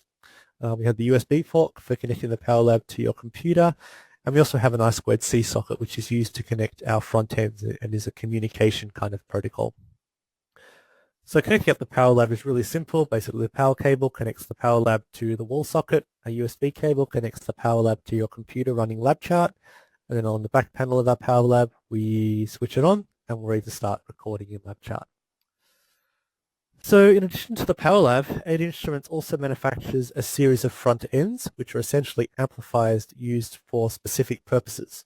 Okay, and here we have 2 of our most popular front ends, and that is the bridge amp and the bioamp. So on the left hand side here we have the bridge amp, and the bridge amp is used to connect transducers that require an excitation voltage to the power lab. Okay, so essentially you plug your transducer into the front panel of your bridge amp, and the bridge amp is connected to the power lab via the back panel, and I'll be showing you this on the next slide as well. And on the right hand side we have the bioamp, and you'll see here this has that body protected signal which I introduced to you at the start of the webinar. And this bioamp is used for recording biosignals or biopotentials such as ECG, EMG, EEG and is safe for recording these signals from a human subject. Okay, so that's the front panel of these front ends, and here is a diagram of showing how these are connected to the power lab itself. Okay, so the I2C output of the power lab is connected to the I2C input of our first front end. Okay, and then the I2C output of our first front end is connected to the I2C input of our second front end. So from our previous slide, this would be the bioamp and this would be the bridge amp as well. So again, output of the power lab I2C to input of our first front end, output of our first front end to the input of our second front end. And this I2C tells power lab and lab chart that that particular front end has been connected, and automatically adjusts settings within lab chart, making it suitable to record from these particular front ends as well. And these front ends are connected to the input channels of the power lab via a BNC to BNC cable. So we have a BNC cable from the output of the front end, and that goes through and goes into the input of a channel on the front panel of the power lab. Okay, so that's connecting our front ends up. Just a bit about the software and how it's supplied and how it's licensed. So LabChart software is supplied on a disk in a DVD case, and on the back cover of that DVD case will be a license code. And the first time you launch LabChart, once it's installed, you'll be asked to enter your name, your organization, and also this particular license code on the back of your DVD case. And once that's done, you click OK, and the LabChart's ready to go. And you won't have to do this subsequent time. This is the first time that you start LabChart. So that's a brief introduction to the hardware, and now we're going to move across straight into LabChart. And today's webinar is going to be based on, I guess, one of the most simple signals that can be recorded, which is the finger pulse. Okay, so I have a finger pulse connected to my middle finger, and my finger pulse is then connected to input 1 of my power lab. So as I said, today's webinar is going to be based on this very simple signal, but it's very useful for showing you the main features of LabChart. Okay, so this is LabChart. So I've opened LabChart, I've entered my license code, and the first screen that you'll be presented with is the Welcome Center. And we'll be talking about the Welcome Center in a bit more detail later on. But basically now I'm just going to select New. We'll open up a new lab chart file, and this is the main lab chart window. All right, so up the top we have menus, our drop-down menus with different options. We also have the toolbar up the top, which gives us quick and easy access to some of the most commonly used features of LabChart. And in the main window here, we have what we call Chart View. And Chart View is the main window that we use for recording data from our Power Lab into LabChart. And what I'm going to do now, I'm just going to basically start recording. Okay, so I'm going to drag down all my other channels. We've got the finger pulse transducer connected into channel 1, so we're only interested at the moment in channel 1. Click Start, and my signal's automatically recorded in channel 1. Okay, now I'm just going to show you some of the different options for changing how our data is viewed in the chart view. Okay, firstly I'm going to look at vertical scaling. Okay, and that's changing the scale on this vertical or y-axis. Okay, and there's different options for doing that. I'm just going to show you the main ones today. So we can zoom in and out by clicking the plus button down here. So that's zooming in. Zooming out, we can click on the minus button. There's also a few other options. If we hover our mouse over the axis itself, we get this double-headed, I guess, fast forward or rewind button, it looks like, and we can click and drag that up. And likewise, we do the same down the bottom.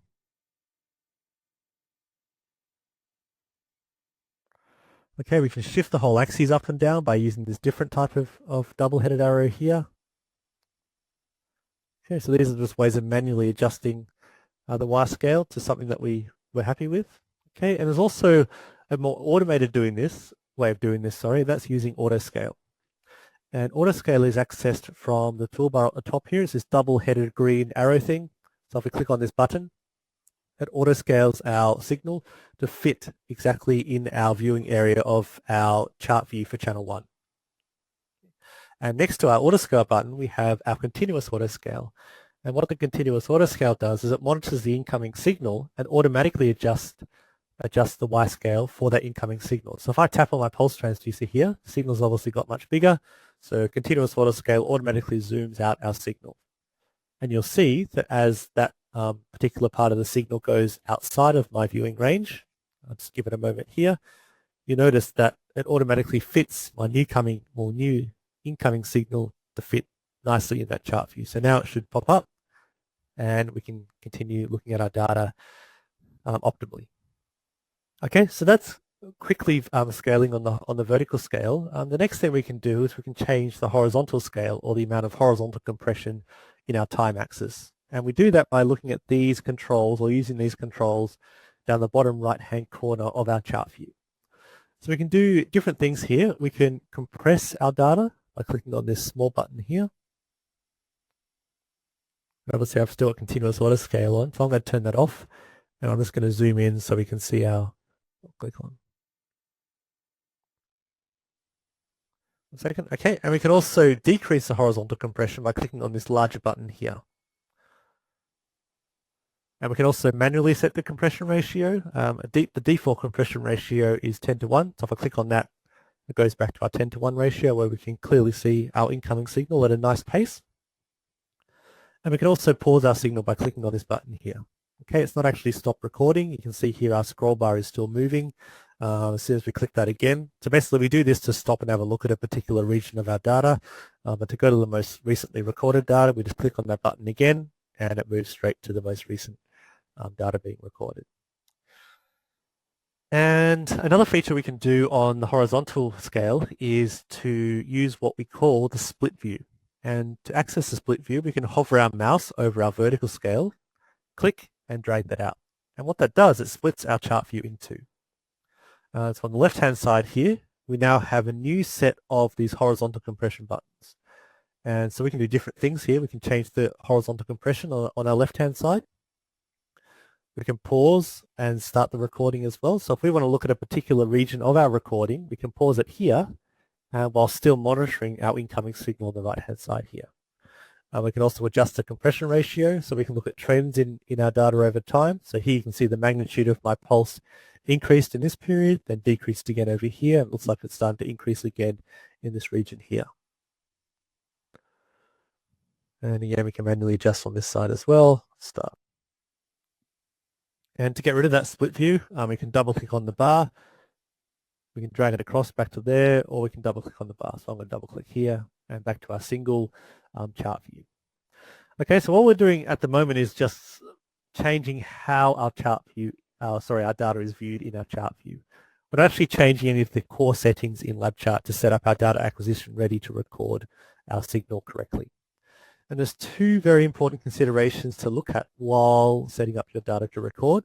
The first one is the range, or the amount of amplification that we're using for our recording, and the second is the sampling rate. The first one we're going to look at is range or gain, and that is a very important thing, as I said. So if I zoom out here, okay, zoom out a bit more. So by default, the range and the maximum range of LabChart is plus or minus 10 volts. All right, so LabChart and PowerLab is a 16-bit resolution system. So what that means is between plus 10 volts and minus 10 volts, our y-axis is divided into approximately 65,000 individual data segments. So our signal can choose from any of those 64 to 65,000 data points. But you can see here, our signal is relatively small compared to that full range. So we can actually utilize a very small number of these 65,000 data points, and obviously our resolution on the Y scale is going to be affected. So to set up our LabChart correctly to record our signal, we need to adjust our range. And to do this, we click on this little button up the top on the right-hand side, brings down a drop-down menu. So as I said, by default, we have a 10-volt range. Typically for a finger pulse, it's around 200 or 500 millivolts, so I'm going to try 200 to start off with. And you can see now, the full range is now between plus 200 millivolts and minus 200 millivolts. And what that means is this range here is now divided into 65,000 individual data points. And you can see that we're using a lot more of these data points than we were before when our range was set at plus or minus 10 volts. So we're going to get a much better resolution on our vertical scale. And this is a nice range for this particular signal. We actually want to have our signal take up approximately half of our available range, and this will enable our signal to increase in size without actually going out of range. So when our signal goes out of range, if I tap my pulse transducer here, you can see we get clipping at the top and at the bottom of our signal. So data outside the range is actually lost forever and can't be recalled. So that's why it's very important to have a range with some flexibility in it to enable our signal to increase in magnitude. So that's range. I'm going to keep my range set now at 200 millivolts. And the next thing we're going to look at is sampling rate. And sampling rate is basically the number of samples our incoming analog signal from our pulse transducer is being broken down into. So by default, the sampling rate is 1,000 samples a second. So what that means is each second of my analog signal is being broken down into 1,000 individual segments. So while when deciding on a sampling rate, as a guide, you should always set a sampling rate at least 10 times higher than the maximum, sort of the highest frequency component within your signal. So a typical human ECG has frequency components, or component frequencies, sorry, of between 1 and 50 hertz. So you should select a sampling rate of at least 500 samples a second to properly resolve that ECG signal on this horizontal scale. And ideally, you'd probably use approximately 1,000 samples a second just to be sure. So I'm just going to show you the effect of altering the sampling rate on this incoming pulse signal. So currently it's recording at 1,000 samples a second. So to adjust the sampling rate, I can click on this sampling rate button on the top right-hand corner, and I'm going to drop that down to 400 samples a second. Obviously, our horizontal compression hasn't changed, but the number of data points has changed because we're actually sampling fewer data points per second. So I'm just going to expand that compression ratio. So that's 400 samples a second. I'm going to drop it down to 40 samples a second. And drop it down further to 4 samples a second. So now we're only actually breaking down each second of my incoming analog signal into 4 individual data points. So to investigate these individual sampling rates in a bit more detail, I'm just going to stop my recording here, and I'm going to make a selection firstly of my region with 400 samples a second. I'm going to open my zoom view, and you can see here we have a properly resolved signal. Looks really good. Close that. And now I'm going to open up one of my pulse waveforms in the zoom view that's been recorded at 40 samples a second. And you can see here it still resembles a pulse signal, but the resolution is a lot lower. We're obviously losing a bit of information here. And to sort of show that even more so, I'm going to drop down to where we had it 4 samples a second. I'm going to select, I think, maybe 2 waveforms here. And you can see here, it sort of doesn't resolve. You can sort of see, okay, it's a pulse waveform here, but obviously we've lost a whole lot of information here. And so this sampling rate is obviously way too low to properly resolve our pulse signal in the first place.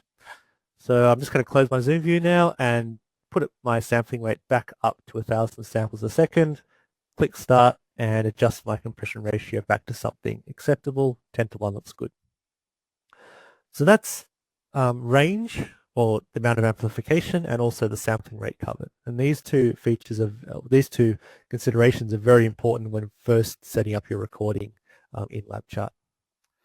And now I'm going to move on to a few different features of LabChart to sort of help you with the setup of your initial recording. And the first dialog box I'm going to show you is the channel settings dialog box. So if I go up to the settings drop-down menu up the top and open settings, channel settings, sorry, this is sort of, I guess, a multi-function kind of dialog box. So that allows you to do a number of different things. And the first thing I'm going to do is reduce my number of channels from 8, which is the default for an 8-channel Power Lab. I'm going to change that down to 2 channels. And so here, instead of 8, I've got 2, and I'm going to rename my channels. I'm going to rename channel 1 as pulse, and I'm going to rename channel 2 as heart rate.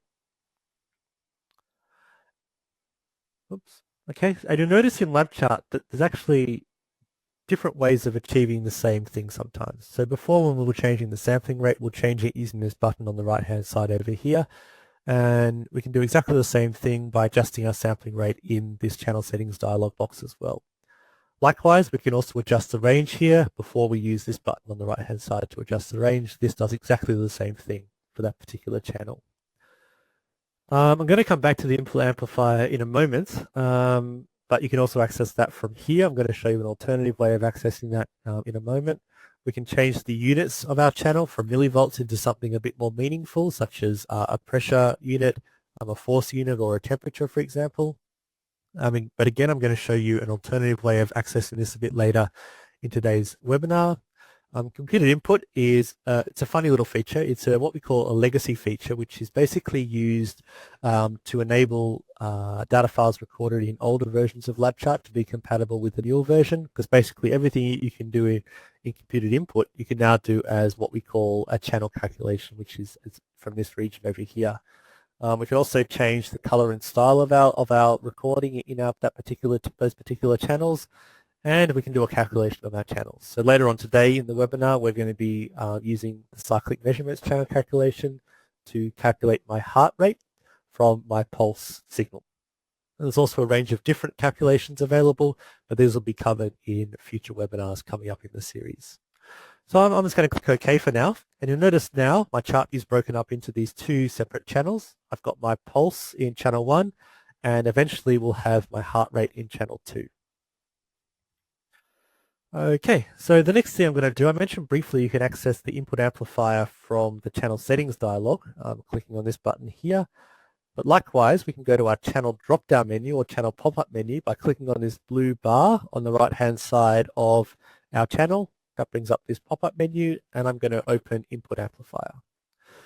So the input amplifier is a very useful tool which can be used when you're initially setting up your data for recording. Okay, I'm just going to adjust my finger pulse on my finger. It doesn't seem to be recording very clearly at the moment. I'm just going to put that on a bit tighter. Okay, now you can see my signal's a lot bigger. Okay, so what the input amplifier enables you to do is to monitor the incoming signal and adjust your settings accordingly. So here, now my finger pulse transducer is a lot tighter on my finger. Obviously, the range of 200 millivolts is too small. You see my signal's being clicked at the top. So I'm going to adjust my range to 500 millivolts. Now I've got 500 millivolts up the top and minus 500 millivolts down the bottom. And here we can also turn on a low-pass filter to filter out any high-frequency noise from our signal. And the important thing here to remember is that everything we do in this input amplifier is permanent. Okay, it's actually changing our incoming signal on the power lab itself. Basically, everything else we do in LabChart are calculations on top of our raw data, but these things here actually are altering our raw data before it's actually sampled into LabChart. So if I put on a filter which is too strict, such as a 2 Hz filter, I'm mostly filtering out a lot of information from my signal, and the signal that you see here will actually be the signal that's recorded in LabChart, and we can't actually revert back to our good initial pulse signal. So I'm going to adjust out my low-pass filter back up to 500 Hz. So what that means is frequencies above 500 Hz should be filtered out from my signal, and only those frequencies below 500 Hz will be recorded into my chart view. And there's a few other options in the input amplifier. I'm just going to quickly go through 2 of these. The first is the AC coupled option, and the AC coupled option puts a high pass filter onto your data to remove any DC offset, and also this mains filter here. And what the mains filter is used for is it's used to remove any noise in your signal that is attributed to the mains power. So basically noise coming from any other electrical equipment which is switched on inside your lab. So what the filter does, it basically tries to reproduce particular noise coming from that other equipment and subtract it from the incoming signal into the power lab. Okay, so I'm going to turn that on. It doesn't do any harm. Click OK. And now our recording is ready. So click OK or click start sampling. And now you can see we have a nice smooth pulse signal coming into channel 1 of the power lab. I'll just zoom in a little bit just to have it even more nicely, and I can adjust my scale as well as we discussed this morning. Oops, too far, sorry. There we go. Okay, so now I've got my pulse being nicely recorded into channel 1. Next thing I'm going to do is apply a channel calculation on this data, and I'm going to display this calculation in channel 2. So I mentioned before, I'm going to calculate my heart rate from this pulse signal. And to do that, I click on the channel drop-down menu for my heart rate channel, and I select cyclic measurements. That brings up this dialog box here. So cyclic measurements is used to apply a calculation to some sort of cyclical signal. So obviously a pulse waveform is cyclic. Every time my heart beats, I get one of these pulse waveforms being recorded in LabChart. So there's a few settings you need to do. It's really simple. Basically, we need to select a source channel. So in this case, it's going to be channel 1, my pulse.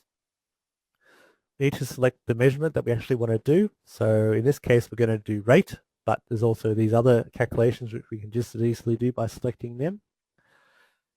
And then we select a preset. Okay, there's some general presets, ECG, respiration, and cardiovascular. So I'm going to select the cardiovascular finger pulse. And what this preset does, it does a series of pre-processing on your data to basically enable detection of your peaks to be easier. So we want to actually detect the top of each one of these pulse waveforms. So if I can display that a bit clearer here.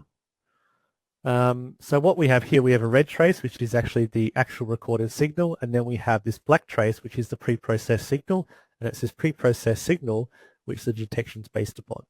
And you'll notice here we have these little what we call event markers, and these markers mark each of our detected cycles. So you can see here we've nicely detected each of these main peaks of my pulse waveform. And down here we can adjust our minimum peak height for this detection. So if we adjust this downwards even further, we start actually picking up our peaks of our signal that we don't want to. Okay, we're picking up our main peak and also our secondary peak here, but we only want to pick up our main peak around this region here. And likewise, if we adjust our minimum peak height too high, we actually detect none of our peaks. So we need to find a balance between too low and too high. So around this looks pretty good for now. Click OK. I just forgot one thing. I'm actually going to check this checkbox here, event markers. And what the event markers does, it puts these event markers inside our chart view so we can clearly see which peaks are being detected by this particular cyclic measurement calculation. And the calculations apply to all previously recorded data and also all incoming data. As you can see the trend in my heart rate over time there for all that previously recorded data. And you can also see my instantaneous heart rate coming in real time as well. Okay, so it's really easy to do. And Yeah, so that's a basic channel calculation of heart rate from my pulse waveform. Next thing I'm going to show you is a feature called the DVM window. DVM stands for digital voltmeter, and this enables you to easily see or clearly see the values being recorded or calculated in LabChart. So I'm just going to drag out a DVM window from this little readout here. So each channel has its own little readout showing you the sort of the most recent value being recorded. So if I click on that and drag it out and make that a bit bigger, I can now clearly see my heart rate in real time. Okay, you can make it big so you can easily see it from across the room or wherever. And on the top left-hand corner of this DVM window is a settings button. So if I click on that, and what this does, it enables us to do some calculations on our data in real time as well. So we can do some very basic calculations here. We can do some average calculations, minimum and maximum. So I'm going to select average, and I want to average every 5 seconds. And I want to graph this every 30 seconds. Graph the previous 30 seconds, sorry, and I'm going to change the number of decimal places down to 1. Click on OK. The DVM window changes a little bit here. It's now, this value up the top here is now updating every 5 seconds, because that's what I told it to do. And down here, it's plotting the previous 30 seconds. So we can see some trends in our data over the previous 30-second time period. Of course, if you want to make that time period longer, you just enter a longer time in that settings dialog that we just did before. All right, so that's digital voltmeters. I'm just going to leave that one open. There's also a voltmeter there's a DVM available for all channels and also for the time itself. So if we drag out one from the time, we can see how long we've been recording for. About the same size. And there we go. Okay, so I can just leave them open for now. And while we go on to our next topic, which is units conversion. And what units conversion does, it enables us to convert our incoming units from millivolts or volts into something more meaningful for your particular experiment. So if you're measuring temperature, you obviously want to have your units in degrees Celsius, for example. If you're measuring force, you want to have newtons or grams of force. If we're measuring blood pressure, we want to have, for example, millimeters of mercury. And what I'm going to do here is I'm going to convert my income. I'm going to pretend my pulse is a blood pressure signal, and I'm going to convert my units from millivolts into millimeters of mercury very quickly. So I need to stop my recording, make a selection of one of my pulse signals here, go to my channel drop-down menu, and click on units conversion. So this little window here shows my selected data, so this region here. And it's a very simple process. I make a selection. I'm going to pretend this selection here, click on the arrow, enters that value of millivolts into this field, and I'm going to pretend that is 0 millimeters of mercury. I'm going to then select the top of my peak over here, enter that value, and pretend that is, say, 150 millimeters of mercury. We then select our unit of millimeters of mercury, click OK. And I'm going to drag a third DVM window out over here. I think I'll close the other one. Make this one a bit smaller. And you'll notice here that the units on the y-axis have changed from millivolts to millimeters of mercury. And as I hover my cursor over my recorded data, the digital voltmeter displays my data in millimeters of mercury and not in millivolts. And when I press start to start recording, all new data is also recorded as millimeters of mercury, or displayed as millimeters of mercury, sorry, because the raw data is always recorded in millivolts or volts, no matter what you do. So this units conversion is simply a calculation on top of your raw data. So one feature of LabChart is that you can never alter your raw data. You can always go back, so you can never make a mistake. You can always revert back to what you had before. And to do that, I just stop my recording again, go to my channel pop-up menu, select units conversion, and turn that off. And we go from millimeters of mercury back to our original millivolts. So that's units conversion very quickly. Units conversion is going to be covered in a bit more detail in the next webinar in the series. So the next feature we're going to look at is comments. And comments is one of the most important features and one of the most useful features in LabChart. So it enables you to, they assist you in your analyses once you finish recording, and also enable you to navigate through your recording as well. So I guess the overall aim of comments is to sort of annotate your data with various notes, telling you a specific information about that particular region of data. And there's different ways of adding comments. So the most simple way, if I start recording here, you notice the field up the top, the comment entry field, becomes active. And I can just type in any comment. I can say high heart rate. And on the left-hand side here, an asterisk in this means that the comment's going to be dropped across all channels, or we can just choose a specific channel that you want the comment to be dropped in. I'm going to drop this one across all channels. Simply click Add over here or click Enter, and we get our comment in our recording. We can add other comments. So I can say pretend I'm doing exercise here.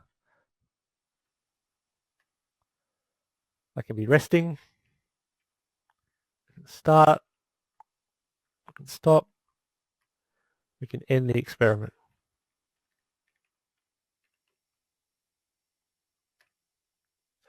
And if I want to add just a comment in channel, say 1, for example, type in a 1 there, and I'm just going to type in my high heart rate again.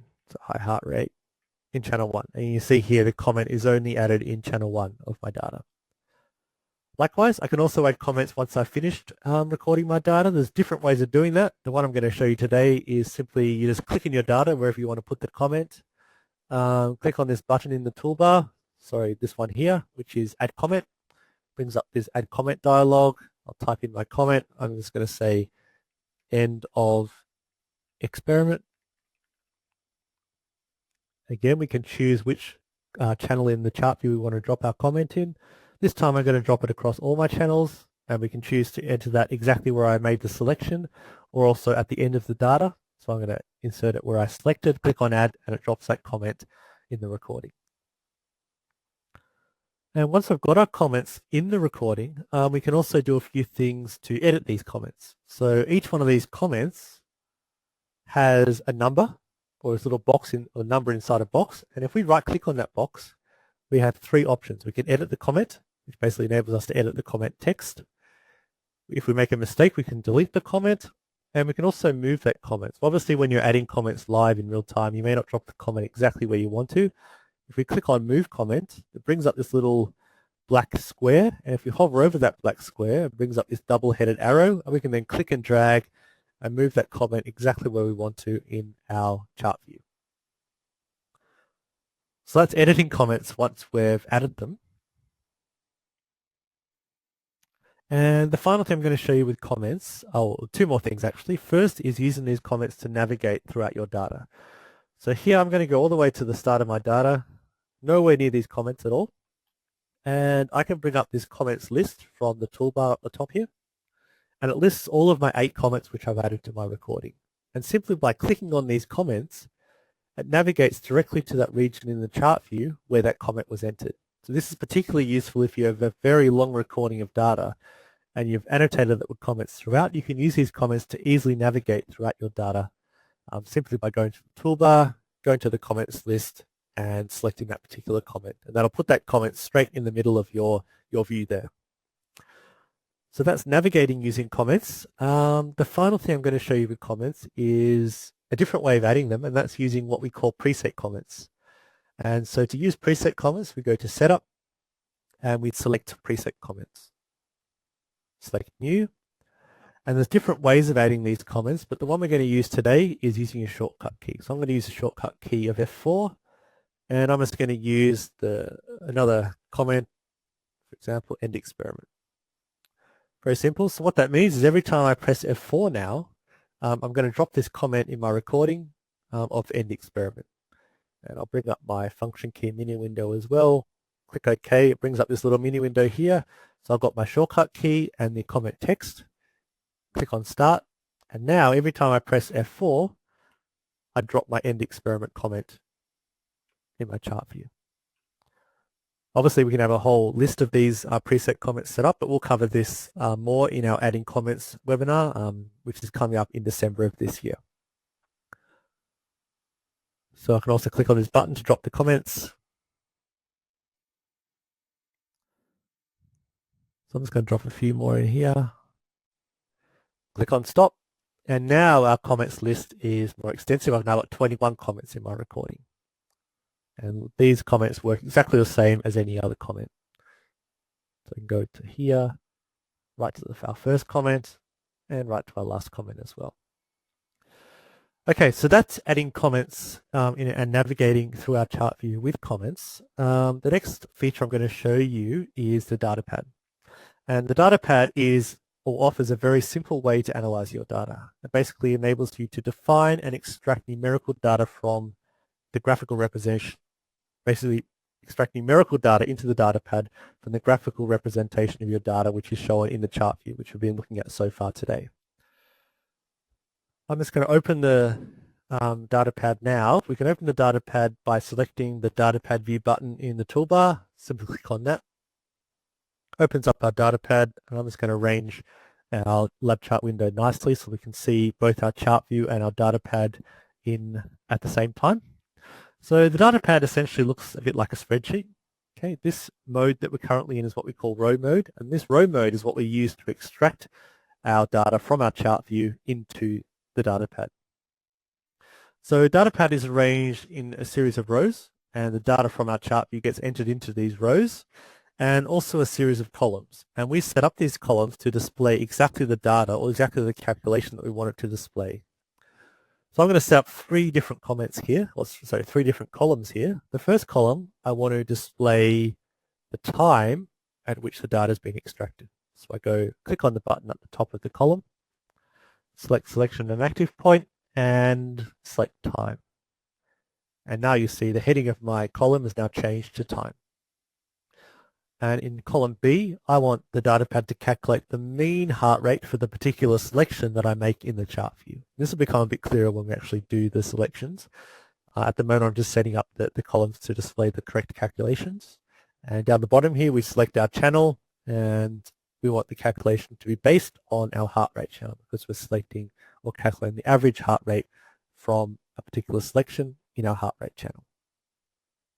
Click on OK, and in column 3, I want to display the comments corresponding to that particular selection. And I want to display the comment text, and I want those comments to be from any channel.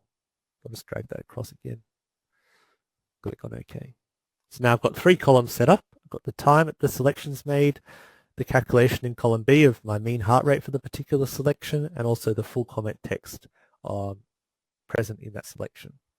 So now, as I make a selection of data, these values in row 1 change. So row 1's a special row. It basically shows that information for that particular current selection. So as I make a different selection, so here I'll make a selection of around 4 to 4 seconds. Okay, so it's got the time at which the selection has begun. So around 23 seconds down here. It's got the mean heart rate for that particular selection. So between here and here is calculated the mean heart rate. And it's also got the comment text in that selection. Okay, end experiment. And you notice here, if I make a selection which doesn't contain an actual comment, it actually goes back to the previous comment added in the chart view. So it's actually referring to this comment here. Okay, so that's looking at live sort of data in real time. If you want to actually store data in the data pad, we need to add the data from the chart view into the data pad. So I'm going to scroll back to a different region of data. I'm going to compress my data a little bit, and I'm going to make a few selections. So the first selection, and to get the data pad from the chart view into the data pad, there's a few different ways of doing it. Today I'm just going to show you one of these ways. The other ways will be shown in the future webinar coming up in November. But the easiest way is just to click on Add to Data Pad in the toolbar. And you'll see now that it's sort of permanently stored this data in the data pad. So it's got the time the selection was made or begun here, the mean heart rate for that particular selection, and also the comment text. So it's got that stop comment in there. I can make another selection here. Oops, Add to Data Pad here. So we can just keep adding data as long as we want, making selections, adding data. But obviously this is very cumbersome and time consuming if you've got a lot of data to add to the data pad. If you have hours of recording, even if you have minutes of recording, it becomes very cumbersome actually manually adding these sort of selections to the data pad and extracting that numerical data. So there's a few different ways of automating this, adding data to the data pad. The one I'm going to show you today is a feature called multiple add to data pad. And to set this up, we go to the commands menu and we select multiple add to data pad. So we can add data to data pad based on time selections, based on comments, and a few other options here, which we're not going to cover today. But what we're going to do is we're going to use the comments which I've added to the data pad to select a region of data and automatically add the region of data to the data pad. So we're going to find using comment. We can set some rules, but I basically want to look in every channel and I want to find every single comment in my recording. If you only wanted to find one particular type of comment, you can say, okay, I only want to find comments containing N, for example. But I don't want to do that. I just want to select all my channels, so all my comments, and I want to select a certain period of time. So I want to select 5 seconds, either after, around, or before my particular comment. So I want to select 5 seconds after the comment. So what it's going to do is it's going to find the comment and automatically make a selection for 5 seconds after that particular comment. And then I can choose how much of my file I want to look at, but I want to look at my whole file. So it's going to go right back to the start of my file and go right from the start to the end, find every comment and add that 5-second selection to the data pad. I simply click on add and it's going to do that. So it's gone from the very start to the very end, picked up all of my comments from row 9 here down to row 29 and added that particular 5-second selection to the data pad. It's got the time of the selection, the mean heart rate in that particular selection, and also the comment corresponding to that particular selection as well. And there's obviously a lot of end experiment comments here because I added a whole lot of end experiments with that preset comment at the end of my recording. Okay, so that's DataPad very briefly. As I said before, we'll go into much more detail with the DataPad in November's webinar. But before we finish, I'm just going to show you a couple of other few little small things to do with LabChart.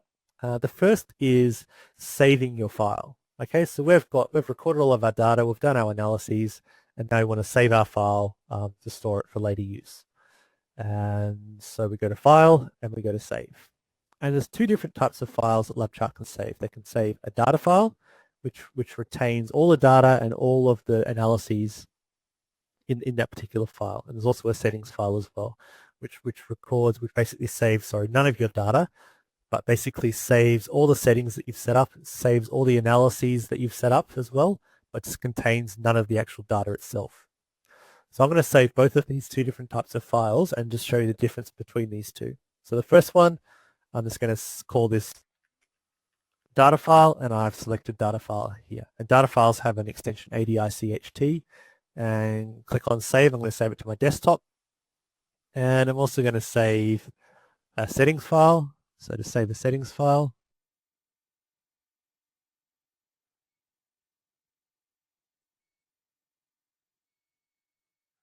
so I've got a few issues here. I'm not quite sure what's happening. Oh, save. I'll go save as because I've already saved the file. Sorry about that. No. Okay, so we're back to where we were before. So this time I need to go to Save As. And this time I'm going to select LabChart settings file. And so I'm going to go here and I'm going to call this settings file, .adiset. So settings file will have a different file extension. Click on Save. And now what I'm going to do is I'm just going to minimize everything. And I'm going to drag these two files across to my desktop. Okay, just close everything in LabChart.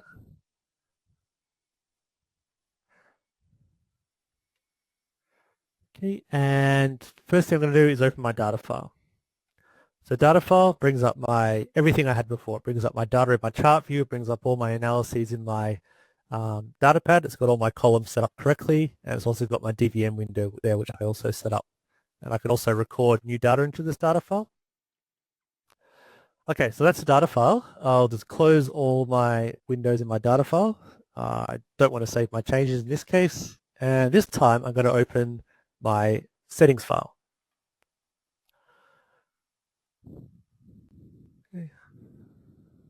Okay, this time I'm using my data pads minimized, but I can maximize that again. Sorry about this. It's a little bit funny there, but basically you can see that everything's set up as I left it before. I've got my chart view here. I've got my channel ranges set up. I've got my cyclic measurements calculations set up down here. I've got my DVM window here. And I've also got my data pad set up exactly as I left it. I've got the time in column 1. I've got my heart rate mean in column 2. And I've got it just set up to show the full comment text in column 3. So now all I have to do is I come in, I click on start, and everything's already set up to go. So and my calculations happening as well in real time. So I guess the setting file is useful if you're doing the same sort of experiments day in, day out. In the morning, you can just come in, open up a settings file, click start, and you're ready to go. And then, of course, when I stop recording, I can then save this as a new data file as well. Okay, so that's the distinction between a data file and a settings file. I apologize for the small issue we had with recalling that settings file, but I hope you get the idea from that. And the final thing I'm going to show you here is the Welcome Center. So the first thing it presented when you open LabChart, if you're not opening a particular file, is this Welcome Center. And you can also access the Welcome Center from within LabChart by selecting File, Welcome Center, or you can click on this little house in the bottom left-hand corner. So this is the Welcome Center. On the left-hand side, we have a panel with all of our recent files. So you can just come in here, double-click on one of these files, and it opens up that file in your LabChart window. And on the right-hand side here, we have a series of tabs. And these tabs give you an easy way of sort of arranging your LabChart files. Okay, so here I've got a number of different tabs which I've sort of added to over time. So it's a particular LabChart example file tab. Just when it loads, has a whole range of different data files available to me. Simply have to double click on those files here and it will open up those files in my LabChart window. Okay, we're not going to go into too much detail about the Welcome Center here. I'm just going to go down now to the bottom here where we have a series of buttons, and these buttons are all different links to our website besides the feature manager, which is actually a feature of LabChart itself, and that enables you to switch on and off different features of LabChart. So our different modules and extensions, you can choose to have them turned on or turned off. But the two relevant to this particular webinar is the support button and the event calendar button. So firstly, support. I'm going to click on that. And so here, if you have any issues with setting up your data recording, setting up your hardware, with your analysis of your data, you can always contact us for some help with this. And one way to do this is to go to the support tab of our website. And you can click on the support tab up here, and you can click, there's a few different resources here, but if you click on tech support, they'll take you to a form. You just fill that out and that'll shoot off to your local support engineer, and they'll be in contact with you as soon as they can. So that's the support tab, sorry, the support button and the support section of our website. The next button I want to show you, just go back to LabChart, is our event calendar. So click on that. It brings up a different section of our website, which is the events section. And this lists all upcoming exhibitions we'll be attending, different workshops and training which we'll be hosting, and also upcoming webinars as well. So I guess relevant to this particular kind of thing is workshops and training and webinars. So if we go to our region, I'm going to select Australia here, and I'm going to select workshop and training. So these list the two upcoming LabChart training courses which we have. So if I select the November one, want to register for this, I simply click on register online now. And if I go back, I select webinars, and this lists the upcoming webinars. So on the 24th of October, we have our calibrating data, which looks more at units conversion. In November, we are looking in more detail into the data pad. And in December, we're looking at comments in more detail. And of course, into the new year, we'll be scheduling more and more of these webinars.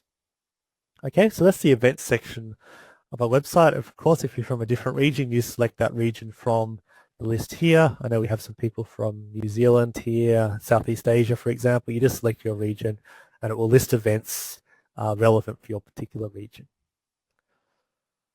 Okay, so that's basically everything I wanted to cover today. But before we finish, I'm just going to go back to my PowerPoint here and show you some contact information for two people. The first person is myself, Jeremy Fowler.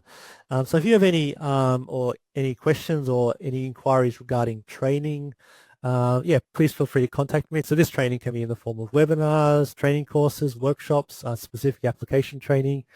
Don't hesitate to contact me. You can email me at j.fowler@adinstruments.com or call me here. And if you have a technical support query, the first point of contact for Australian and New Zealand customers is Paramal Catcher, who works out of the Sydney office here, and he's our local technical support engineer. And here are his contact details here. Probably the best way to get Paramal is on the support email, so support.au@adinstruments.com. So if Paramal's out of the office, there's always someone else monitoring this particular email address here. Okay, so that's all I wanted to go through today. And so I'd like to thank you all for coming. I hope you gained some useful insights into using and setting up LabChart for recording your types of data. And I hope to see you all in future webinars. Bye for now.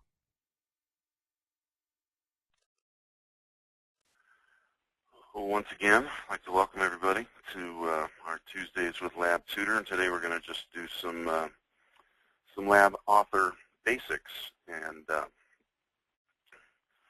we like to offer this webinar so we can have some two-way interaction. We've had lots of new customers, lots of folks who are going to adopt Lab Tutor for the upcoming spring semester and would like to get in and modify some of our content, because we know that everybody's curriculum is a little bit different. And of course, we've always prided ourselves on making our hardware and software versatile and flexible so that you can design these exercises so that your students have the experience that you want them to have, and not necessarily the one that we would want them to have. So we absolutely encourage you to take full advantage of all of our resources and, of course, get in there and customize it so that it meets your needs precisely. So I want to start out here with just a brief overview in case you are new to the Lab Tutor Teaching Suite. Just a little bit of a refresher here if you're a new customer and you're just getting stuff out of the box and just getting things set up. The heart of the Lab Tutor Teaching Suite is the Lab Tutor server, and this resides somewhere on your campus, and this houses all of the student data, all of the exercises, all of the custom exercises that you're going to create. It is sort of the actual hub for all of the activities that the students will need to do when they're collecting data in the lab or analyzing it from a computer lab or some other campus computer. And of course, this synchronizes with Lab Tutor Online, which is a fully managed service that is administered by AD Instruments and allows those students to have 24-hour access to their data that they've collected in the lab. It also allows them to preview their upcoming laboratory exercises. So we now really have the paperless digital laboratory manual that is completely online and completely instantly updatable by you. And this is one of the most powerful features of using a Lab Tutor for your laboratory course, is you can make changes instantly that you simply can't do with a pre-printed laboratory manual. Today we'll talk about LabAuthor and how that allows you to customize these experiences for your students using the Lab Tutor Teaching Suite. And I'd like to remind you that if you're not currently taking advantage of Lab Tutor Online, we will provide a one-year free trial for you to use to see if that becomes beneficial for you in your courses. So if you've not currently had what we call the Lab Tutor Starter Pack and set up your own Lab Tutor Online system, we'll be happy to talk to you about that and give you a year free trial. So with that said, I'm going to go ahead and get out of our PowerPoint here and bring it to my desktop. There we go. So here we've got just a simple little icon on the desktop. You can see it up here. This is installed on really any compatible computer that you would want to run LabAuthor on.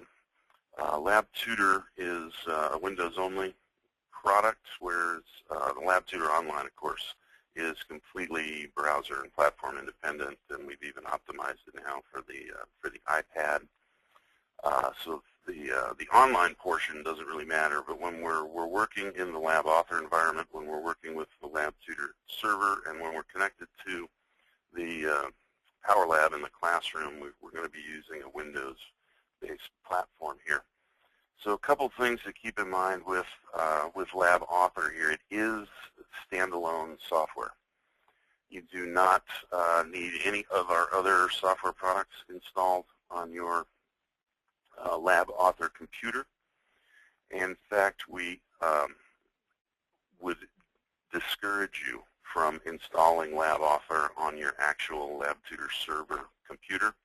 It can cause confusion, and if you were accidentally to find yourself authoring a version of a LabTutor experiment that has been activated by your server on that server machine, really bad things would happen.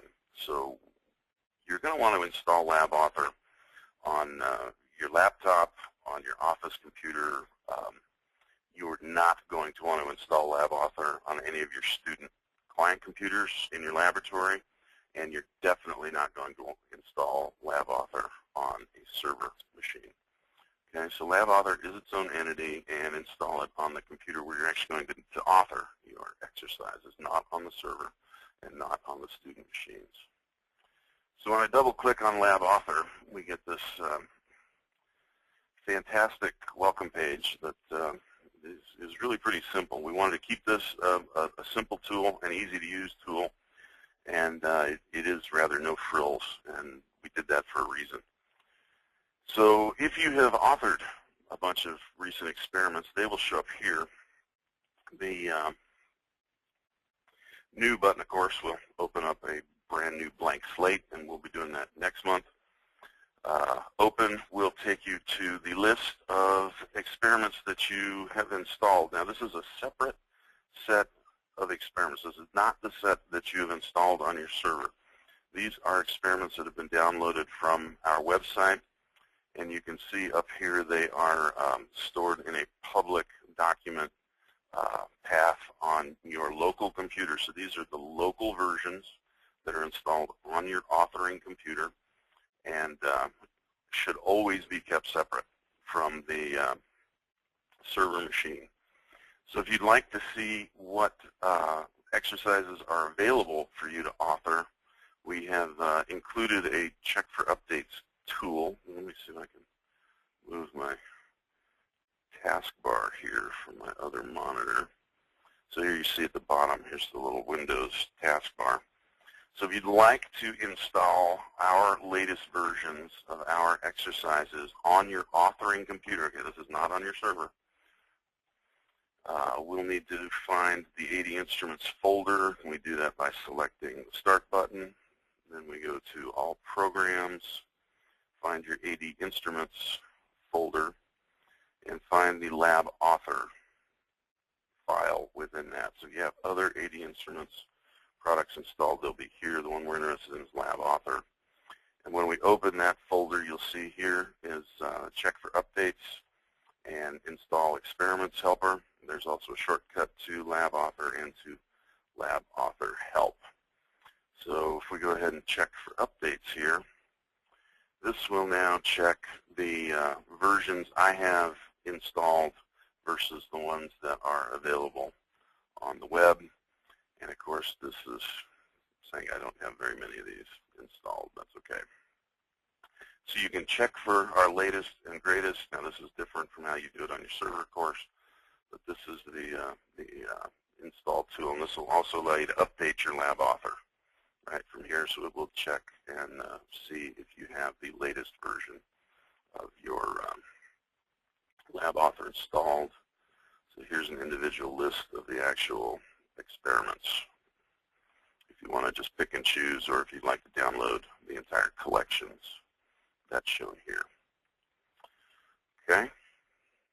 So that's where you will find these experiments that you can go ahead and install on your computer, and go ahead and open up in LabAuthor. So here's a list. You can see we've already gone ahead and made some changes here to a bunch of different ones. And the one that I'm going to open today is pretty common, one of our most popular exercises. This is the ECG and peripheral circulation exercise.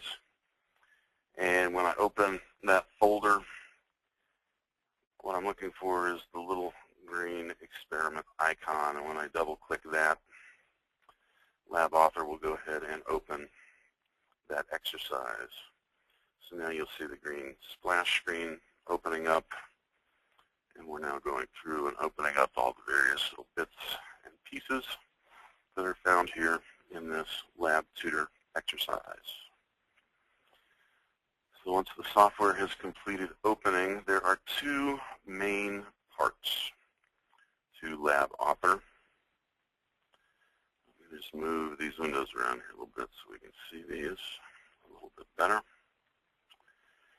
This first page that we have open, we refer to as the LabAuthor view. Okay? So up here you'll see it says LabAuthor in the corner. It has the little book and the pencil icon. This is where we're going to spend the overwhelming majority of our time today. And this is really the HTML layer of LabTutor.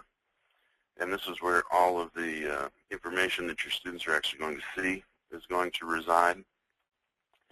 And so this is the LabAuthor view, and we will be spending the majority of our time here editing the content in this exercise. I'm going to minimize that here just for a second so that you can see the second bit of the LabAuthor interface, and this is the LabTutor kernel. Okay? The LabTutor kernel is multifunctional, but the two biggest functions are the communication with the Power Lab for the live data acquisition and the storage of the data that students actually collect while they're executing a LabTutor exercise.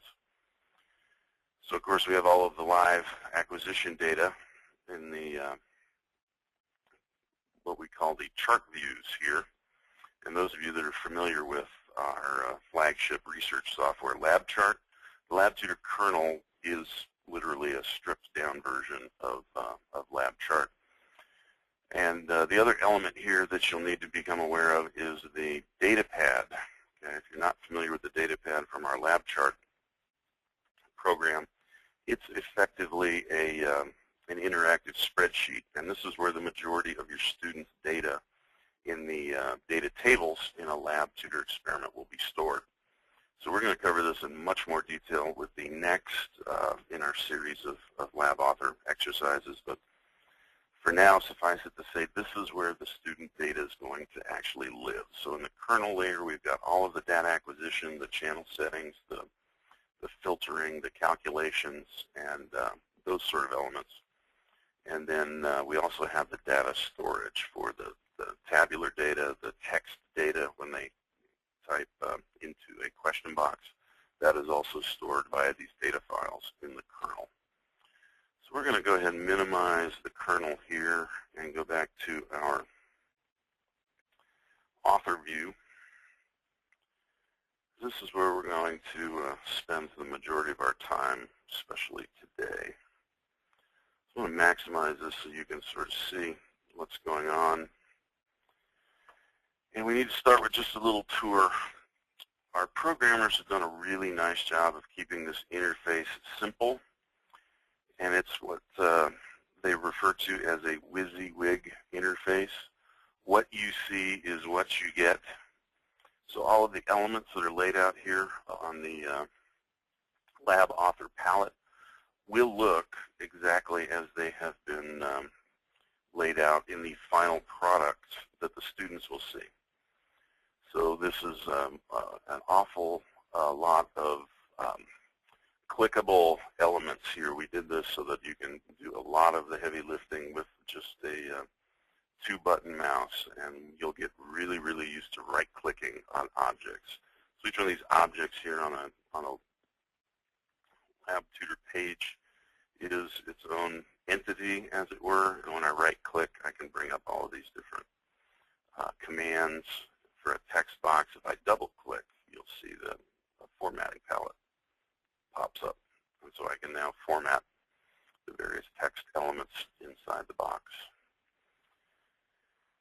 So the menus up here on top are very minimal. Most of the exercises that you'll see in a Lab Tutor experiment are organized so that we have some sort of introduction. The second page here is going to be the equipment setup. For the third page in this exercise here, you'll see this is having the students actually attach the ECG electrodes. And we're going to progress through these content pages just like you would have in a printed laboratory manual. And each one of these pages is represented by an icon here that lives in our content pages tray here on the left-hand side. So I really like to think about this as drawers in a filing cabinet. And this is how we're going to organize the different elements that make up each one of our Lab Tutor exercises and ultimately the entire Lab Tutor experiment that we will modify and upload to the server. So if we think about these as drawers in the filing cabinet here, the content pages live in the top drawer.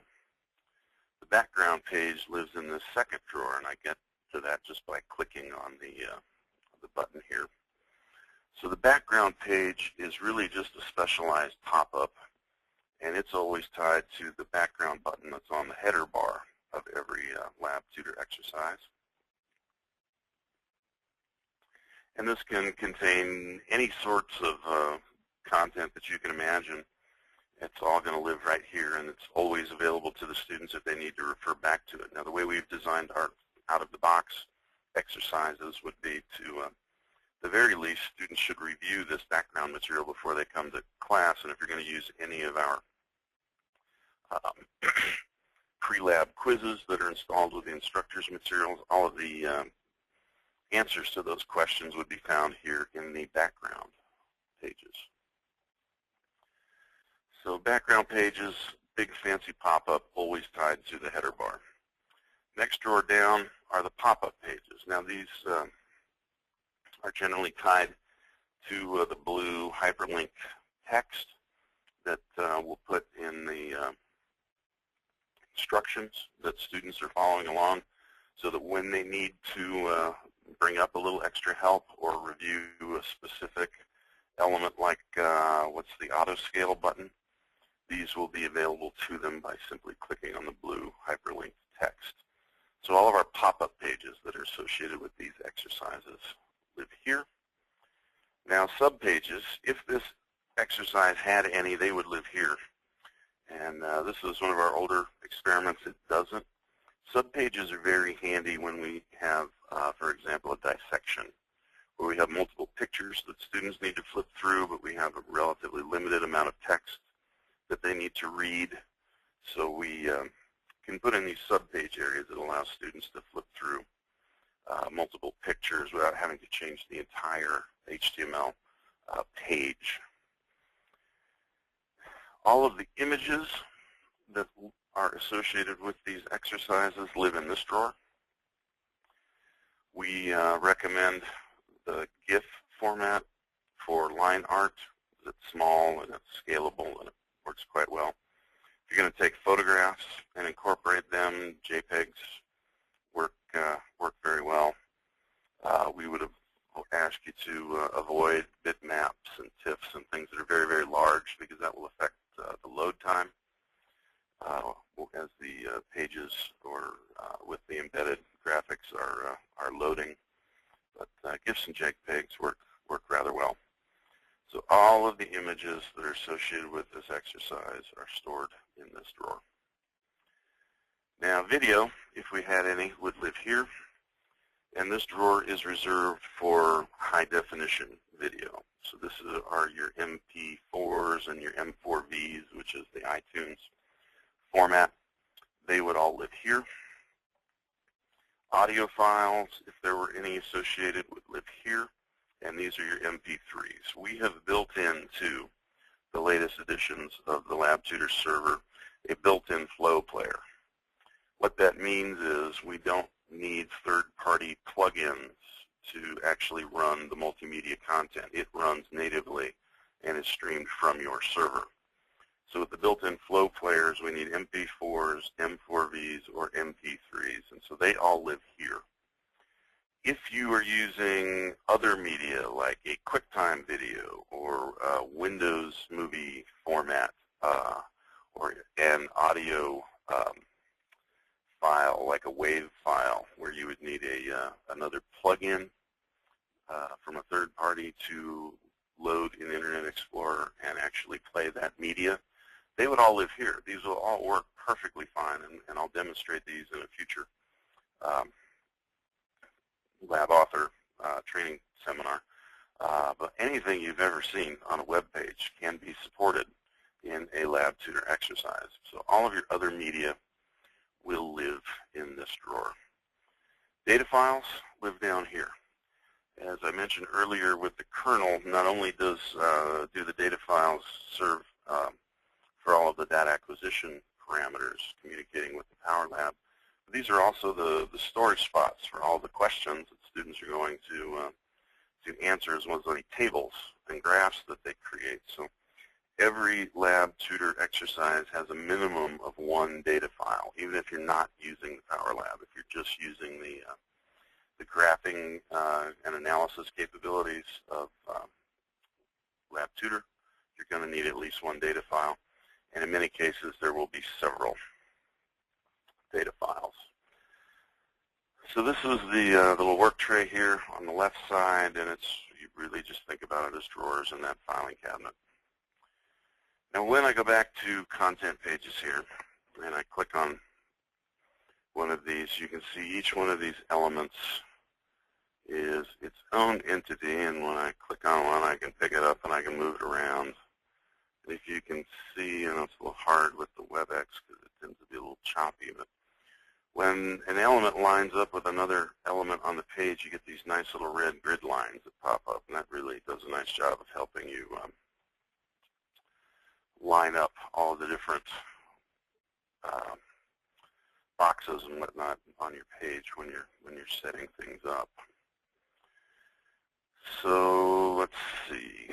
The next thing we're going to want to do, and this is probably the most common set of edits that customers want to do to our out-of-the-box exercises, is just to remove an exercise. So for this particular course, we've got a very, very short lab period. The students aren't going to have time to go through all of these exercises. So this last learning objective here, measuring the effect of cold, we're simply not going to have time to do. So the first thing I need to do is edit the text in this text box. And I do that by just double-clicking, and then I can select the text that I would like to remove and click Delete and remove that learning objective. And that's really all I need to do on this first page. But since I'm here, I might as well make a few other changes. I'm really not a big fan of the old-timey pulse recording system here, this direct sphygmograph. So I'm going to go ahead and pick a different image to put here on the welcome page for my students. And you'll notice if I click on the image drawer over here, I can't get back to my content page. So I'm going to add an image. I need to have a different path to be able to do that, and that's where this toolbox comes in.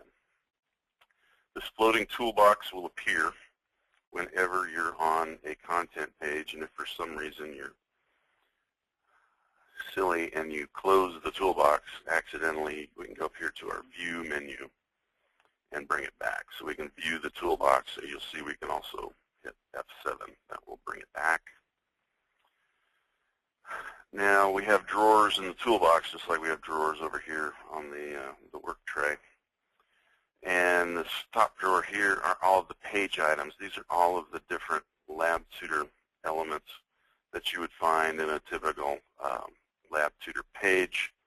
Text areas, question boxes, multiple choice questions. Then all of our data acquisition and analysis elements, so things like the LabTutor data panel.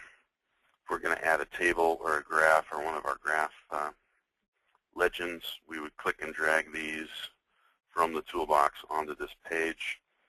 This would allow us to set up a subpage area, and then we'll talk a little bit about column breaks and page breaks in a minute. But all of these are click and drag. So if I open up the image drawer here, you'll see little baby thumbnails of all of the images that are stored over here in this drawer. So if I want to get rid of this image, I can right-click and delete. And of course, I'll want to right-click and delete and get rid of the caption. And I'm going to go ahead and just use the arteries of the hands. I like that image a little better. And then if I want to give this a caption like the previous one had, I could have just edited that caption, or I can just drag another text box out and give it my own caption here. So I drag out a text box and I can type in my text directly. Or if I had a text from, say, Microsoft Word, right? I'd already written out this lab for a printed laboratory manual. I can just copy and paste those blocks of text right into my text boxes here. So we got rid of a learning objective. We changed the image that we're going to have here. And once we've started to make some changes to the exercise, we are working with a computer. And power does go out, and sometimes batteries run out, and other unforeseen things happen. So once you've made some changes, it's always a good idea to save your experiment. So we need to go to the File menu, and we're going to save the experiment. And we'll want to save it with a new name. And I'm going to go ahead and just take this out to the desktop so that I don't forget to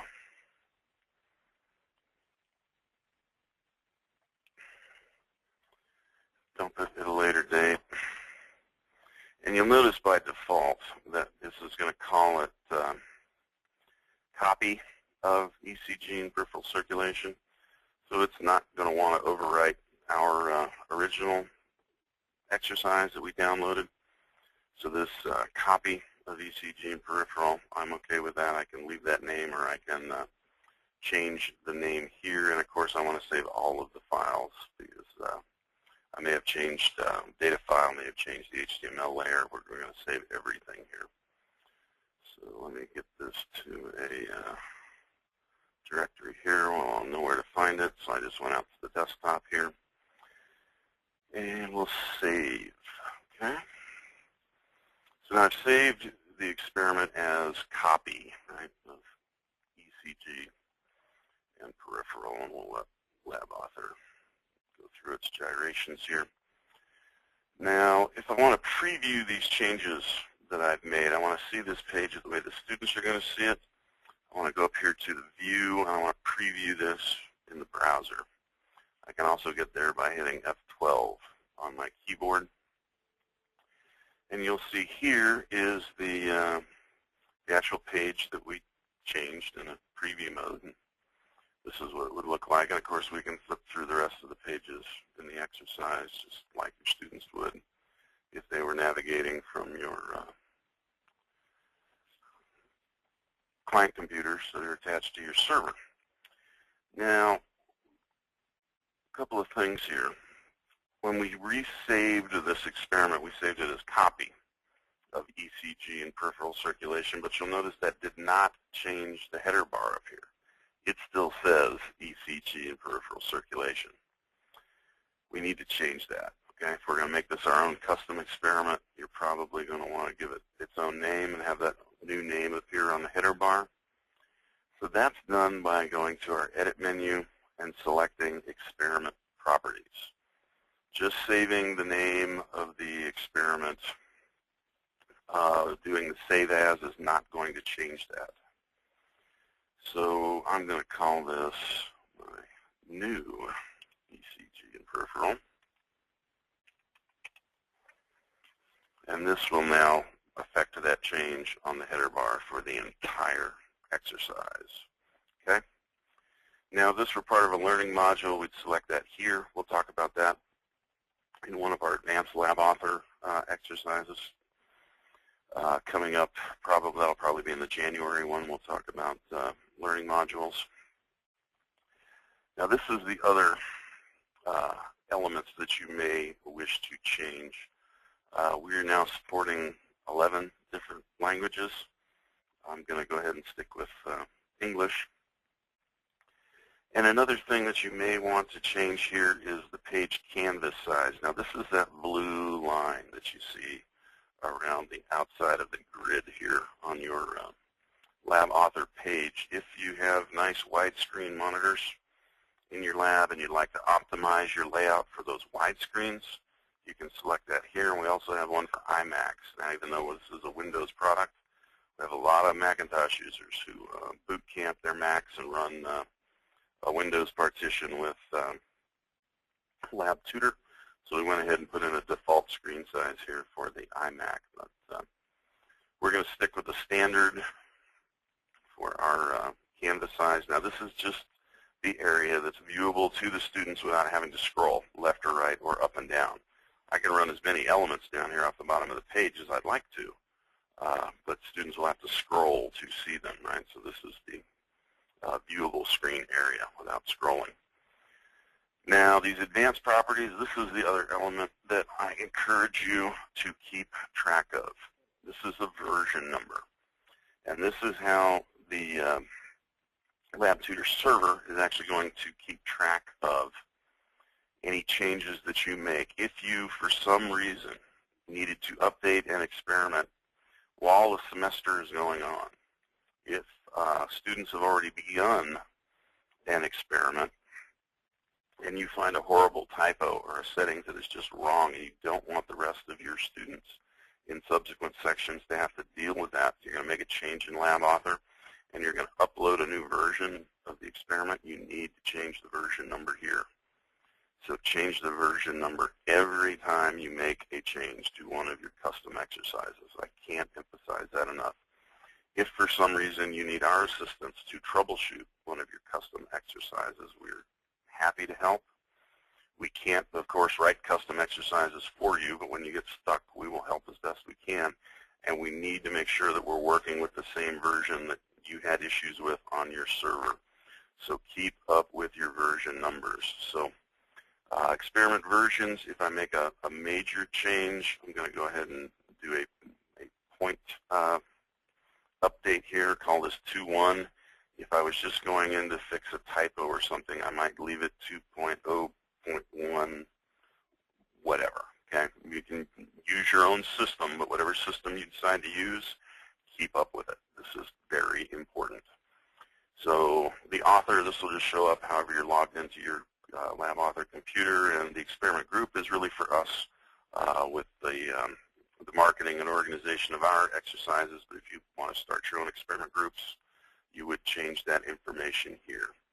So I'm going to go ahead and click OK. I've given this a new version number, and I'm going to go ahead and save that again just to make sure, because sometimes, you know, computers crash. So file, save it. All right, so we started to remove the effect of cold. We did that by removing the learning objective. Now I need to find the exercises that are associated with this. So this is page 11, right, is the effect of cold. So to get rid of this page, the easiest thing to do is just to right-click on the icon over here in the work tray on the left side and make the page unused. Okay, this is going to drop that page and all of the associated text and everything down here to the unused section. And now I need to find the analysis page that's attached to that, and I'm going to right-click and make it unused as well. Now you'll notice that the page numbering here has been updated automatically. LabAuthor takes care of that for us. It numbers the content pages as they appear here in the drawer. So as I make these unused, it updates that report page, which was page 13, is now page 11. And we have these two unused pages down here. So if for some reason I ever wanted to bring them back, all of the content is still here. Of course, it would be much easier to just download a fresh copy from the website, right? Install that on the server, but making these pages unused is fine. You can also right-click and go ahead and delete them if you know that you're not going to need that information. You can right-click and just get rid of that page entirely. Oops, there we go, delete. Okay, so those pages are gone. No bringing them back at this point. So let me pick a page here, and we'll go to our preview in browser just to show you what that looks like. So now you'll see the drop-down navigation here has been updated to just show the 11 pages, and our report page now is page 11. So I'm going to go ahead and close my preview here, and let's go to the report page. This is the last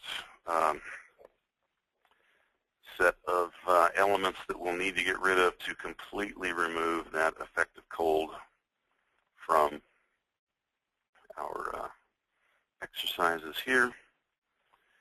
So I can go ahead and grab the, this is just a text box here for the effective cold. I can right-click and delete it. And I can right-click and delete the lab tutor panels and the tables that are associated with that exercise, because we've actually gotten rid of the interface. Now, we didn't get rid of the data files. Okay, those data files are still buried back in the kernel. That's why you saw the example data and things like that still in the panels there. Now all we're doing is just removing those HTML references to that exercise. So now you'll see on the report page, as we scroll through, our last exercise here is the arterial anastomoses. But we've also got this rather large blank page. So if you are actually having students print, you probably don't want them printing a blank last page, right, and wasting paper. So we're going to need to reset the page breaks here to correct that. Now let me show you one other thing that you're probably going to want to do before I go ahead and reset those page breaks now. These study questions, our group has put a lot of thought and effort into these, and of course they're not going to match your curriculum exactly, and of course we encourage you to go ahead and modify these. So if I want to modify one of these study questions, all I have to do is double click on the text area above the answer box, and I can now make a selection just like I'm typing into a text box. And of course I could copy and paste in a question from a word processing program, or I can type directly in my question. Just like that. Now if I want to add a question, I'm going to just grab one of my question boxes over here. I'm going to click and drag, and I can just tuck this in right here. And you'll notice that LabAuthor automatically updated that number and keeps that number in sequence with where it is on the page. That's a very handy feature. Of course, you can right-click on any of these and select Properties, and go in here and change the question numbering. You could make it a manual numbering and have it start at your particular number here, so you can change this and number them manually if you would like. And of course, we can go in and display only. And of course, we can change the size of that box if students are going to need space, or we can add a scroll bar so that they can go ahead and be long-winded and type a small essay in there if you want. So with the addition of a question, right, I just need to double-click on the text area to enter my new text. And if you'd like to use maybe a multiple choice question, let me show you what one of those looks like. So I'm just going to grab an MCQ here from the toolbox and drag it in, and you'll see we can drop this in here. We've left that numbering automatic, so I double-click and I enter my MCQ question, and by default it shows up as true-false. So I'm going to need to adjust the properties here to fix that. And this is what the multiple choice question properties dialog looks like. How many responses would you like the students to be able to have? So with the little plus and minus buttons here, I can add as many responses as I would like students to actually be able to have. And I can allow students to select multiple responses, and I can also arrange these in multiple columns inside the answer box here. So by default, number 1 is false, and number 2 is true, but of course I can make these anything I want. So I'm just going to enter some letters here to, for the sake of examples here, call them A, B, C, and D. And you'll notice this little value panel here. You can pretty much ignore this. This does not assign a point value to each entry. This is merely an indexing value that is used to identify each one of these responses to this individual question back in that data layer. Okay? So my advice to you, do not change these. Just leave the default values for each one of these responses. So now when I click OK, the MCQ will update, and there you can see are my answers. And now if I go to Preview in Browser, I'll be able to actually test this. And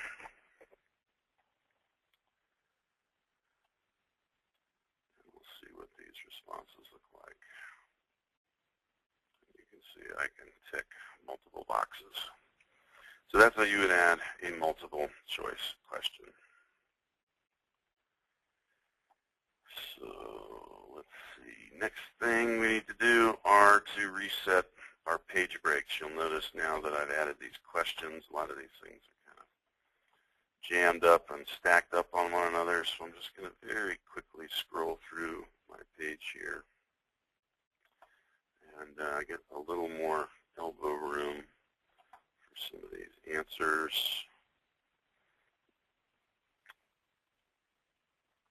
So this is just a quick little sort of final look here you'll want to do. Make sure that everything's laid out, sort of looks the way you want it to look.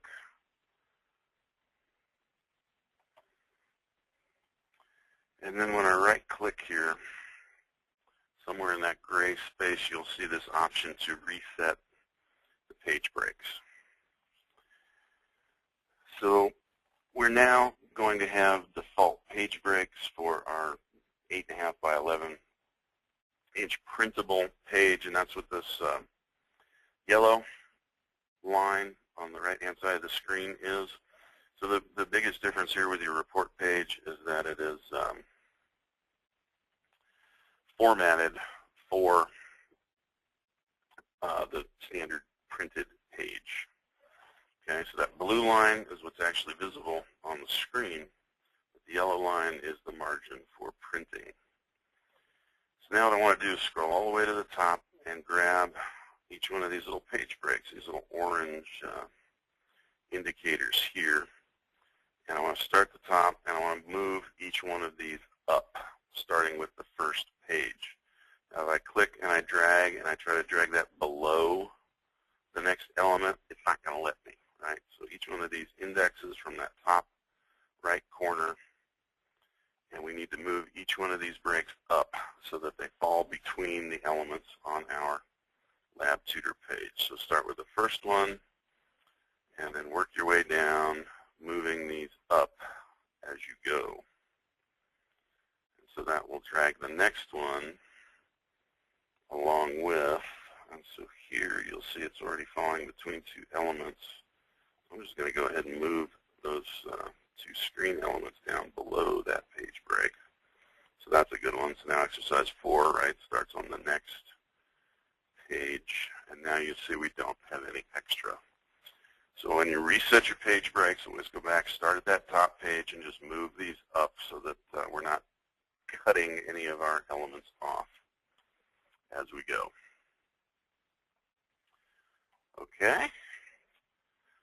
So we've made some changes. We want to go ahead and we want to save the experiment.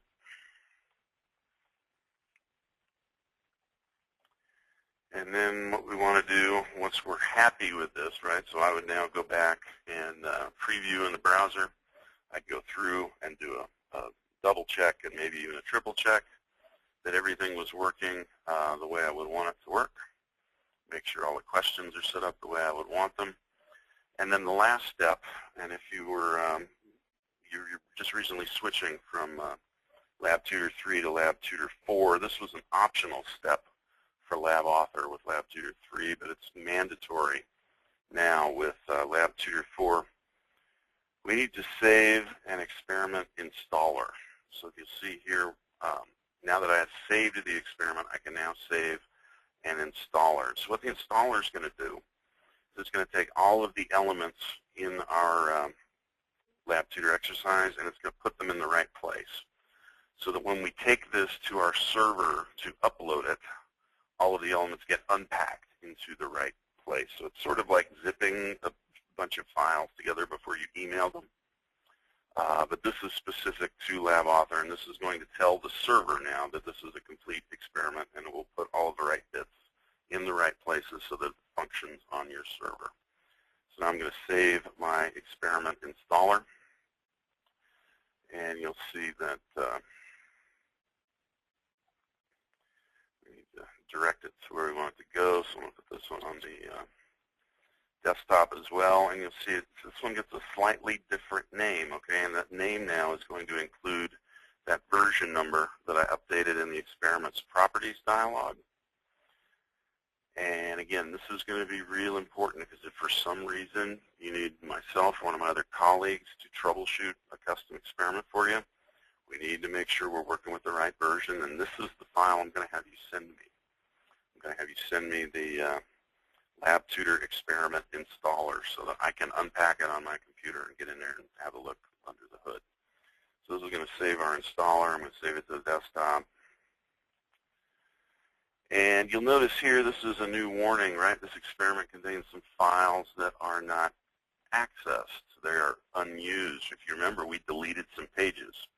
And those pages probably had pop-ups and graphics and things that are no longer referenced in this experiment.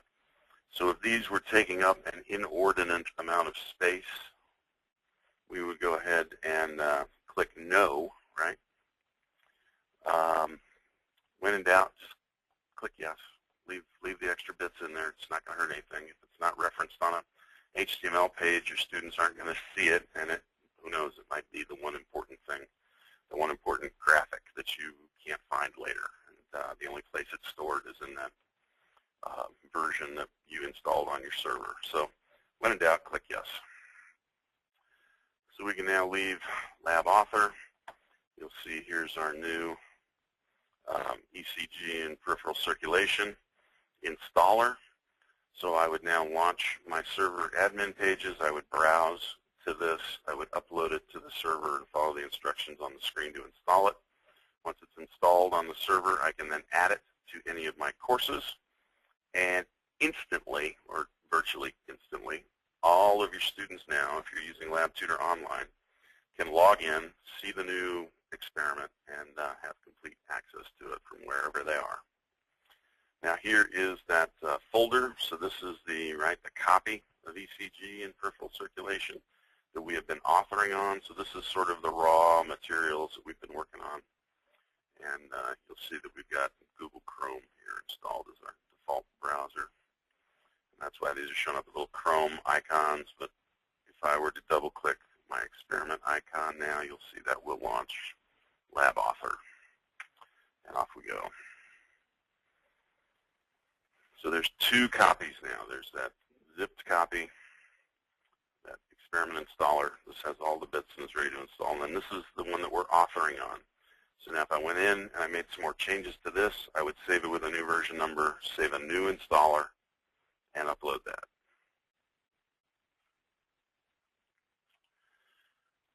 Okay. So with that,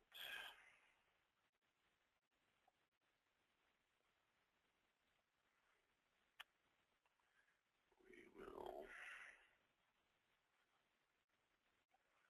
go ahead and thank everybody for coming one more time.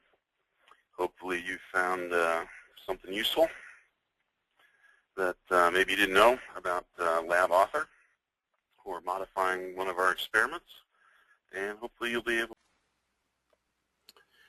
So with that said, welcome again everybody to the Tuesdays with LabTutor series, and today I'm going to just take you on a little tour of LabAuthor. We'll talk about some of the basic modifications that a lot of our clients like to do to our LabTutor content, and get you up to speed with LabAuthor. So I'm going to switch software here.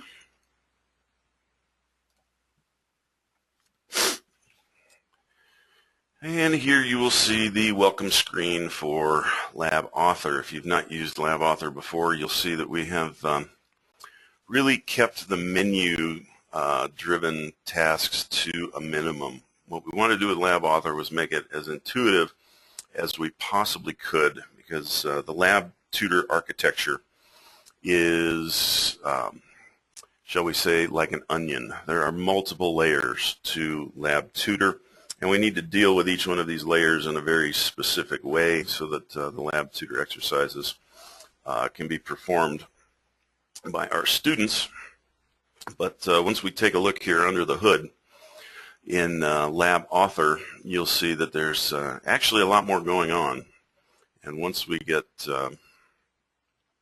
all of the elements put together, we have this really nice, friendly interface for the students. But don't let this scare you. We will get through this, and this will be just a really brief introduction to a lot of the powerful things we can do with LabAuthor. So today we're going to start with one of our existing exercises. That's really the best way to get a look at what's happening in a LabTutor experiment. So I'm going to just select here the ECG and peripheral circulation laboratory, and you will see the screen flicker and a bunch of windows open.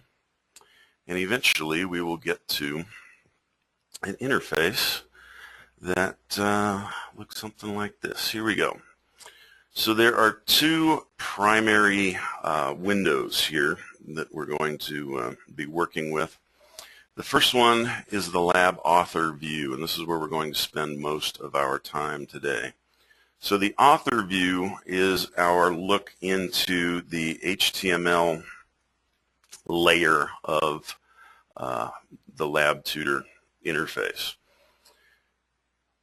What we've done is created a what you see is what you get, or WYSIWYG interface, as the programmers like to refer to it, where we have a scaled version of what your students will actually see on the screen. And so this is the author view, and each one of the elements in your LabTutor experiment will have some sort of presence or a panel here in the author view.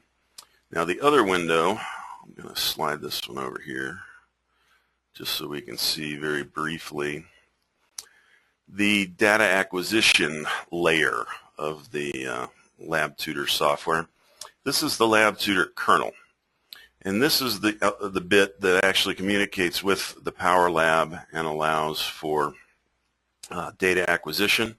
It also contains the spreadsheet engine, or we call it the data pad in the LabTutor kernel, and this is where all of the tabular data and any table equations, calculations, etc. that your students are going to need will be stored. So this is really the data engine level of LabAuthor, and by and large we're not going to spend a lot of time here today. This is this will be covered in a future LabAuthor exercise. We do have all 4 parts of this 4-part series archived, so we can certainly provide you the link, but this will not be a big part of today's presentation. I don't make you aware of it. You'll see up here in the corner, this is the LabTutor kernel, and this is the data acquisition level of LabTutor. So what I'm going to do now is just minimize this. Don't try to close the kernel. If you try to close the kernel, it's just going to keep popping back up and annoying you. Since we're not going to be working in the kernel much today, we're going to go ahead and just minimize that.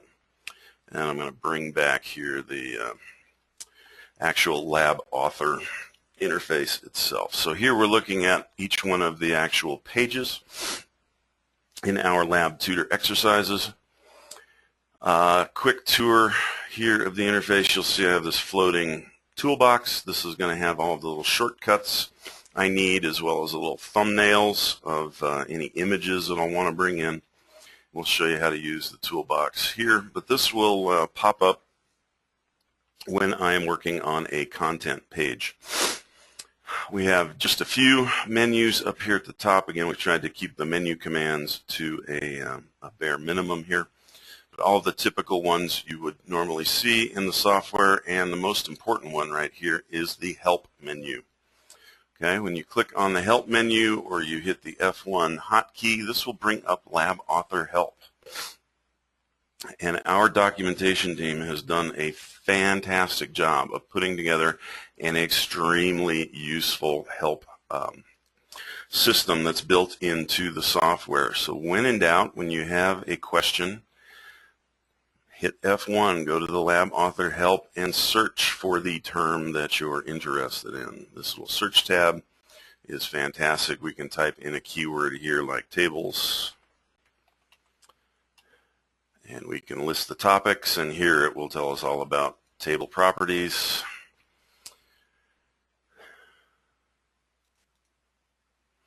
When we click on that, it brings up all of the help that we'll need to set up and format tables properly. And then we can flip through all of the related topics just by clicking the buttons in the upper right hand corner. So don't be afraid to use the help that is built into LabAuthor. It is actually very useful. As we look at the LabAuthor interface here, you'll see this top button here. When we click on that, it opens a side panel here on the left, and it shows us an icon for each one of the pages that is present in our LabTutor exercise. So I really like to think about this panel on the left here as the filing cabinet. These are the drawers where each of the components of our LabTutor exercises live. If we go down to the next drawer in the filing cabinet, we click on that button. This will take us to the background page. So if you're familiar with LabTutor, you'll know that the background page is just a special pop-up. This contains the information that the students were supposed to have made themselves familiar with before they came to class that day, but just in case they didn't, they click on that background page and it brings up a pop-up window. And that pop-up is always linked to the background button on the header bar that is built into the software. The next drawer down here on the left-hand side contains all of our pop-up pages. Now, pop-up pages are just smaller formatted HTML pages that will have some sort of link. That link can be an image, that link could be text, that will give the students a little extra help when they need it, or it may have an analysis tip, or you may even have a a table attached to one of these pop-ups where students need to enter information and keep referring back to it. So pop-ups are actually very versatile, and we can put virtually any kind of element you would want in your LabTutor experiment into a pop-up. And so all of our pop-ups live in this drawer. Next drawer down is subpages. Now subpages aren't present in this particular exercise that we're working with today, but subpages were developed so that you could embed smaller HTML elements on a single page, say if you're doing a dissection where you have a very short list of text that students need to see, but you need them to flip through multiple images. So these subpages would live here if we had any. All of the images, right, that we use in a LabTutor exercise live in this drawer. So we recommend the GIF for your line art and JPEGs for photographs. Both of these work quite well and are reasonably scalable within the LabAuthor architecture. What you want to avoid are the TIFFs and the really massive large files that can greatly slow down the load time for pages, as well as LabTutor Online. Generally speaking, you'll want to use the lowest resolution image that gives you the quality you need for that application. So again, GIFs for your line art and JPEGs work quite well for your images. Now video. This video drawer is a special case. This is for your MP4s and M4V videos. Now we don't have any with this particular exercise, but if you did have a video of either of those formats, you would place it here. Now we have a built-in flow player in the LabTutor architecture. That means you don't need any third-party plugins, and it will play natively through LabTutor Online on any other browser, on a mobile device, etc., that the students may be using for the LabTutor Online component. So the video drawers here, this is very specific though, only for MP4s and M4Vs. Same thing with audio. If we had any audio files that were attached to this exercise, they would live here. And these are MP3s. MP3s can be stored here and will play natively from the LabTutor server and via LabTutor Online. Next drawer down is other media. Now this is any other type of media that you have ever seen on a web page. This could be a PDF that you could have open natively in the little PDF plug-in for Internet Explorer. This could be a PowerPoint. This could be your Windows media. This could be a WAV file, right? Any other type of media that you have seen on a web page, you can place here. Now these may or may not require a third-party plugin, okay? But other media can be supported by the web browsers. If you've seen it on a web page, you can build it into your LabTutor exercise. The very bottom drawer down here are the data files. Virtually every LabTutor exercise will have at least one data file. If you are collecting data with Power Lab, you'll absolutely have to have a data file. And they live here. All right. Bear with me one second. Excuse me.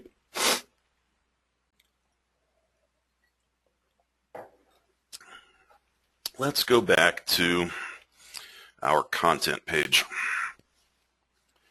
So each page really should be thought of as just like a printed page in a traditional laboratory manual that you're used to. And all of the text and images and whatnot are placed on this page, and they're placed here to look good on a computer screen. So what we have here is this sort of gray area with this blue border surrounded by a much larger area here because we're working on a nice high definition monitor. And this is essentially the template that we use as default, because this is the standard size of a laptop standard resolution computer. Now we can change this, and I'll show you how to change this here in a second.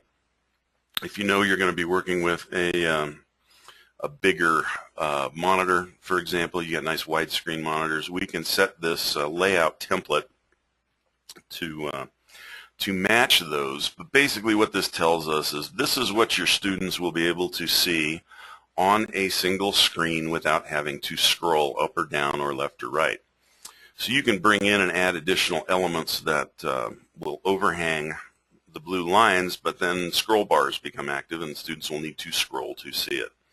So this is what we're working with here in one of our basic lab tutor exercises. So one of the most common changes that folks want to make is to shorten one of our exercises. We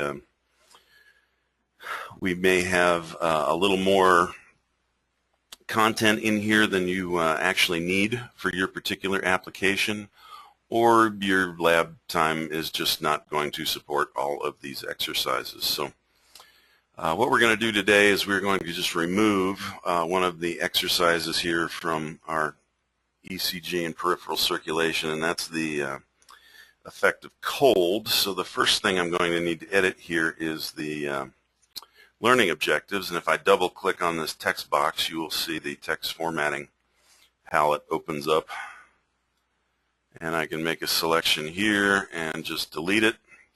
Now I can also copy and paste from another document. You'll find if you're going to do a lot of LabAuthor work, two things you will really want to invest in. One is a good mouse.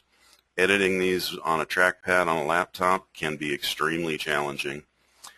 You're going to be right-clicking a lot, so get a good two-button mouse. And the other thing that you may want to invest in is a dual monitor setup. All of our LabAuthor teams have dual monitors, and it really makes a world of difference to be able to have multiple documents open, particularly if you're copy and pasting from Microsoft Word or some other software where you've got your content already typed in. So dual monitor setup's very useful, but not absolutely not necessary to use LabAuthor. A good mouse is necessary. So I've gotten rid of that learning objective. The next thing I need to do is to go ahead and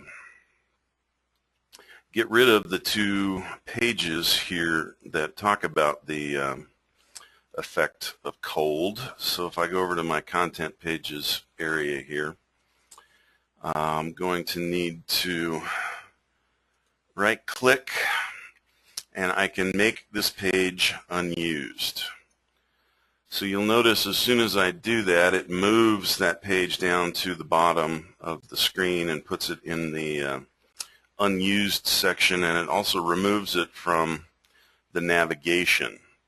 So you'll see what was once page 12 now becomes page 11.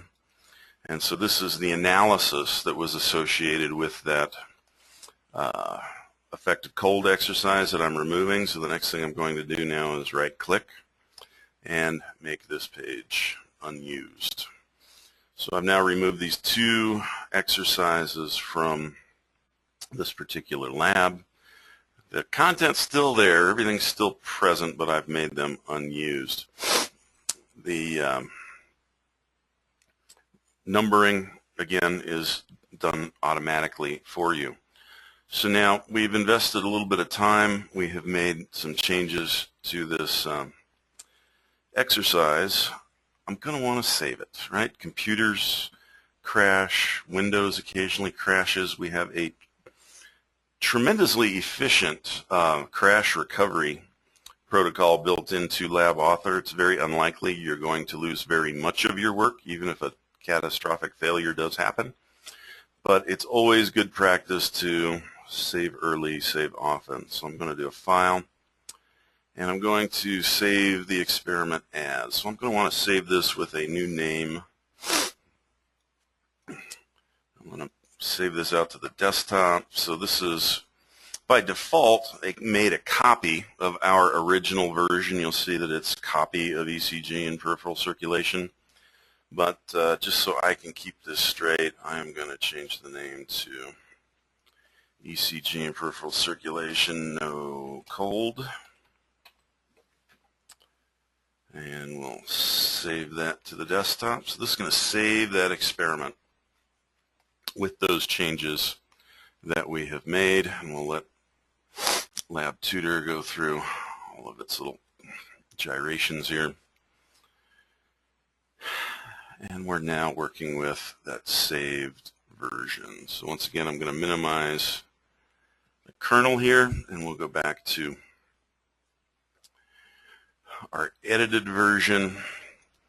And you see there we have those two unused pages. So the next bit here that's going to need some editing is going to be the report page. So you can have multiple report pages in a LabTutor exercise, but traditionally we have this at the end. And what we have done when we author these is that we have placed copies of all of the relevant elements that the students have been working on as they go through the LabTutor exercise. Place copies of them here on this report page. And you'll notice something just a little bit different. Not only do we have the blue line that shows us what the students can see on one screen, but now on a report page we also have these sort of orange lines, and this is formatted for printing. Okay, so these are a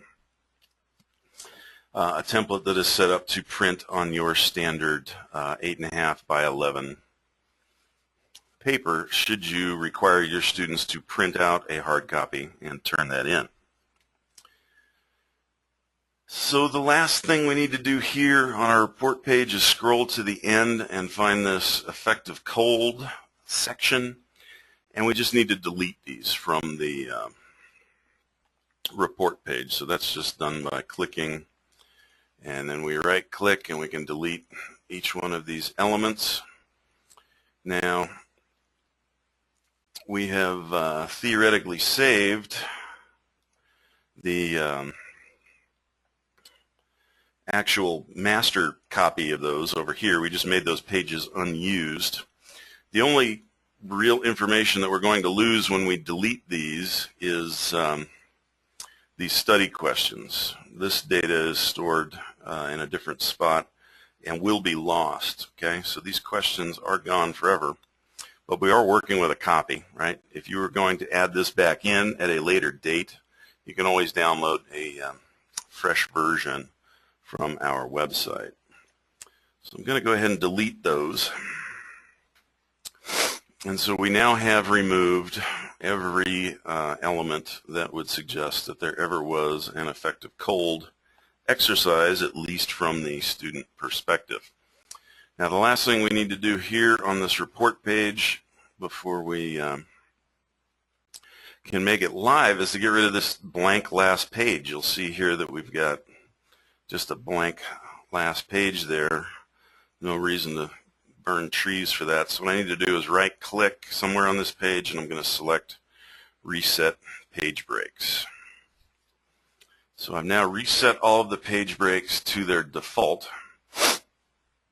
And what I'm going to do now is start on the very first page here and move these page breaks to the spots where I actually want them to not print.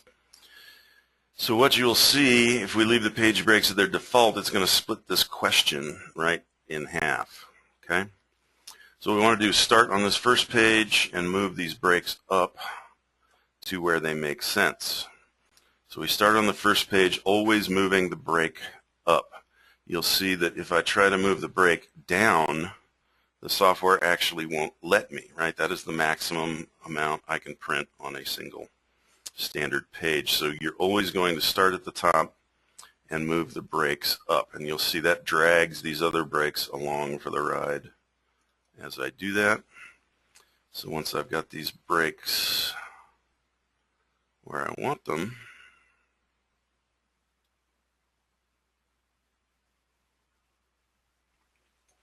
right, we don't want that page cut off right in the middle.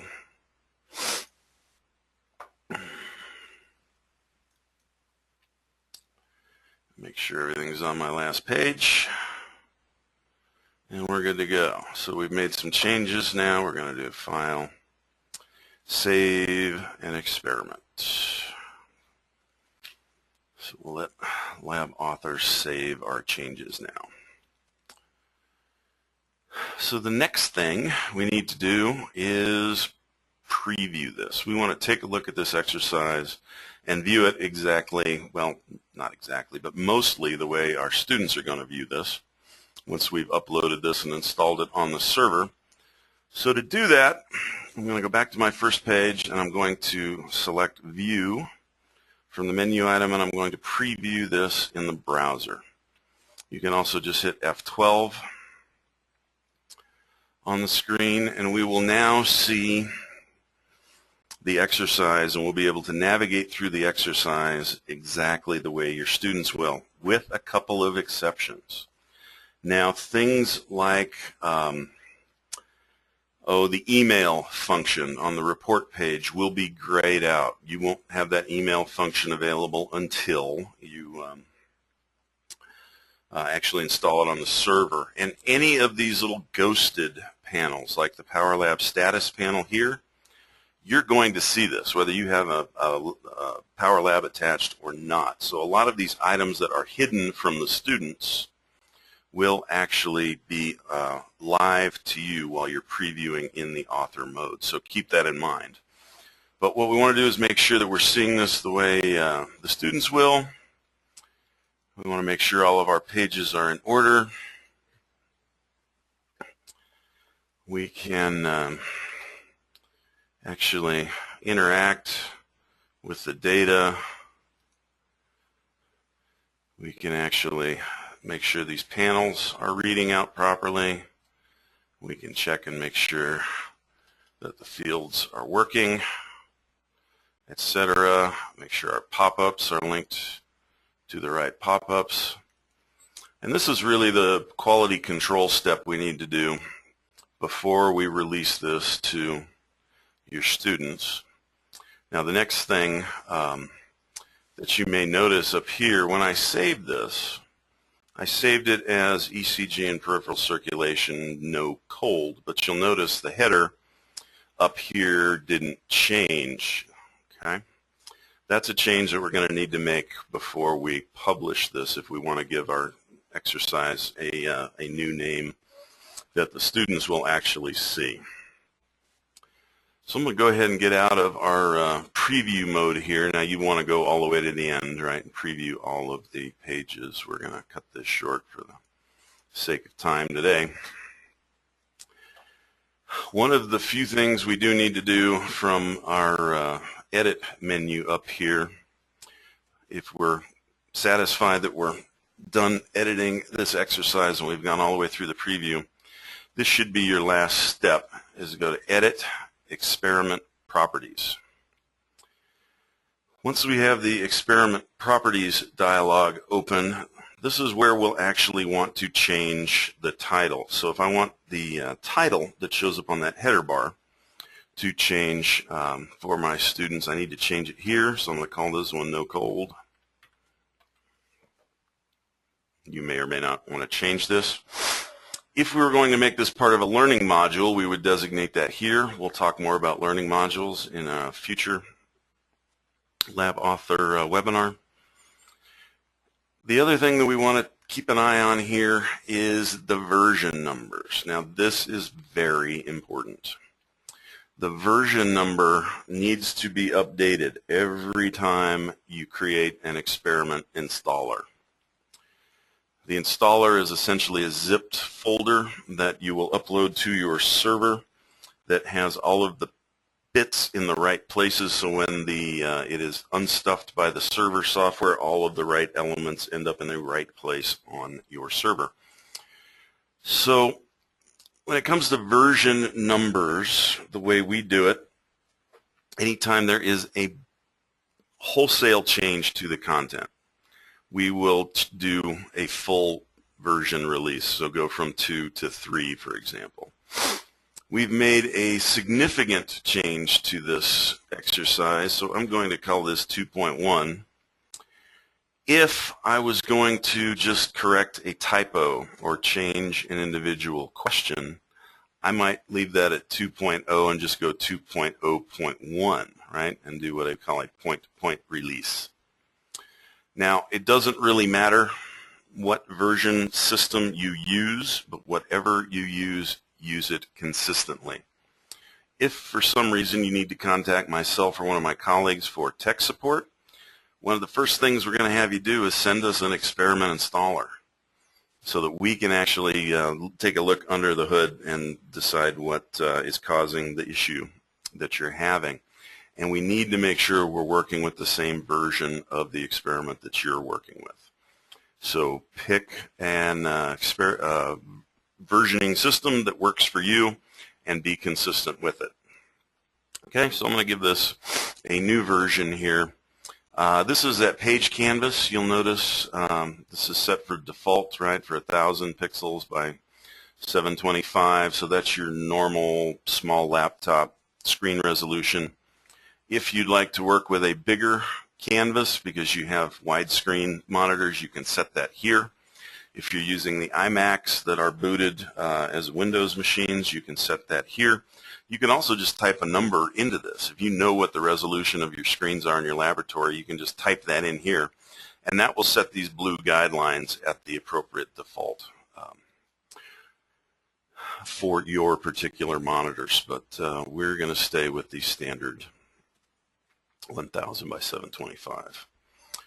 Okay, so I have now updated my experiment properties.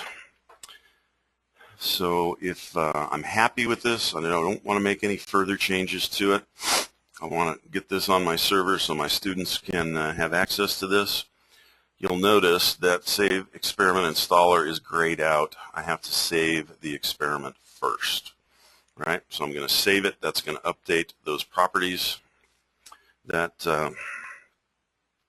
I just changed. And then we're going to do a file Save Experiment Installer. And so down here at the bottom, you'll see this now has ECG peripheral, no cold. It has my version number, and it tells me the language, right? English.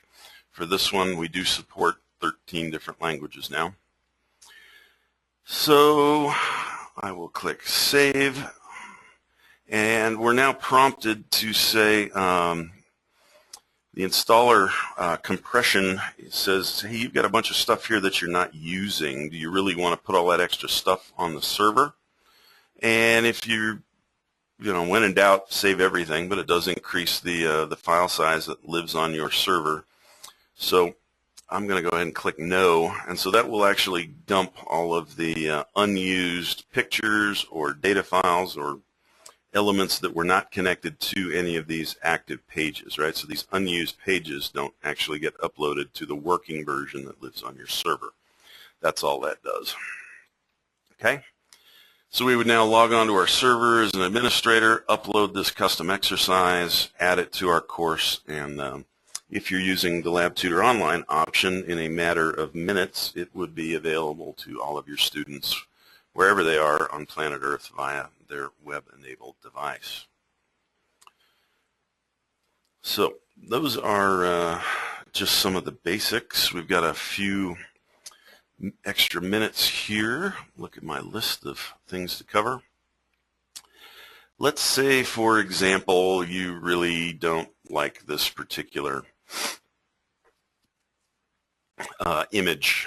You'd rather have a different picture here. I can just go ahead and right-click and delete that.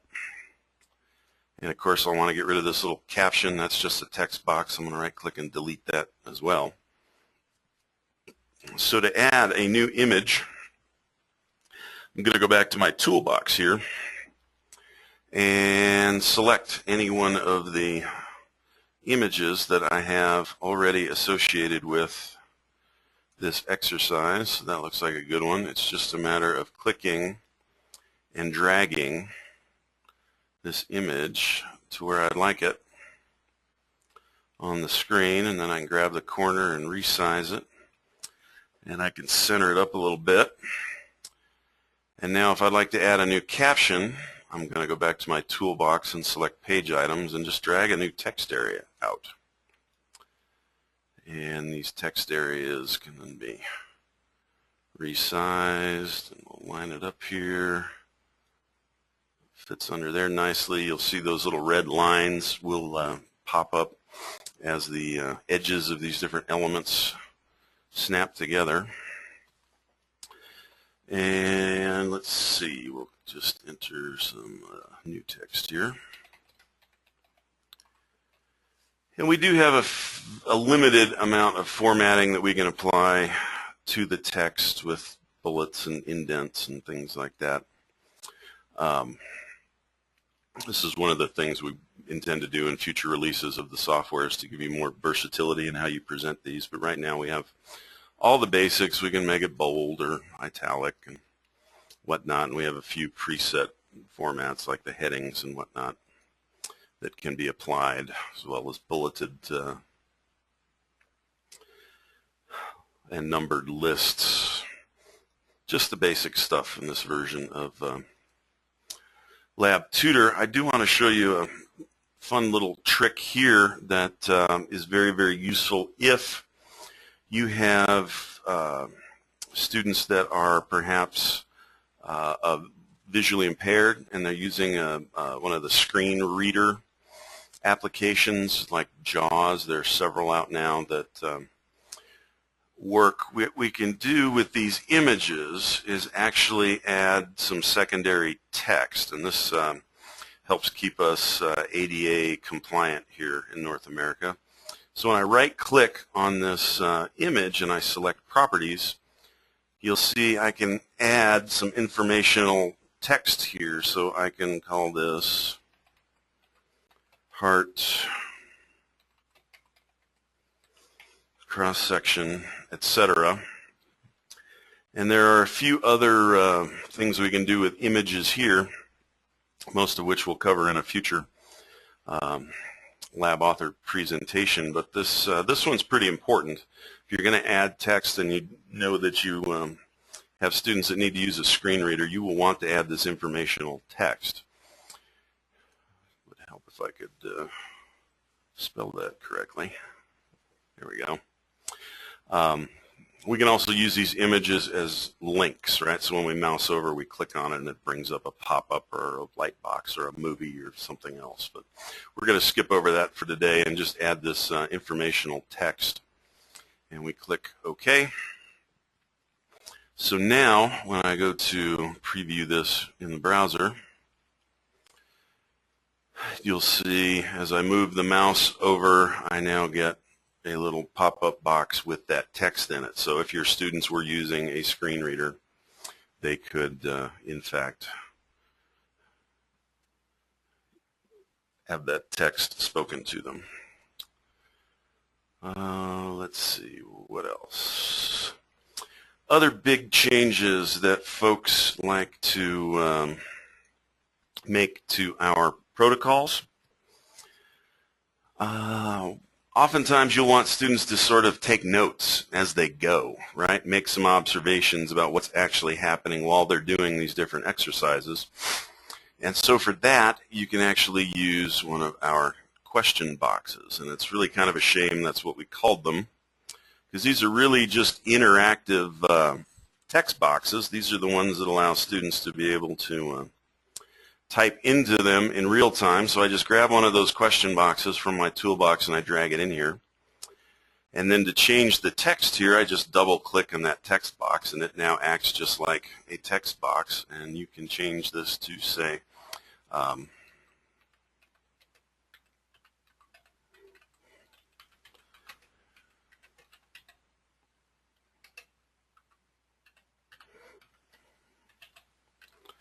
make some observations as you go. So now to make sure that this element ends up on the report page, what we will need to do is copy this element. So I'm just going to right click on that new question box we just added it. I'm going to copy it and jump to the report page here. And so those were observations that they made here, right, just after that first exercise. And what I want to do is paste that here. And you'll see LabAuthor sort of drops that in for me. And now I can resize that. And this will now transfer any of the text and whatnot that students actually typed in there while they were making that observation on that first page, and that's now transferred to the report page. Now again, make a change on a report page, make sure you go back and reset your page breaks, etc. If you want to change the numbering, you'll notice when I brought it over to this page, it immediately made it number 1 and pushed all these other study questions to the next number. We can go in and actually change that. Right-click, properties.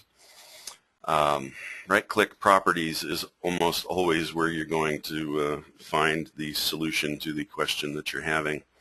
So question numbering, what we can do is go ahead and take that off and manually number it. If you'd like these questions to restart, or if you would like to make a bullet or even make it none, right? This was an observation. I don't really need it numbered, so I will click OK. And we will now have none number for that observation. Right? Now one other trick we could use, I just did a straight copy and paste for that, so students would still be able to type into this box and make changes. We have another option we can use. I'm going to go ahead and delete that element and repaste here. But this time I'm going to take the second option and paste an alias. Okay? So several of the panels that we'll see in the LabAuthor environment, we can paste an alias. And what this will do is it will show all of the text and the elements that the students made, but they won't be able to change it here. It will be locked. So if we just want them to refer to what they've typed in here, we don't really want them making changes to it at this point. Paste an alias. What they would have to do is go back to that original panel. Of course, they could do that unless we were using checkpoints. We can install checkpoints into these exercises that take your students through the exercise where they have to commit all of the previous active panels and essentially submit them to, or lock them rather, so that they can't go back and make changes. So if you want them to make a hypothesis and stick their neck out a little bit, we do that. We install a checkpoint and then make them evaluate that at a later date. And by pasting an alias here, they would now be locked out, right? They would have to type into a new box to evaluate that submission. So we do have some of these mechanisms built in. And again, we will cover all of these as we go forward in our more advanced LabAuthor techniques presentations here. Today we're just going to give you a tiny little taste. Edit our questions, please do. You know, we think we're pretty good at what we do here at AD Instruments, but we know that that's not going to be exactly what you need for your courses. So we really do encourage you to go in and edit our content and tailor these so that it fits exactly what your students need. So if you don't really like that question and you want to type in a new question,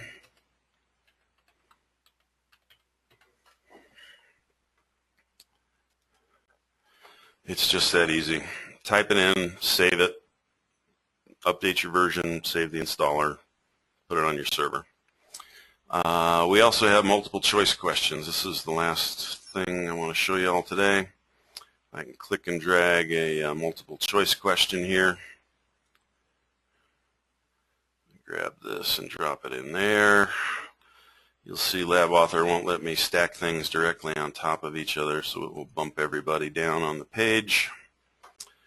And so with multiple choice questions, right-click, properties, I can now go in and I can change these elements. By default, they always come out as a 2-answer true-false, but we can change these to allow multiple answers, so you can have students pick the best 3, and we can arrange these in multiple columns so that they're stacked side by side. And so to change this from a true-false, I'm going to need to add 1 more or 2 more potential answers here, and you'll notice I'm given these pink boxes and a little red warning sign here. It won't let me commit these until I actually enter the text for these 2 options. So I have true, false, and we'll add some text here and some text here.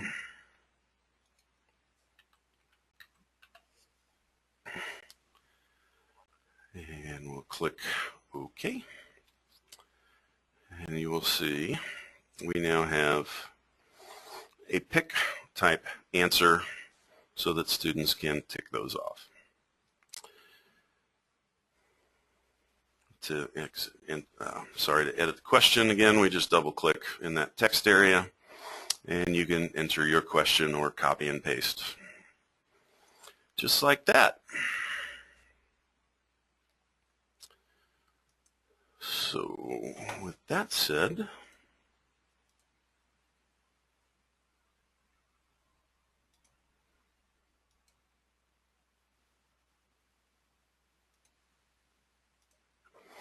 thanks everybody for joining me today for some LabAuthor basics in our Tuesdays with Lab Tutor. I'll now be happy to answer any questions you may have.